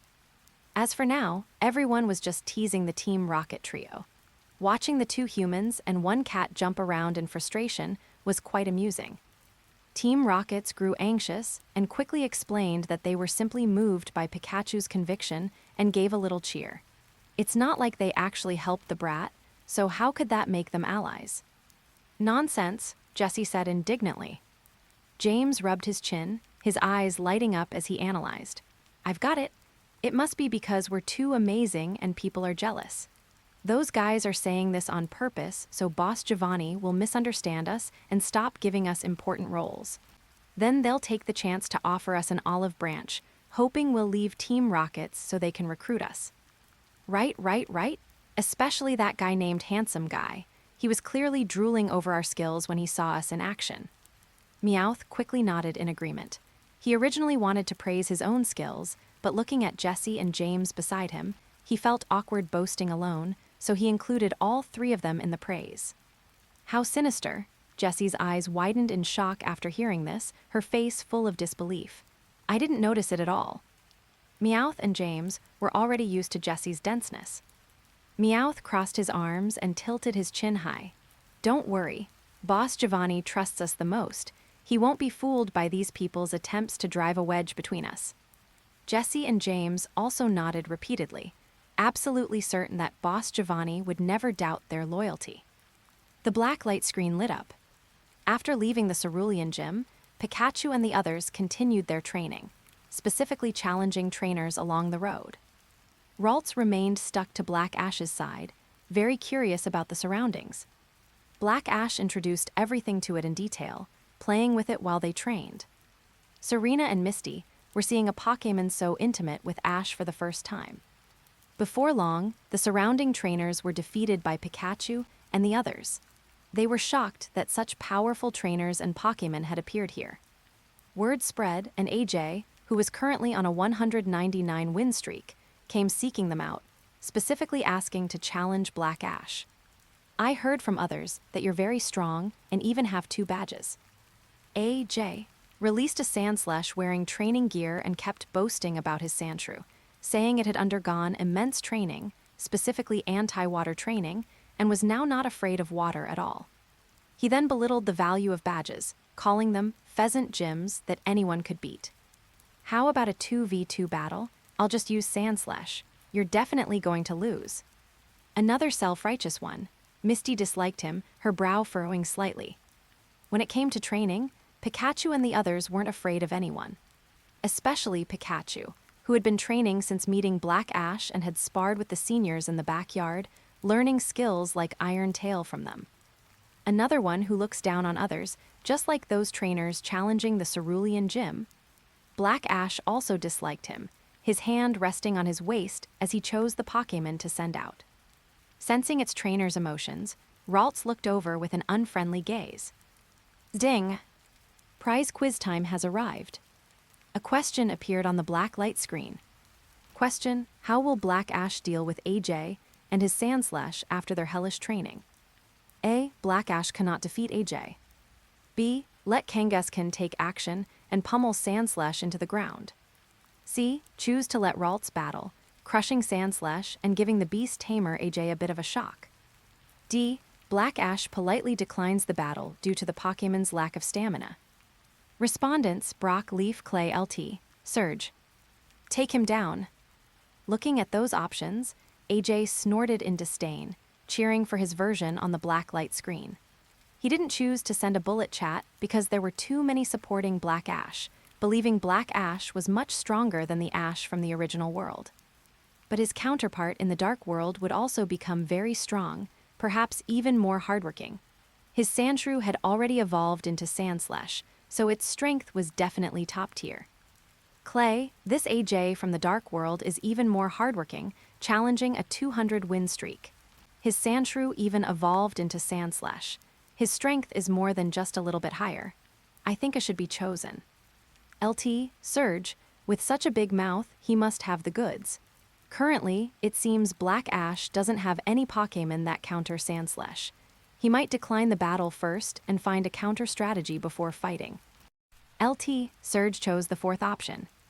Leaf hesitated for a moment, only to find that option C had already been taken, so he could only choose option B. After watching for so long, some people felt that Ralts had just come out of Team Rocket's lab and hadn't shown much strength. It just liked to cling to Black Ash and had a pretty appearance. It was a decorative Pokémon. Black Ash shouldn't let it onto the field easily. Brock, I choose C. For some reason, Brock just felt that option C was the correct one. LT, Surge, option C is impossible. That Ralts hasn't even trained much. How could it crush a battle-hardened Sandslash? It's impossible when you think about it, right? LT, Surge didn't believe it for a second. Was that Ralts really that strong? If it had been specially trained, it might be possible, but that Ralts? Impossible. The beautiful Ralts leaned toward Black Ash, its bright eyes looking at him as its small hand grabbed his sleeve. All right, you go ahead. Black Ash patted Ralts' head. Seeing Ralts fly forward, AJ was even more certain that Ash's 2 badges were flukes. To actually send out Ralts, he thought Ash would send out Kangaskhan, but instead, he sent a Pokémon that hadn't fought before. That tiny body didn't look like it could take a hit at all. Are you sure about sending out Ralts? AJ, warned, my Sandslash won't show any mercy. I know, Black Ash replied. If you know, why still send out Ralts? Do you think your Ralts is as strong as my Sandslash? AJ couldn't be bothered to say more. Go, Sandslash. Chapter 32, Ralts' Strength, a Strange Reaction. Sandslash, use Crush Claw. As soon as the words fell, the already prepared Sandslash lunged out like an arrow from a bow. Its sharp claws, keen as blades, glinted coldly in the sunlight, slashing fiercely toward Ralts with a whistling sound, determined to land a blow. There wasn't a single unnecessary word exchanged between Ash and Ralts. At the very moment Sandslash's sharp claws were about to touch Ralts, the latter's figure suddenly became illusory, like morning mist scattered by the wind, vanishing instantly from the spot. The next second, Ralts' figure appeared in the open space beside Sandslash, its body still floating lightly in the air. To the right, AJ shouted. Sandslash reacted extremely quickly, turning around without hesitation. Its sharp claws swung out again with a fierce wind, executing another crush claw toward where Ralts was. But Ralts' movements were far more agile than imagined.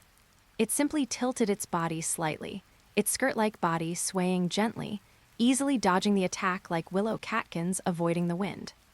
Sandslash's sharp claws struck the ground heavily, splashing small stones, its attack missing once again.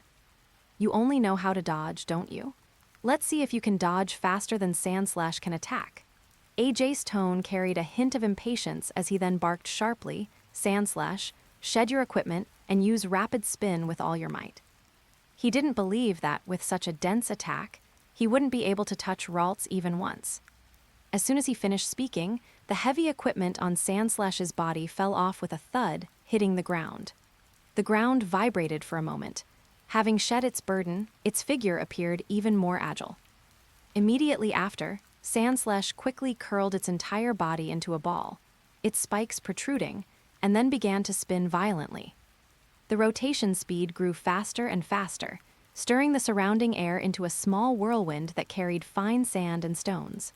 Like a sharp, high-speed top, it shot fiercely toward Ralts. Ralts, however, remained calm and unhurried.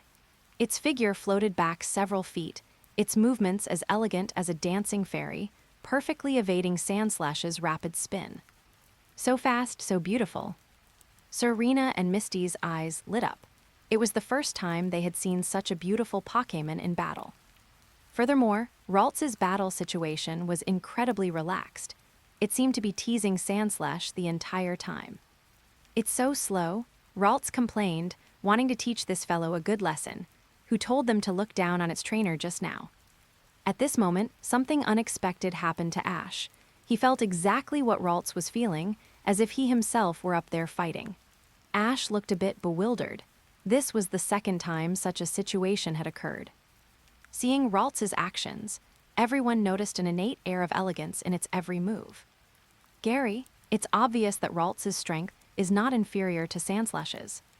Olympia, Ralts hasn't even gotten serious yet. AJ, dodging all the time doesn't count as strength. My Sandslash wasn't serious at the start either. Now that it's taken off its equipment, it's entered its prime state. No matter how Ralts dodges, it's useless. AJ still had confidence in himself. Sabrina, Ralts is adapting. Sabrina felt that Ralts was simply familiarizing itself with its body's energy. Dodging without attacking was teasing Sandslash. She wondered if this was Black Ash's intention. Diantha shared the same view as Sabrina. As a veteran Gardevoir trainer, Diantha knew Psychic-type Pokémon like Ralts all too well. From the beginning, AJ was already at a disadvantage in terms of communication with his Pokémon. Between Ralts and Ash, there was a telepathic bond that others could not reach. They knew each other's thoughts without needing words. Moreover, Ralts used teleport time and time again, and its speed, instead of slowing down, became faster each time. This proved that the psychic energy in its body was very abundant. It was merely adapting to the rhythm of the battle and was in no rush to strike. Furthermore, Ralts was a shiny and had been healed by a rainbow wing. It might even have Ho-Oh's origin within it, which would greatly buff its stats. Right now, Ralts hadn't even shown much of its true strength.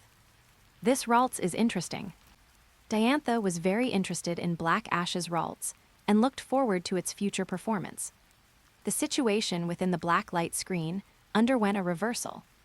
While Ralts was dodging, it released powerful psychic energy that, like invisible ropes, instantly bound Sandslash tightly, making it unable to move.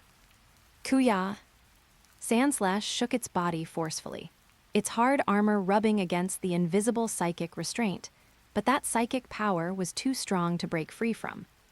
AJ looked anxious, his fists clenched as he watched Sandslash crash to the ground. Sandslash, use rollout, AJ shouted, thinking quickly in his desperation. Sandslash started rolling, simply to prevent Ralts from using lock-on its position. It circled behind Ralts, using its momentum to fly up, intending to slam down. A blue glow flashed through Ash's eyes. He felt as if he were on the battlefield with Ralts, even more immersed than the last time with Pikachu. Ralts' figure flickered, flashing to a spot not far away. AJ shouted swift. Ash and Ralts communicated telepathically, Cybem. Sandslash fired a series of star-shaped light waves. Ralts fired a brilliant psychic beam that collided head-on with Sandslash's Swift. Boom!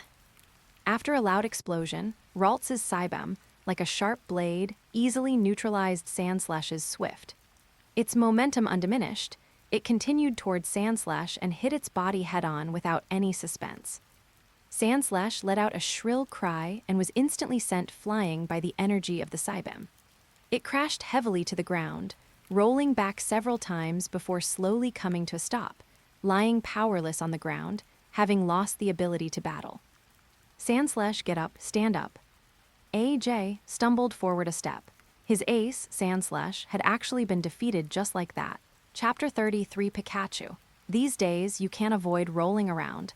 Ding! The correct answer to this quiz is option C. Congratulations to Brock for answering correctly. Reward, top grade metal coat. The live broadcast room's notification sound rang out. A faint glow flashed before Brock, and a top grade metal coat materialized out of thin air, exactly like when Ash received the electrolyzer, without the slightest difference. This, a metal coat. Holding the silver-gray shimmering metal coat, Brock's squinted eyes were wide open, though it looked no different from usual. His heart, however, pounded uncontrollably, and his breathing became somewhat rapid. Earlier, watching Ash receive the electrolyzer, he had merely smiled and congratulated him from the side. Though he felt envy, there wasn't much genuine emotion. But when this fortune truly befell him, an uncontrollable excitement instantly swept through his entire body. He couldn't help but be excited. This was a top-grade metal coat, which could evolve Onyx into Steelix.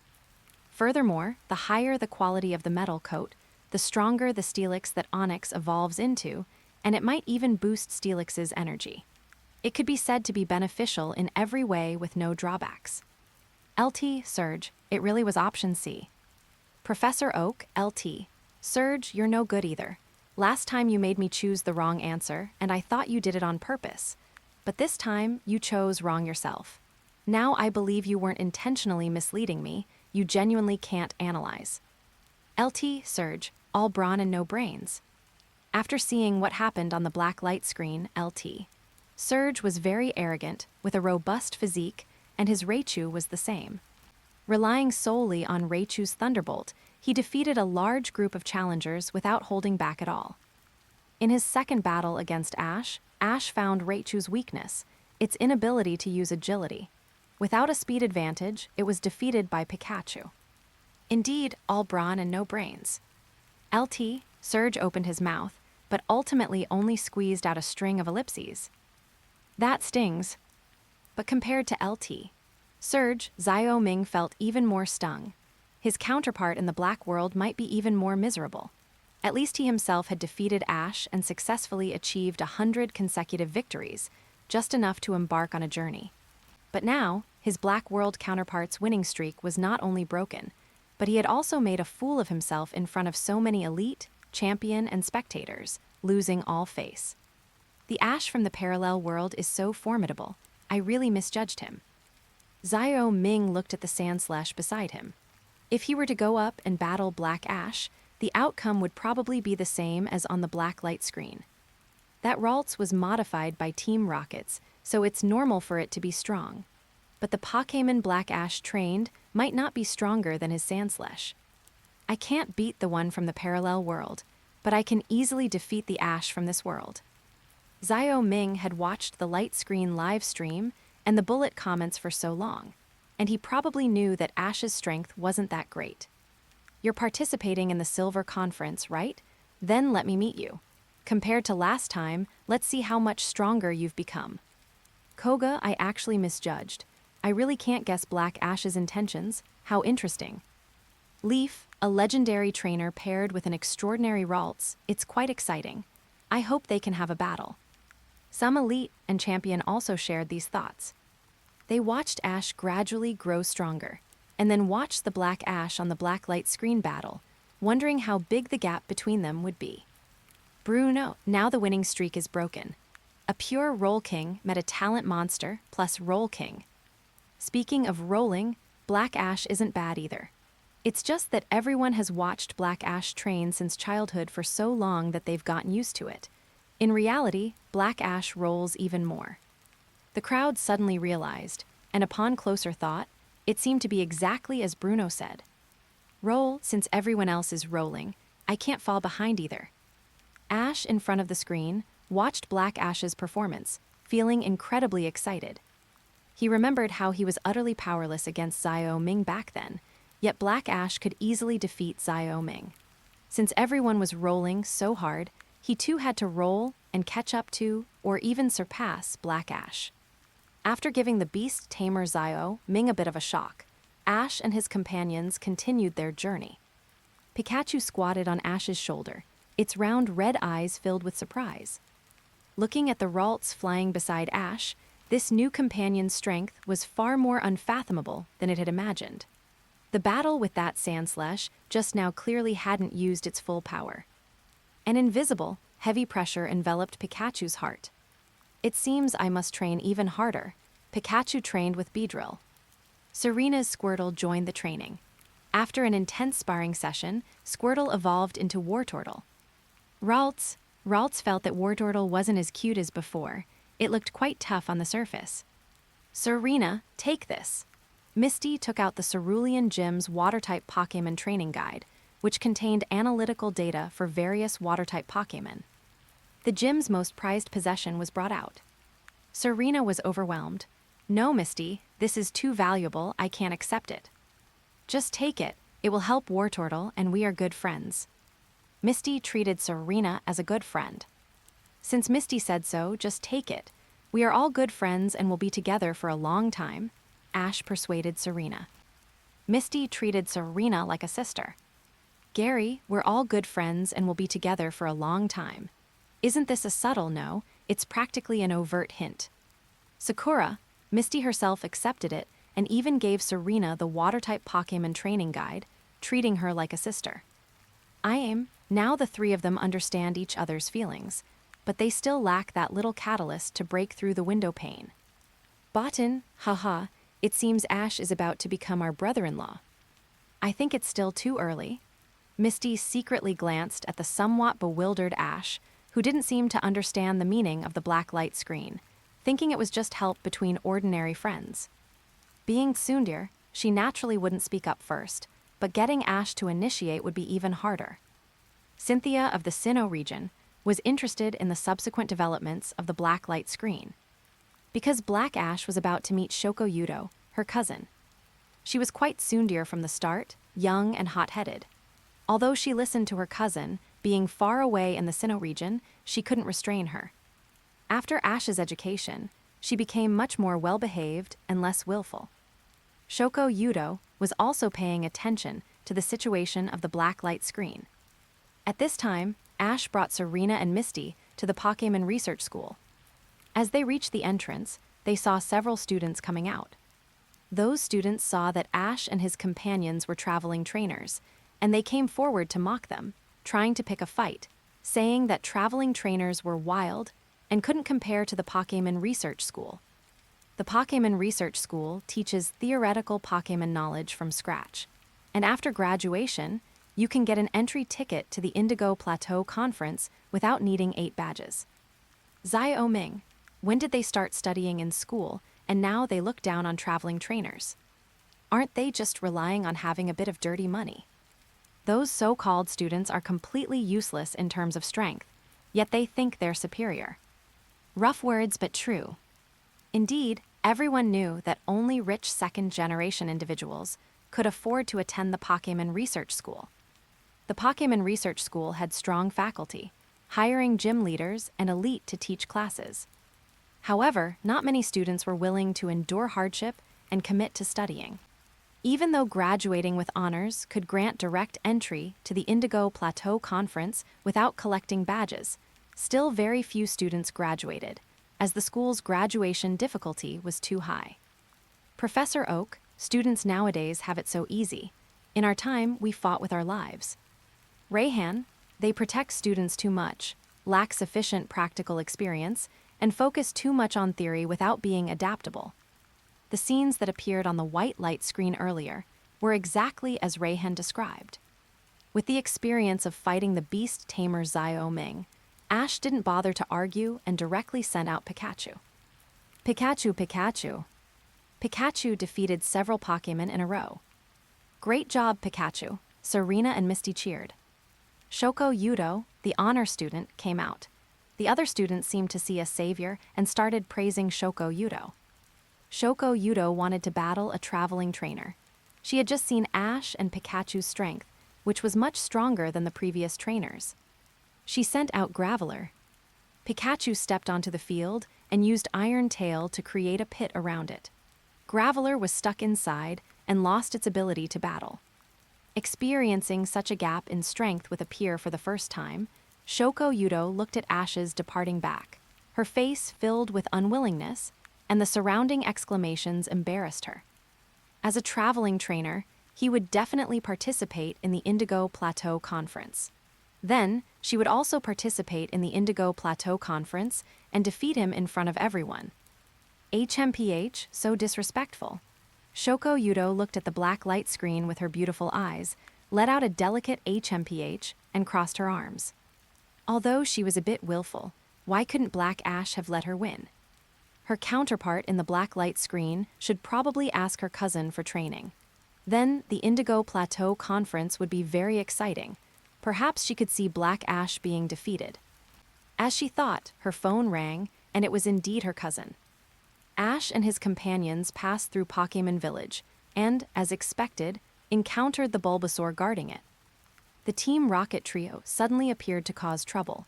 In the chaos, they accidentally injured an Oddish nearby. Thus, Bulbasaur misunderstood Ash and his group. Bulbasaur's eyes were sharp and full of hostility. It swung Vine Whip at Ash and his group, directly launching an attack. Jessie, see, what do you mean we assist the twerps? You always slander us, now you know we're not here to assist them, right? James, that's right, you guys hurry up and fight. When you're both exhausted, we'll reap the benefits and snatch a big prize. Actually, the Team Rocket trio knew perfectly well that in their black light screen state, battling Black Ash and his group would be a 3-7 split. 3 for them, 7 for Black Ash. After all, previous encounters had already proven that being sent flying 7 times within 3 minutes by Black Ash was not something glorious. Although they were unwilling to admit it deep down, the twerps from both worlds could defeat them soundly. But that was the reality, and they couldn't refute it. Brock, as usual, don't even dream of snatching anything. Every time, an accident always happens at the last minute to shatter your beautiful dreams. Beedrill charged towards Bulbasaur, and the two instantly became entangled in battle. Just as Bulbasaur was gradually falling behind and about to be defeated, Bulbasaur trainer timely arrived, shouting for them to stop and explaining the misunderstanding, which barely stabilized the situation. Clearly at a disadvantage and outnumbered, Bulbasaur still stood in front of Oddish, refusing to retreat a single step. Looking at this Bulbasaur, which clearly misunderstood him yet desperately protected its companion, Ash's heart trembled, and a strong desire to capture it arose within him. Bulbasaur was both brave and loyal, exactly the kind of companion he wanted. But no matter how enthusiastically Ash invited it afterward, Bulbasaur merely turned its head coldly, completely ignoring him. It even warned Ash with Vine Whip. Ash apologized to Oddish and Bulbasaur, and also healed their injuries. A familiar villainous laugh suddenly rang out. The Team Rocket trio appeared again. No way. The Team Rocket trio looked at each other, their faces filled with disbelief. Was this really another instance of them assisting the twerps? Team Rocket's daily mission. Everyone saw through Team Rocket's. Jessie, you hateful twerps. We're here for revenge this time. And there are so many Pokémon here, we might as well take them all and show you our power. The Team Rocket trio had made thorough preparations this time, specially building a powerful capture machine to avenge their previous repeated send-offs and to capture all the Pokémon in Pokémon Village. The ideal was grand, but reality remained harsh. And Team Rockets, as always, were famously stubborn. The more they failed, the more they would push through. Despite making full preparations, the Team Rocket trio's appearance time didn't exceed 1 minute. Pikachu, as usual, used Team Rocket's favorite Thunderbolt, instantly blowing up the machine, and they were sent flying again, still shouting their classic lines. Seeing Ash and Pikachu protecting Pokémon Village and battling the Team Rocket trio, Bulbasaur's opinion of Ash changed. The misunderstanding with Ash and his group was resolved, and it also recognized Ash's character and the strength of his Pokémon. It looked at Ash, nodded, and finally gave in. As long as Ash could defeat it, it would be willing to travel with Ash. Pikachu voluntarily stepped forward. Facing Bulbasaur's Vine Whip, it flexibly dodged, avoiding being hit, then unleashed a Thunderbolt. Although Bulbasaur resisted fiercely, Grass-type Pokémon inherently have resistance to Electric-type attacks, but it ultimately couldn't withstand the Thunderbolt and suddenly fainted. Thus, Ash successfully caught Bulbasaur. Bulbasaur trainer wholeheartedly agreed with Ash catching Bulbasaur. The more she interacted with Ash, the more she felt that Bulbasaur could follow Ash and better realize its talent, instead of staying in Pokémon Village and wasting its potential. Bulbasaur should not stay in Pokémon Village. Its stage is the vast world outside. Don't worry, Bulbasaur trainer. Ash patted his chest and promised, I will definitely take Bulbasaur to the world stage. Yes, I believe you, and I believe in Bulbasaur. Bulbasaur trainer felt a bit reluctant, but couldn't limit Bulbasaur's development. It deserved better. Dana, Bulbasaur said goodbye to Bulbasaur trainer and Oddish. See you next time. Chapter 34. The Little Dragon Deeply Shaken, a heartwarming scene. Handsome guy, I told you, when Ash runs into trouble, Team Rocket will step in. On the surface, they're doing things that harm Ash, but in reality, they're helping him. Jenny, I don't think so. That duo and their cat from Team Rocket don't exactly show Ash any mercy when they deal with him. One look at this guy, and you knew he was an idiot, and that name was just as stupid. The Team Rocket trio grumbled inwardly, no longer wanting to argue. They focused on what was happening on the black light screen, seeing if they could pick up any information to use against the brat in this world. After all, the brat in the parallel world was very formidable. Even across a light screen, they were breaking a sweat for the version of themselves in the other world.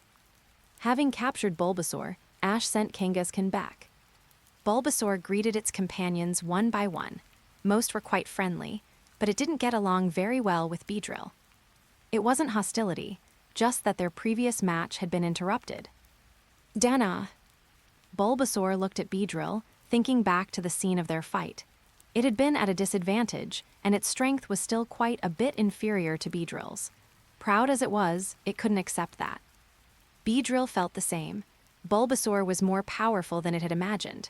Right now, its own strength ranked at the bottom of the team. Big Brother Pikachu was first, second should be Kangaskhan, and third was unknown for now, likely the newcomer Ralts, whose battle had left it quite shocked. The Pokémon by its master's side were not simple. Its own strength was still too weak, and it had to work twice as hard, otherwise it wouldn't be able to help its master. Beedrill trained even more diligently on the road. Since almost every partner was stronger than it would spend several times more time training. After walking for a while, Ash recalled Beedrill and the others. Only Pikachu and Ralts remained, both refusing to go into their balls. The former disliked being in a ball, while the latter was very close to Ash, feeling very secure leaning against his side. Misty, Ralts is even more clingy than Bayleaf was when she was a Chikorita. She's more dependent on Ash. I wonder how Bayleaf would react if she saw this. How would she react? Ash didn't think much of it, only assuming that Bayleaf liked him quite a bit. You know, the kind of liking between a trainer and a Pokémon. The block-headed Ash didn't understand and didn't see a problem, but Brock was a breeder and understood the emotional states of Pokémon better. He believed that Bayleaf's feelings for Ash weren't just the usual affection between a Pokémon and its trainer, but contained some romantic love as well. Although Brock had never been in a relationship, he had confessed his love many times. Well, setting aside the failures, he was still quite sensitive to these emotions. Professor Oak, I just looked. She seems a bit envious and resentful, missing Ash very much. Ash, Bayleaf, I'll be back soon. I miss you guys too. He managed to temporarily stabilize Bayleaf. Saki, Ash is so popular. It's one thing to be liked by so many girls, but to be this loved by Pokémon too. His charm is immense. After saying that, she looked at her daughter. I didn't expect your love rivals would include Pokémon too. Chikorita and Ralts. Who else? Serena watched the black light screen and the bullet comments for a while. It indeed put quite a bit of pressure on her. Ash said he would return to Pallet Town after the Silver Conference. Misty was by his side, and he'd meet Bayleaf then. What about her? She was still far away in the Kalos region. Could it be that, like in the black light screen, she should take the initiative to go to Kanto to find Ash? Serena didn't want to overthink it anymore. If she waited any longer, the opportunity would be long gone. Professor Oak, Ash's charm lies in his love for Pokémon, giving his all for them and touching them with his sincerity. Very few people can do that. Too many people weigh the pros and cons when interacting with Pokémon. Leon, yes. The Pokémon you catch, whether strong or weak, should be treated well. If their strength isn't enough, then grow stronger with them. There's no need to chase Pokémon that are born powerful, because those Pokémon are often beyond the grasp of ordinary people and can even put one in danger.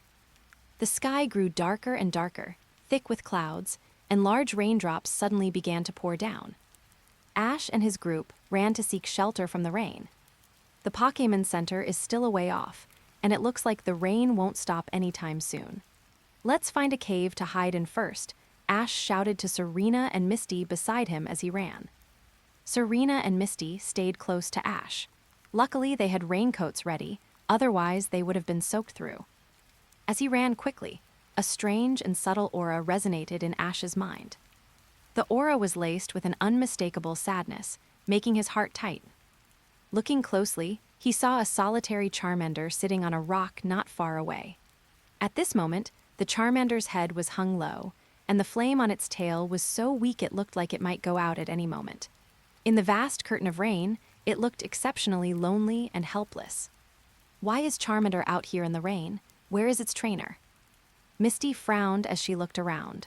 Fire-type Pokémon disliked rainy days the most. Usually when it rained, they would seek shelter, but this Charmander before them was a bit strange. Charmander, what's wrong? It's raining now, you should go find shelter quickly. Ash was worried about Charmander's condition. Charmander slowly raised its eyes and looked at Ash's group. There was no light in its eyes at all. It slowly lowered its head again, its expression still dejected. Serena quietly stepped forward and used her raincoat to block the rain for Charmander. Seeing its lonely appearance, she could roughly guess the reason it was out in the rain. Charmander. Ash looked at the Charmander on the black light screen, another surge of anger rising in his heart. Charmander was clearly so good and so strong, why treat it like that? Fortunately, after joining him, Charmander had Pikachu and the others for company, which allowed it to step out of that shadow. Pikachu. Pikachu gave a low cry. It also thought of the current Charizard. The time spent fighting side by side and bickering along the way had long since made them the closest of partners. It wondered how Charizard was doing in the Cherisific Valley. Misty and Brock had also witnessed Charizard's growth. Although it was sometimes disobedient and rebellious, even causing Ash to lose matches, Ash never blamed it. Later, he even blamed himself for not taking good care of Charizard, and their relationship eventually mended. Suddenly, a cacophony of footsteps and voices came from the nearby bushes. Looking over, they saw several trainers. When Charmander saw the boy in the lead, its dull eyes suddenly lit up. Ignoring the puddles beneath its feet, it rushed over quickly, not caring as muddy water splashed onto its body. That was its trainer, Dayu. Charmander, what are you doing? Misty shouted. Its trainer. Ash watched the joyfully running Charmander, then looked at those people, his brow furrowing slightly. He felt things weren't as simple as they seemed. Those people were also looking at Ash. Their gazes were somewhat unfriendly. Hey Dayu, isn't this that useless Charmander of yours? One of the laughing trainers nearby said. Looking at it, it seems quite attached to you. You're really not going to take it back. Those people also looked down on Charmander because they had seen it battle. It really was useless. If it were them, they would have abandoned Charmander just the same. I think that kid is just waiting to pick up your Charmander. Ash frowned, his gaze toward those people turning cold. What was the difference between them and Team Rocket? Pikachu watched with an unfriendly look. Ralts was ready to strike at any moment. Hearing those words, Dayu's face darkened, and he kicked the approaching Charmander away without hesitation. Kana tilde. Charmander fell onto the muddy ground, the flame on its tail weakening a bit more. Serena gasped, not expecting such a situation to occur. I don't want a piece of trash that can't even beat a Poliwag. Dayu snorted coldly and casually released his own Poliwag. Looking at the Charmander struggling to stand up, his eyes were full of disgust. If it weren't for you, I wouldn't have lost face in front of everyone. Get as far away as you can. I don't need such a useless Pokémon. I don't need such a trashy Pokémon. This sentence pierced Charmander's heart, dealing it a massive blow. Seeing Dayu's gaze, which held not a shred of attachment, its body went limp, and it fell back into the mud. In its blurred vision, it saw a figure step forward quickly, and the voices in its ears became increasingly chaotic. Ash landed a punch right on Dayu's face. It happened too fast. Dayu was still in a daze when a sharp pain suddenly shot through his cheek, and he staggered back several steps. Damn it! You dare lay a hand on me. You're not afraid of death, are you? Seeing their companion hit, the other trainers immediately rushed forward, wanting to swarm Ash. Pikachu and Ralts wanted to step in. Ash stopped them. He wanted to teach these guys a lesson himself. Serena and Misty checked on Charmander's condition. In just a few seconds, a series of wails rose one after another through the rain. The trainers who rushed forward were all knocked to the ground by Ash in no time, curling up in the mud in too much pain to move. You don't deserve to be Charmander's trainer. Ash looked down coldly at the defeated Deo. It's clearly your problem, yet you pin it on Charmander. Your own strength is weak, yet you insist Charmander is useless. I've never seen such an incompetent trainer. For any Pokémon to follow a trainer like you is just rotten luck. He leaned down slightly, his gaze becoming sharper as he said word by word. You remember this. There are no trash Pokémon, only trash trainers. The cold rain continued to beat against Ash's raincoat, splashing in small droplets. At this moment, his mood was just like the gloomy weather, terrible to the extreme, and the anger in his heart hadn't subsided at all. LT, Surge, damn, watching this makes me want to hit him too. Those guys on the black light screen are even more disgusting. Brock, to say those things to Charmander in that situation. He really doesn't deserve to be a trainer. Everyone was watching with unprecedented fury. Fortunately, Black Ash stepped in and gave those people a beating. But they still felt it wasn't enough. For guys like that, this was too light. Inside the cave. Charmander, it's okay now, don't worry about him. Ash covered Charmander with his own clothes and comforted it in a low voice. Sensing its aura, he also sensed its emotions. It was in a state of great sadness. Its body was fine, but its heart had taken a massive blow. Charmander was dejected and heartbroken. Its own trainer had actually abandoned it, despised it for being useless, and then turned around to find a Pokémon similar to the one that had defeated it to take its place. This series of actions was a huge blow to the young Charmander. Pikachu was also comforting Charmander. That person clearly wasn't any good, so stop thinking about him. If possible, just come with my trainer. Ralts was perched on Ash's shoulder, also trying to persuade Charmander. Serena and Misty were comforting Charmander as well. Get some good rest first. We'll talk more tomorrow once you've recovered. Ash started a fire to ward off some of the chill. Bruno, the situation on the black light screen this time is much better than in our world. No injuries occurred. Lorelei, but the emotional blow was even greater. Saying such malicious words to Charmander's face and then releasing the Poliwag that just defeated it. For a Charmander waiting for its trainer to come back for it, this is harder to bear than physical injuries. Steven, the experiences of the Pokémon Ash captures are so full of hardships. Leon, perhaps that's the experience of becoming a legendary trainer's Pokémon. Only by facing difficulties can one face their inner self and become even stronger.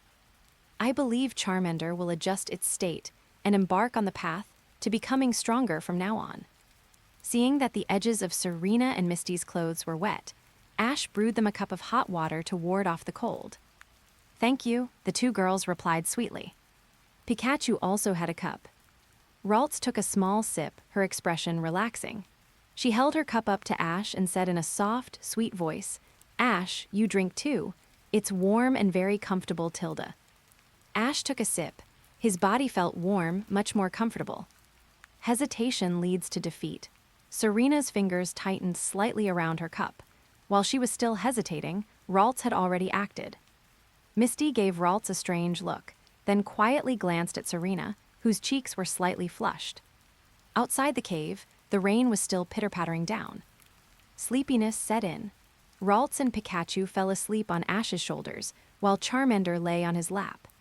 Serena and Misty were also tired and perhaps a little cold. Each of them leaned toward Ash on either side, their small faces resting against his chest. The rainy night was quiet, the light soft. With sleeping Pokémon on the boy's shoulders and gentle girls leaning against his chest, the scene was tender, filled with an irrepressible sense of warmth and healing. Chapter 35, Charmander returns to his heart, Pikachu becomes trash. Gary, whoa, is Black Ash really this popular? On the black light screen, Pikachu and Ralts were perched on Black Ash's shoulders, and the girls were getting along with Black Ash with exceptional intimacy. Especially that Ralts, which clung to his shoulder and refused to come down. The reliance in its eyes clearly hid feelings that transcended those of a mere partner. Black Ash was like a magnet with its own magnetic field. No matter where he went, he could easily attract everyone's gaze, truly the center of attention. That was what he had previously fantasized about. Now, the Ash from the parallel world had achieved it all, and had even done it better. Nanami Oak, isn't that what you taught him? It's a good thing you didn't teach him anything reckless. If you had led Ash astray, you would be the #1 culprit. Gary. Wait, something is wrong with my sister today. Whenever something involved Ash, Gary would subconsciously perk up and pay close attention, let alone when it involved his own sister. He keenly sensed that there seemed to be a hint of imperceptible killing intent hidden in his sister's words just now. Could it be that my sister also likes Ash? She originally wanted to take advantage of being close by, but then this live stream appeared, along with the comparison to another world. That would have been fine, but it was my appearance teaching Ash that made her angry. Oh, no, Ash wouldn't really become my brother-in-law, would he? I could accept it for the black Ash from the other world, but why is the Ash from this world heading toward the same outcome? Their relationship is warming up quickly, but it's a pity it's black Ash. If only that blockhead Ash of mine could be this enlightened. On the other side, Delia stared at the black light screen, unable to help but reveal an anti-smile, but when she thought of Ash's wooden head, she got a headache. Sakura, he's maintaining those relationships quite well, one on the left, one on the right. Daisy, oh ho ho, in my opinion, him being our brother-in-law is a done deal. Ash, when are you coming back to Cerulean Gym for a meal? Misty, Daisy, stop talking nonsense. In reality, Ash had recently become a bit more enlightened, but facing these sudden feelings, he still didn't know how to speak up. He had long been accustomed to treating Misty as a companion, being carefree and uninhibited, but when it came to actually changing their relationship status, he became self-conscious and swallowed his words whenever they reached his lips. Moreover, the Charmander on the black light screen was the main focus of attention. The next day, Ash was the first to wake up and realized that his body was being weighed down all around. Ralts on his left shoulder was still hugging his neck. Pikachu on his right shoulder was curled into a ball. Charmander on his knees was pressed against his thigh. And Serena and Misty beside him were leaning on his arms on the left and right, their breathing still even and soft. He looked down at the two sleeping girls, their long eyelashes casting faint shadows under their eyelids, a few stray hairs falling on their cheeks, and the corners of his mouth unconsciously curled up into a gentle arc. Last night, everyone chatted until late at night, fell asleep without realizing it, and slept exceptionally soundly. I don't know how much time had passed, but Serena moved first. Her eyelashes fluttered, and she slowly opened her eyes. After seeing her position, her cheeks instantly flushed with a crimson hue, and she gently shifted her body. Misty, who was to the side, was also woken up by the movement. After realizing what was happening, even the tips of her ears turned red, and she looked away, her eyes somewhat evasive. Pikachu and the others also woke up. After a night of companionship, Charmander gave up on Dayu as its trainer and chose Ash as its trainer. The companionship last night had genuinely moved Charmander. Facing Ash's invitation, Charmander showed a happy smile and voluntarily entered the Pokeball. It's a good thing it followed Ash. Misty had been a bit worried that Charmander would go back to find that guy, but now she didn't need to worry. After finishing breakfast, seeing the Beedrill and the others exercising on their own, Charmander felt a bit uneasy. It took the initiative to step forward and train with the Beedrill. Charmander's strength was not weak, and its whole body exuded a sense of resilience, but the Beedrill had been following Ash's training for a long time. Their combat techniques were skilled, and their experience was far richer than Charmander's. After only a few rounds, they quite easily defeated Charmander. Charmander continued to battle the Beedrill, but was still defeated. Charmander, let's take a rest for a while. Seeing Charmander's stubborn desire to become stronger, Ash guessed that it was influenced by Dayu, fearing that it would be abandoned again because it wasn't strong enough. Ash felt very sorry for it, patted its head, and whispered, Charmander, I know you want to become stronger. Don't rush, we will become stronger together with you. We are partners, and I won't let any partner fall behind. Pikachu and the others looked at Charmander and nodded repeatedly. Bulbasaur had experienced the same encounter as Charmander and was very resistant to most trainers. But after meeting Ash, It felt that trainers like Ash were rare and could be completely trusted. Chuck, this is the legendary trainer in my mind. It's a pity he doesn't have any fighting-type Pokémon. A fighting-type trainer and a fighting-type Pokémon, that is the perfect match. Leon, I would like to call you the strongest trainer. Leon highly approved of Black Ash's approach because he saw his younger self in Ash. Even when Charmander failed, he didn't give up on it, but instead grew stronger together with Charmander. His love for Pokémon, when he was young, couldn't compare to Ash's. Charizard Valley. The image from the black light screen appeared clearly before the many Charizard. One of the Charizard stood on a high place, looking at the black light screen with deep eyes. After a long time, its eyes were solemn, as if it were deep in thought and reminiscing. Reminiscing about Ash. Long time no see. I have already become stronger, and I can go help you. Regarding Charmander's desire to become stronger, Ash was very supportive and specifically referred to Professor Oak's Charizard training model to formulate a similar training plan for it. Throughout the training, Pidgeotto evolved into Pidgeot. I don't know if it was because of the good food or the high intensity of the training, but Pidgeot's size was a circle larger than an ordinary Pidgeot, its eyes sharp, its claws keen, and its aura even more ferocious. Ash, your Pidgeot is so big. Misty looked at the Pidgeot circling in the sky. Its body size was obviously very large, and its flying speed was faster, and she could hear the swishing sound of the wind. It's really big. Serena was very surprised, especially the wide wings and the sharp claws, which glittered with a cold light in the sunlight, and especially that sharp gaze. Once she locked eyes with Pidgeot, she felt a bit intimidated. Similar to the Beedrill, it came with its own sense of oppression. At noon, they passed by a Pokémon Center. Here, they met some acquaintances. The acquaintances were Dayu and his group. When Dayu and his group saw Ash, a burning pain instantly hit their cheeks, and the scene from last night instantly appeared in their minds. They had been beaten too hard by Ash last night, and their teeth had almost been knocked out. This person's combat power was very strong. Even if they all attacked together, they were no match for him. Seeing Ash again at this moment, they were both angry and afraid, their faces looking exceptionally ugly. Dayu, isn't that your Charmander? Dayu sneered, his tone becoming increasingly mean. Oh, you're the one who stood up for this trash Charmander yesterday, right? What, you actually have an eye for this trash?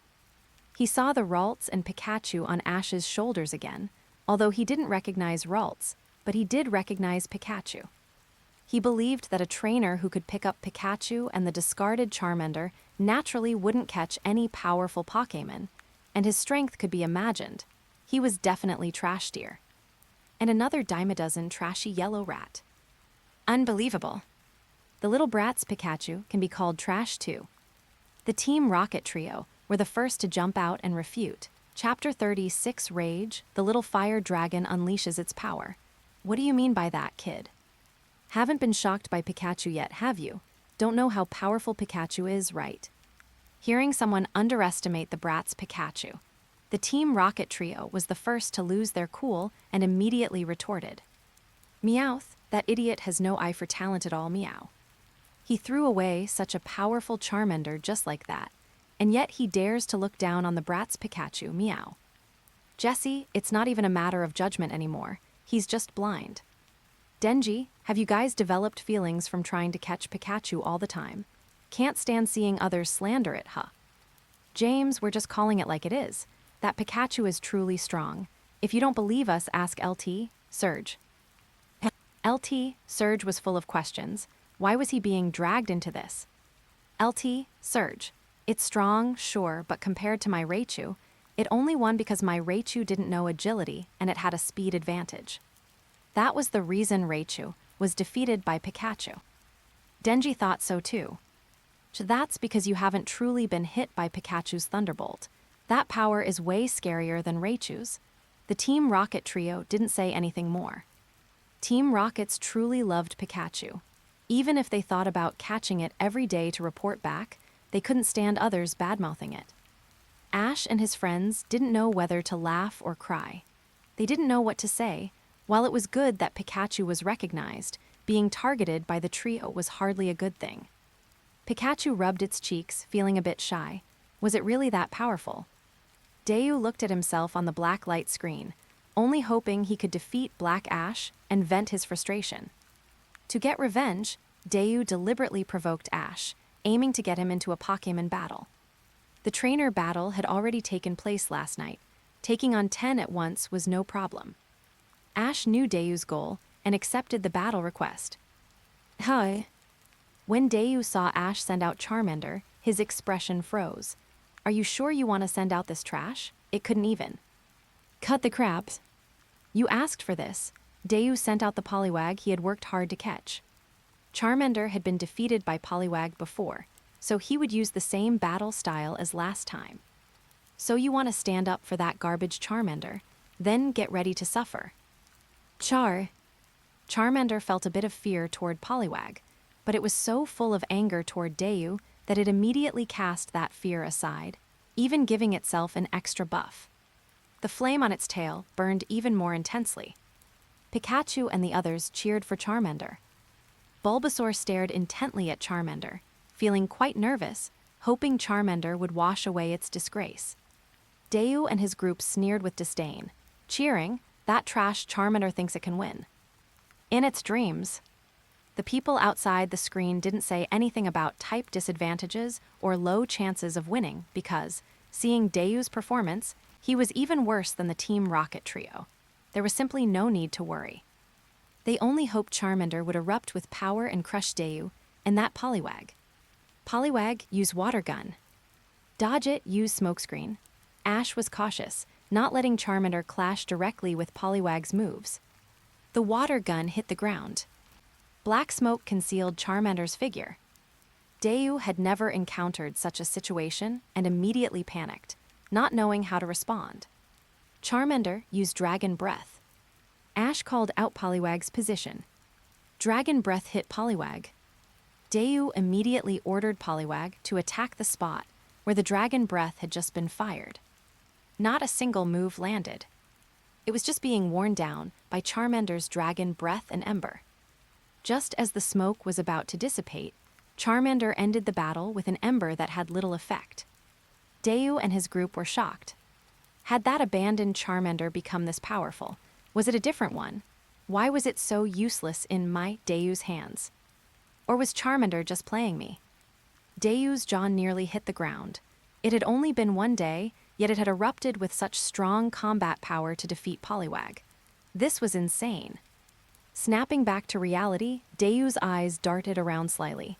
I didn't expect a piece of trash like you to become so strong. Not bad, not bad. I didn't misjudge you. I'll keep you around for a while longer. Dayu had the gall to try and take Charmander back. Come back, my Charmander. Shameless. That was everyone's evaluation of Dayu. Looking at the piquet ball Dayu threw, Charmander's gaze turned sharp. Its inner power erupted, and it spat out an extremely violent flame. If one looked closely, there were faint, iridescent glimmers in the flames. It scorched the piquet ball and Dayu black. Chuck, Flamethrower, it learned Flamethrower this quickly. Leaf, the power of anger, thanks to this guy. Xiaoxia. Dayu, injured, screamed, I'm going to kill you all. The sound of sirens approached. Dayu suddenly realized his savior had arrived. He immediately twisted the truth to Officer Jenny, claiming Ash had stolen his Charmander and ordered the Pokémon to attack him. Officer Jenny nodded and directly handcuffed Dayu and his companions. Officer Jenny, you've got the wrong person. Dayu was shocked. Officer Jenny stated the crimes of Dayu and his group. Dayu, you are suspected of Pokémon abuse and using illegal means to capture Pokémon. Please come with me for investigation. Dayu's scorched face instantly turned pale, though it was impossible to tell from his appearance. Chapter 37, The Robbery of the Squirtle Army. No, I didn't. He's the one who abused them. Look, these are the injuries he gave us. Dayu was still trying to argue his way out. The Fairweather friends by his side also chimed in, each adding their own word to frame Ash, pushing all the blame onto Ash's shoulders and painting themselves as victims. In their hearts, they truly believed that if it weren't for Ash, none of the subsequent events would have happened. That trash Charmander could have gone wherever it wanted. It had nothing to do with them. Brock, good grief, this is way too shameless. The Dayu in the black light screen was even more disgusting than the one in the white light screen. He couldn't win the fight, so he resorted to false accusations. Handsome guy, is there a light screen substitute fighter? I'm starting to lose my patience. LT, Surge, HMPH, even more shameless than those Team Rockets guys. LT, Surge certainly knew how to hold a grudge. James was speechless. For a mere gym leader, his magnanimity was so small.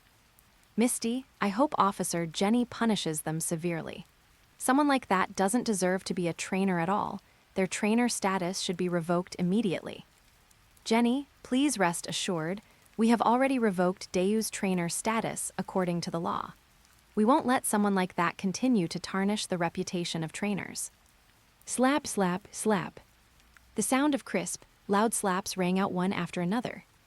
Officer Jenny withdrew her hand, her fingertips feeling a slight numbing sensation. Having delivered so many slaps at once, her hand was a bit numb. Dayu and his companions clutched their faces as large areas of red swelling instantly appeared on their cheeks, the burning pain spreading across their skin to the base of their ears. The group's eyes were filled with shock and resentment. They never expected Officer Jenny to deliver several slaps so forcefully without even asking a single question. Why did you hit us? It was clearly, Dayu shouted with his neck stiffened. Before he could finish his sentence, he saw Serena take out her camera, which happened to have recorded the footage of Dayu abandoning Charmander. Still want to slander him? Serena's voice was flat, but a trace of coldness was hidden in her eyes. Since he dared to slander Ash, she had no choice but to target him now. She had guessed yesterday that Charmander had been abandoned, so she had prepared to film in advance. With ironclad evidence, Dayu's group was instantly silenced.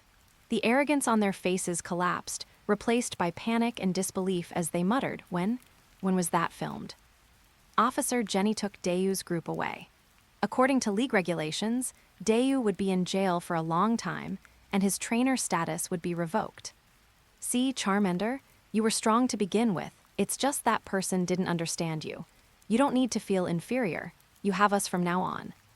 Black Ash knelt down, his gaze level with its round eyes, and spoke softly. Kane. Charmander's eyes were bright, and the flame on its tail danced even more joyfully. It leaped happily and hugged Ash's arm tightly. Ralts also floated over gently, rubbing its small head against Ash's cheek. Pikachu stood up happily. Bulbasaur wore a smile, truly happy for Charmander in its heart, glad that the trainer who abandoned it was shown the error of his ways. Leon, this outcome is very good. It's good for both sides. Rayhan, not just both sides, it's three sides. Black Ash gained Charmander, Charmander gained Ash and cleared its previous humiliation, and Dayu is even more impressive. He actually found a place with free food and lodging. From now on, he won't have to worry about being beaten up by Ash, and he won't have to do Pokémon battles anymore. He can retire early. Chuck, hahaha, today is a pleasant day. Lance, some people are pleased, while others are not. Trainers who owned a Charizard were very happy. Abandoning such a good Pokémon was simply inhuman. He had no vision at all. Dayu had now given up hope. He was injured, and his counterpart in the black light screen had suffered a heavy blow. His legendary career as a trainer was ended right here. Those elites and champions had just lost an opponent. Consider them lucky. Charmander, let me see how strong you are. When the time comes, let's see who's more powerful compared to my Charizard. Ash's eyes were bright, his fists clenched, and his heart was incredibly excited. Pikachu felt happy for Charizard. It was just a shame it wasn't here. Otherwise, it would have been so excited it would have blasted fire in Ash's face again. Roar, roar, roar. In the distance, deafening roars suddenly erupted from Charizard Valley. Countless flames shot toward the sky from the valley, the firelight tinting half the sky red, as if celebrating for Charmander or perhaps responding to something. The corner of Ash's Charizard's mouth curled up. It was very satisfied with the result in the black light screen and looked forward to what was next even more. Lisa only just learned what Ash's Charizard had gone through before. It truly was pitiful to have been abandoned. No wonder it wanted to become stronger so badly. It was to better repay Ash. Pokémon are very simple creatures. If you're good to them, they're good to you. What bad intentions could they have, except for Spearow? Having resolved the matter, the Team Rocket trio came out to give Charmander some practice. Now was the time to train Charmander, and the Team Rocket trio were the best training targets. To show his gratitude, Ash specifically let Pikachu deliver the final blow, and they were sent flying by Thunderbolt. Otherwise, if Team Rocket came over and only saw Pikachu once without getting anything, it would be quite pitiful. Ash let them take some of Pikachu's electricity back with them. It could be considered a bit of compensation. Charmander, remember in the future that those three aren't strong, but sometimes they make some formidable machines that can be troublesome. You have to be careful, resolve it as quickly as possible, or else just avoid them. Jessie, twerp, you're going too far. It's one thing to use us for practice, but speaking ill of us behind our backs too. Ash, I didn't speak ill of you. Didn't I also praise you? James, whom you do have an eye for talent after all. You two are beyond help, Meow. Meowth sighed. It was one thing for Jessie to be illiterate, but why was James also so foolish? These two teammates were so silly. Did their trio even have a future? The journey continued. Passing through a town, Ash encountered a Squirtle squad that specialized in robbery. For some reason, Ash felt a sense of both familiarity and strangeness toward those Squirtle wearing special glasses. Out of friendliness toward Squirtle, Ash gave them some food, but the Squirtle squad wanted it all. So greedy. This was the first time Ash had encountered Pokémon committing robbery, and they were making huge demands. Squirtle, Squirtle. The Squirtle leader pointed to the nearby Team Rocket trio, who were tied up, their mouths gagged, and their bodies hanging from tree branches, swaying like a swing. Ash had aura and understood what the Squirtle were saying. It says if we don't give them the food, our end will be just like Team Rocket's. Chapter 38 Squirtle's little brother, me, fighting Pikachu. Adam, Squirtle. Is that a Squirtle? Why do those Squirtles look like the Mafia? They didn't learn that from Team Rockets, did they? Oh, I was wrong. The Team Rocket trio is still hanging from a tree. Jenny, yes, those Squirtles are a bit special. They were also abandoned by their trainers, so they harbor deep resentment toward trainers and pull pranks around the town. Abandoned again? Who on earth are these trainers? Everyone was puzzled. Ash had encountered 3 abandoned starter Pokémon in a row along the way, forming a team just like that. LT, Surge, even Team Rockets fell into their hands. They're not simple. Gary, none of Ash's Pokémon are simple. They have very unique personalities. I didn't expect Squirtle to have done things like this before. Gary was also a bit speechless. The Pokémon Ash caught all had some issues, especially that Charizard. If Charizard hadn't been disobedient, Ash would have ranked even higher in the Indigo Plateau Conference. Ash was amused. This was all Squirtle's dark history. Stop showing it, stop showing it. The Team Rocket trio couldn't bear to watch. The black and white light screen vividly displayed their pathetic state. Boss Giovanni must be completely disappointed in us now. To be captured by a few Squirtles, it's truly a disgrace to Team Rockets. Jessie and James looked troubled, feeling very dejected. Meowth's expression shifted constantly until his eyes became exceptionally determined. He looked at the two and shouted excitedly, "No way. The boss must know what kind of Pokémon we're facing. That's the most special Pikachu. If it were anyone else, they might have done even worse than us, Meow." Jessie and James brightened up. As long as we present Pikachu to Boss Giovanni, we'll get promoted with a raise and become executives, Meow. The Team Rocket trio looked at each other, longing smiles appearing on their faces as they began to daydream happily about promotions and raises. Ash does not agree to the Squirtle boss's demands. The Squirtle boss looks at Ash's group. They don't have the advantage in numbers, and the opponent has a Pikachu that counters them. Taking things by force definitely won't work. A plan forms in its round head. The Squirtle boss takes a few steps forward and tells Ash it wants a battle to decide the winner. If the turtles win, they get the food. Otherwise, they leave the food alone. Sure. Ash finds these Squirtles quite interesting, and immediately sends out Pikachu. Pika! Pikachu jumps off Ash's shoulder, landing on all fours, ready to face Squirtle. The Squirtle boss pats an oval-headed Squirtle next to it. You're up. Squirtle Sigma, Obreve, de Obreve letter FF89 letter FF89. I'm fighting Pikachu. The oval-headed Squirtle is stunned. Squirtle. The Squirtle boss sees that Pikachu is no pushover and decides to step in itself. Its underlings might easily throw away the victory. What cute Squirtles. Misty thinks the Squirtles are adorable. Serena has one too, and feels the same way. At this moment, everyone is focused on the battle. No one pays attention to the struggling Team Rocket trio calling for help. Pikachu, Thunderbolt. ZZZZT. Electricity gathers. Dazzling lightning strikes out instantly. Squirtle quickly retreats into its shell, using rapid spin to dodge. The Thunderbolt hits the ground, tearing open several deep gashes. The spinning shell whistles through the air, rapidly falling toward Pikachu. Pikachu leaps, nimbly avoiding the falling shell. The shell slams into the ground, kicking up a cloud of dust that fills the surroundings with a gray mist. A water gun suddenly shoots out from the dust, heading straight for Pikachu. Pikachu dodge. Ash's eyes light up as he looks at Squirtle in the dust, keenly sensing something. So it has aura too, no wonder. Use Thunderbolt on that rock in front of you. Pikachu. Pikachu uses Thunderbolt. The thick current shatters the rock, and Squirtle is hit by the Thunderbolt, letting out a cry of pain. Squirtle, Squirtle, 5. The Squirtle underlings carry their boss away. They've met a tough opponent this time. Retreat. Having driven off the Squirtle squad, Ash walks over to the Team Rockets. The Team Rocket trio pleads with Ash for help. The kind-hearted Ash calls Officer Jenny for the Team Rocket trio, and together they let them down. The Team Rocket trio's food had been eaten by the Squirtles, so the helpful Ash finds them a place with room and board so they won't have to worry about food anymore. Jessie, Twerp will remember this grudge. Ash, didn't I let you down?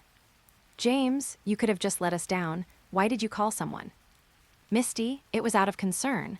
All your food was eaten by the Squirtles. Isn't it good that he specially found you a place with room and board? Jenny, haha, makes sense. Sharp-tongued Twerp and Brat.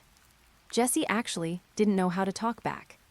After resting at the Pokémon Center, they encounter the Squirtle squad again. They've come to reclaim their pride. Meanwhile, the Team Rocket trio has slipped out of prison for revenge. Truly talented, how long were they even in there?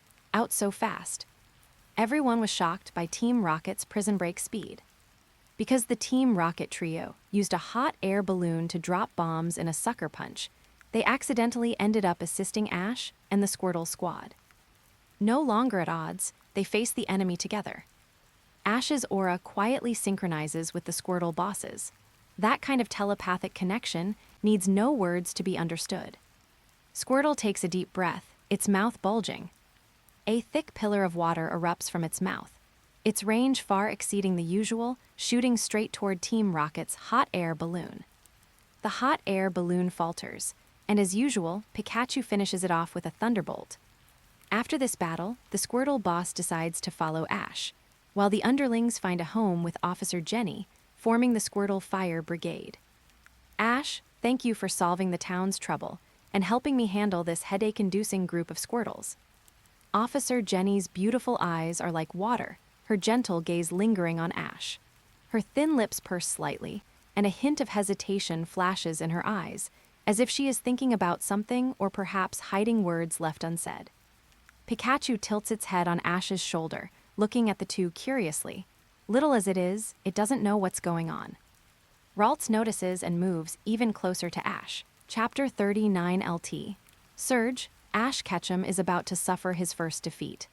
Sakura, the way Officer Jenny looks at Black Ash isn't right. It's a bit like the way Misty and the others look at him. Women are very sensitive to certain things. Their intuition is very accurate. Sakura saw emotions like tenderness, joy, and surprise in Officer Jenny's eyes. I've never seen Officer Jenny like this. She's lost her usual sharpness and has softened up quite a bit. Botan, that goes without saying, she must have fallen for Ash. Ola. Everyone was discussing intensely, but they were all shocked to see this topic. They hadn't noticed at first, only focusing on that Squirtle wearing the special glasses because Black Ash said it had aura, and they were curiously discussing it, only for such a sensational topic to explode. Officer Jenny is a celebrity, who doesn't know her? The Jenny family is spread across many regions and is a family of police officers, giving off an overwhelming sense of security.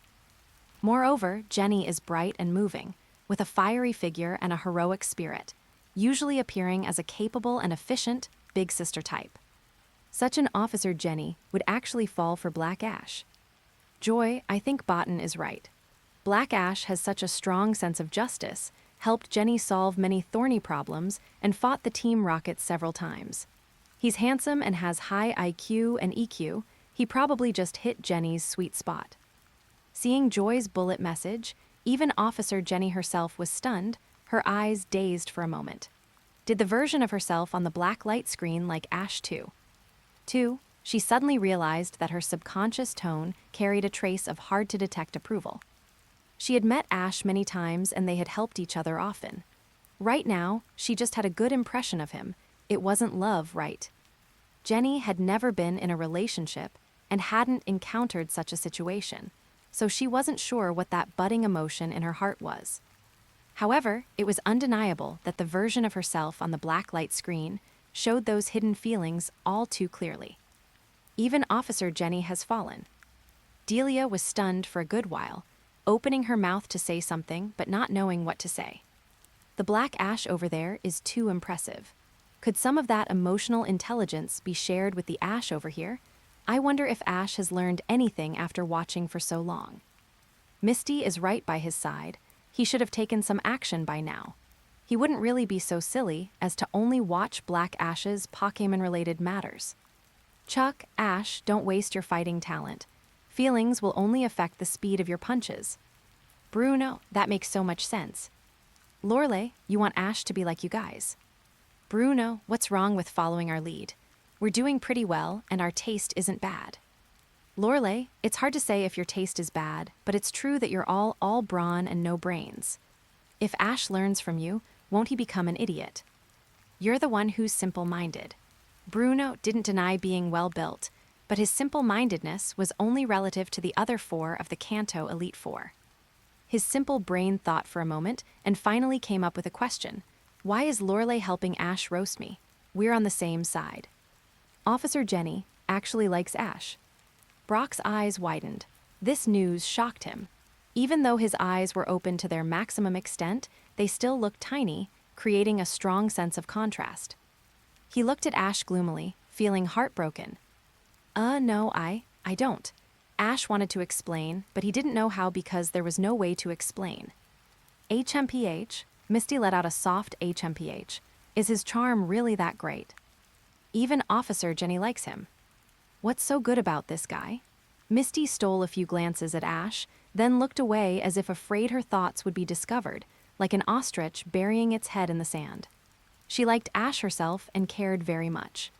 Seeing him try to explain to her, that clumsy-tongued look, she chuckled softly, her cheeks unknowingly flushing with a faint blush.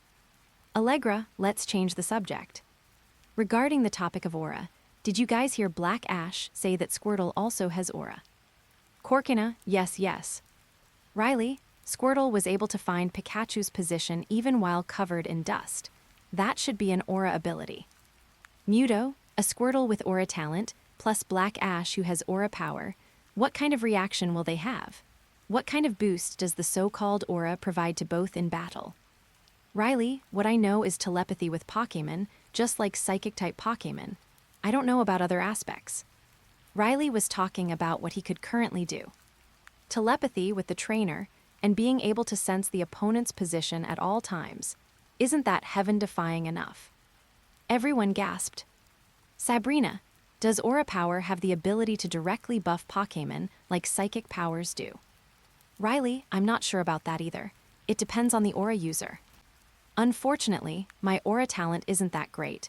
I haven't learned deeper abilities yet. Eileen, when it comes to the mastery of aura power, the aura hero is undoubtedly top tier. However, Due to environmental influences, only the Aura Guardians of the Super Ancient period could push the power of Aura to its limit. Nowadays, people with Aura talent are few and far between, and the development of Aura power is far from sufficient. Coupled with the fact that Pokémon with Aura talent are also very rare, it's very difficult to achieve a direct boost from trainer to Pokémon like psychic powers do. Sabrina, Ash in the parallel world has Aura power, and the Squirtle he caught also has Aura talent. In that case, is it possible to develop other uses for Aura power? Riley, it's hard to say. To develop other abilities of Aura power, talent is crucial. So far, Black Ash hasn't even been able to use an Aura barrier. His talent isn't top tier, so developing new abilities will likely be exceptionally difficult. Bad talent. Sabrina didn't feel much. Neither Ash was simple, and their talent might not have been realized yet. After bidding farewell to Officer Jenny, Ash received a call from Professor Oak inquiring about his Pokémon. During the call, Professor Oak learned that Ash would soon pass Bill's lighthouse, so he took the opportunity to ask him to visit Bill. He also specifically reminded him to look out for the giant Pokémon silhouette near the lighthouse that Bill had been mentioning. Walking toward the beach, it wasn't long before a crisp crack sound was heard. Looking closer, two Krabby were fighting fiercely on the beach. One tall, one short, one big, one small. The contrast was very obvious. The larger Krabby had the upper hand, brutally beating the smaller one. There was a gap in strength, but the small Krabby refused to give up, launching challenges again and again. Its temper was a bit like Beedrill's. Losing isn't scary. What's scary is losing and then giving up. But this tiny Krabby wouldn't. Like Beedrill, it fought more bravely as the battle went on, though the strength gap was huge. Its body was tiny and looked somewhat malnourished, and its claws were thinner than its peers, but in those small eyes burned a fire of refusal to yield. Krabby, come with me. Let's get stronger together. Ash extended an invitation to Krabby. Krabby's small eyes looked at this human, feeling the sincerity and determination in his gaze. After a moment of silence, it slowly extended a small claw and gently touched Ash's hand. I, Big Claw, will trust you this once. After catching Krabby, it was sent directly back to Professor Oak's lab. Having learned from the last Team Rocket revenge attempt, Ash specifically used Aura to sense the location of the Team Rocket trio. Only after driving away the Team Rocket trio did Ash feel at ease to find Dr. Bill. Otherwise, the plan would be ruined. Lance, being cautious is good. That way, no accidents will happen, and he won't lose contact with that giant Dragonite. Lance was still brooding over not being able to see the giant Dragonite's appearance clearly. The Team Rocket trio didn't argue back. They couldn't afford to offend Lance. Although they were talking big online, Lance was in Kanto, very close to them, and was an investigator. He could track them down at any time, so they didn't dare take the risk. At night, the giant Dragonite appeared. With no Team Rocket to cause trouble, everything went smoothly. The giant Dragonite was very friendly, especially toward Ash. It felt a power from the Super Ancient period on Ash, which gave it an inexplicable sense of closeness. It told Ash its purpose. It was searching hard for its companions from the Super Ancient period. A Dragonite from the Super Ancient period? Everyone was shocked. Haven't most Pokémon from the Super Ancient period gone extinct? Only some Kabuto and Ammonite are left. Why is there still a Pokémon of such a massive size? After a conversation, Ash gradually felt the loneliness and desolation in its eyes and promised to help it find its companions. Despite its great size and having drifted for countless years, even when meeting humans, it was rare to feel such pure kindness as Ash and his group showed. Especially Ash, who was gentle and sincere toward the Pokémon around him. That purity deeply moved the Super Ancient Dragonite. The Super Ancient Dragonite became friends with Ash and gave him a dragon flute. If he encountered danger, he could blow this flute, and it would come immediately. Oh, the twerp in the parallel world is going to be unstoppable. Jessie, that Super Ancient Dragonite is going to be Black Ash's bodyguard. Setting aside its strength, just its size alone, who wouldn't be afraid just seeing it stand there? Jessie, the twerp in the parallel world has become so strong. It's the parallel world versions of us who suffer. Having to face such a terrifying opponent, I suddenly feel like the twerp is the villain, and we're the weak protagonists. Jessie, why is only the twerp getting buffed? What about us? Jessie, nothing has been buffed. The Pokémon in our hands are still the same. In contrast, Black Ash has caught several powerful Pokémon and now has the protection of the super ancient Dragonite. Our Team Rocket is practically just there to be sparring partners for Black Ash. James was even more speechless. Lance was also surprised. Lance, where can I find such a powerful bodyguard? LT, Surge. If it goes into battle, I'm afraid one stomp would decide the winner. LT, Surge was worried about the version of himself in the parallel world. Would he have to face such a powerful opponent that he couldn't possibly win against? One look and you'd know the result. It wouldn't even inspire a desire to fight. Bill, it went so smoothly. I hate Team Rocket. Professor Oak, not bad. Ash also has a strong connection with super ancient Pokémon. Looking forward to Ash's future performance. Traveling while training, Pikachu and the others' strength gradually increased. Not long after, Ash and his group arrived at a Pokémon Center. At this time, the Pokémon Center was overcrowded, with all the beds full. Most of the Pokémon lying on them were scorched black from electricity. They learned from the surrounding trainers that this was the work of gym leader LT, Surge. When facing challengers, he showed no mercy, treating the Pokémon brutally. He also mocked the trainers and their Pokémon as babies, adding insult to injury. Looking around, the Oddish, Pidgeotto, Raticate, and other Pokémon lying on the beds were all covered in bandages. Even Graveler and Sandslash were the same. LT, Surge, Brother Surge, you're so ruthless. Chuck, to be honest, Surge, do you have some kind of fetish? LT, Surge, get lost. I'm just using my full strength to test the challenger's power. If they want my badge, they must defeat me at my best. Although doing so was unethical, the League had no explicit ban on gym leaders using their full strength against challengers, and LT, Surge exploited this loophole. But in the eyes of others, LT, Surge just enjoyed mocking those challengers, loving to see them defeated and ridiculed, leaving in a pathetic state. This LT, Surge, was a gym leader without morals. Ordinary gym leaders wouldn't make things difficult for challengers. As long as the challenger met their standards, they could award the badge. It wasn't necessary to defeat the gym leader. Ding! Prize quiz time. At this moment, the live stream reached the prize quiz segment again. Question facing the brutal gym leader LT. Surge, how will Black Ash respond? A. Seeing gym leader LT. Surge's brutality, Black Ash loses his nerve and chooses another gym. B. Forces himself to accept the challenge and ends up suffering a crushing defeat. C. Fighting fire with fire, he responds to the brutal LT. Surge in an even more brutal manner. D. Based on the descriptions from other challengers, Black Ash devises a strategy to counter LT.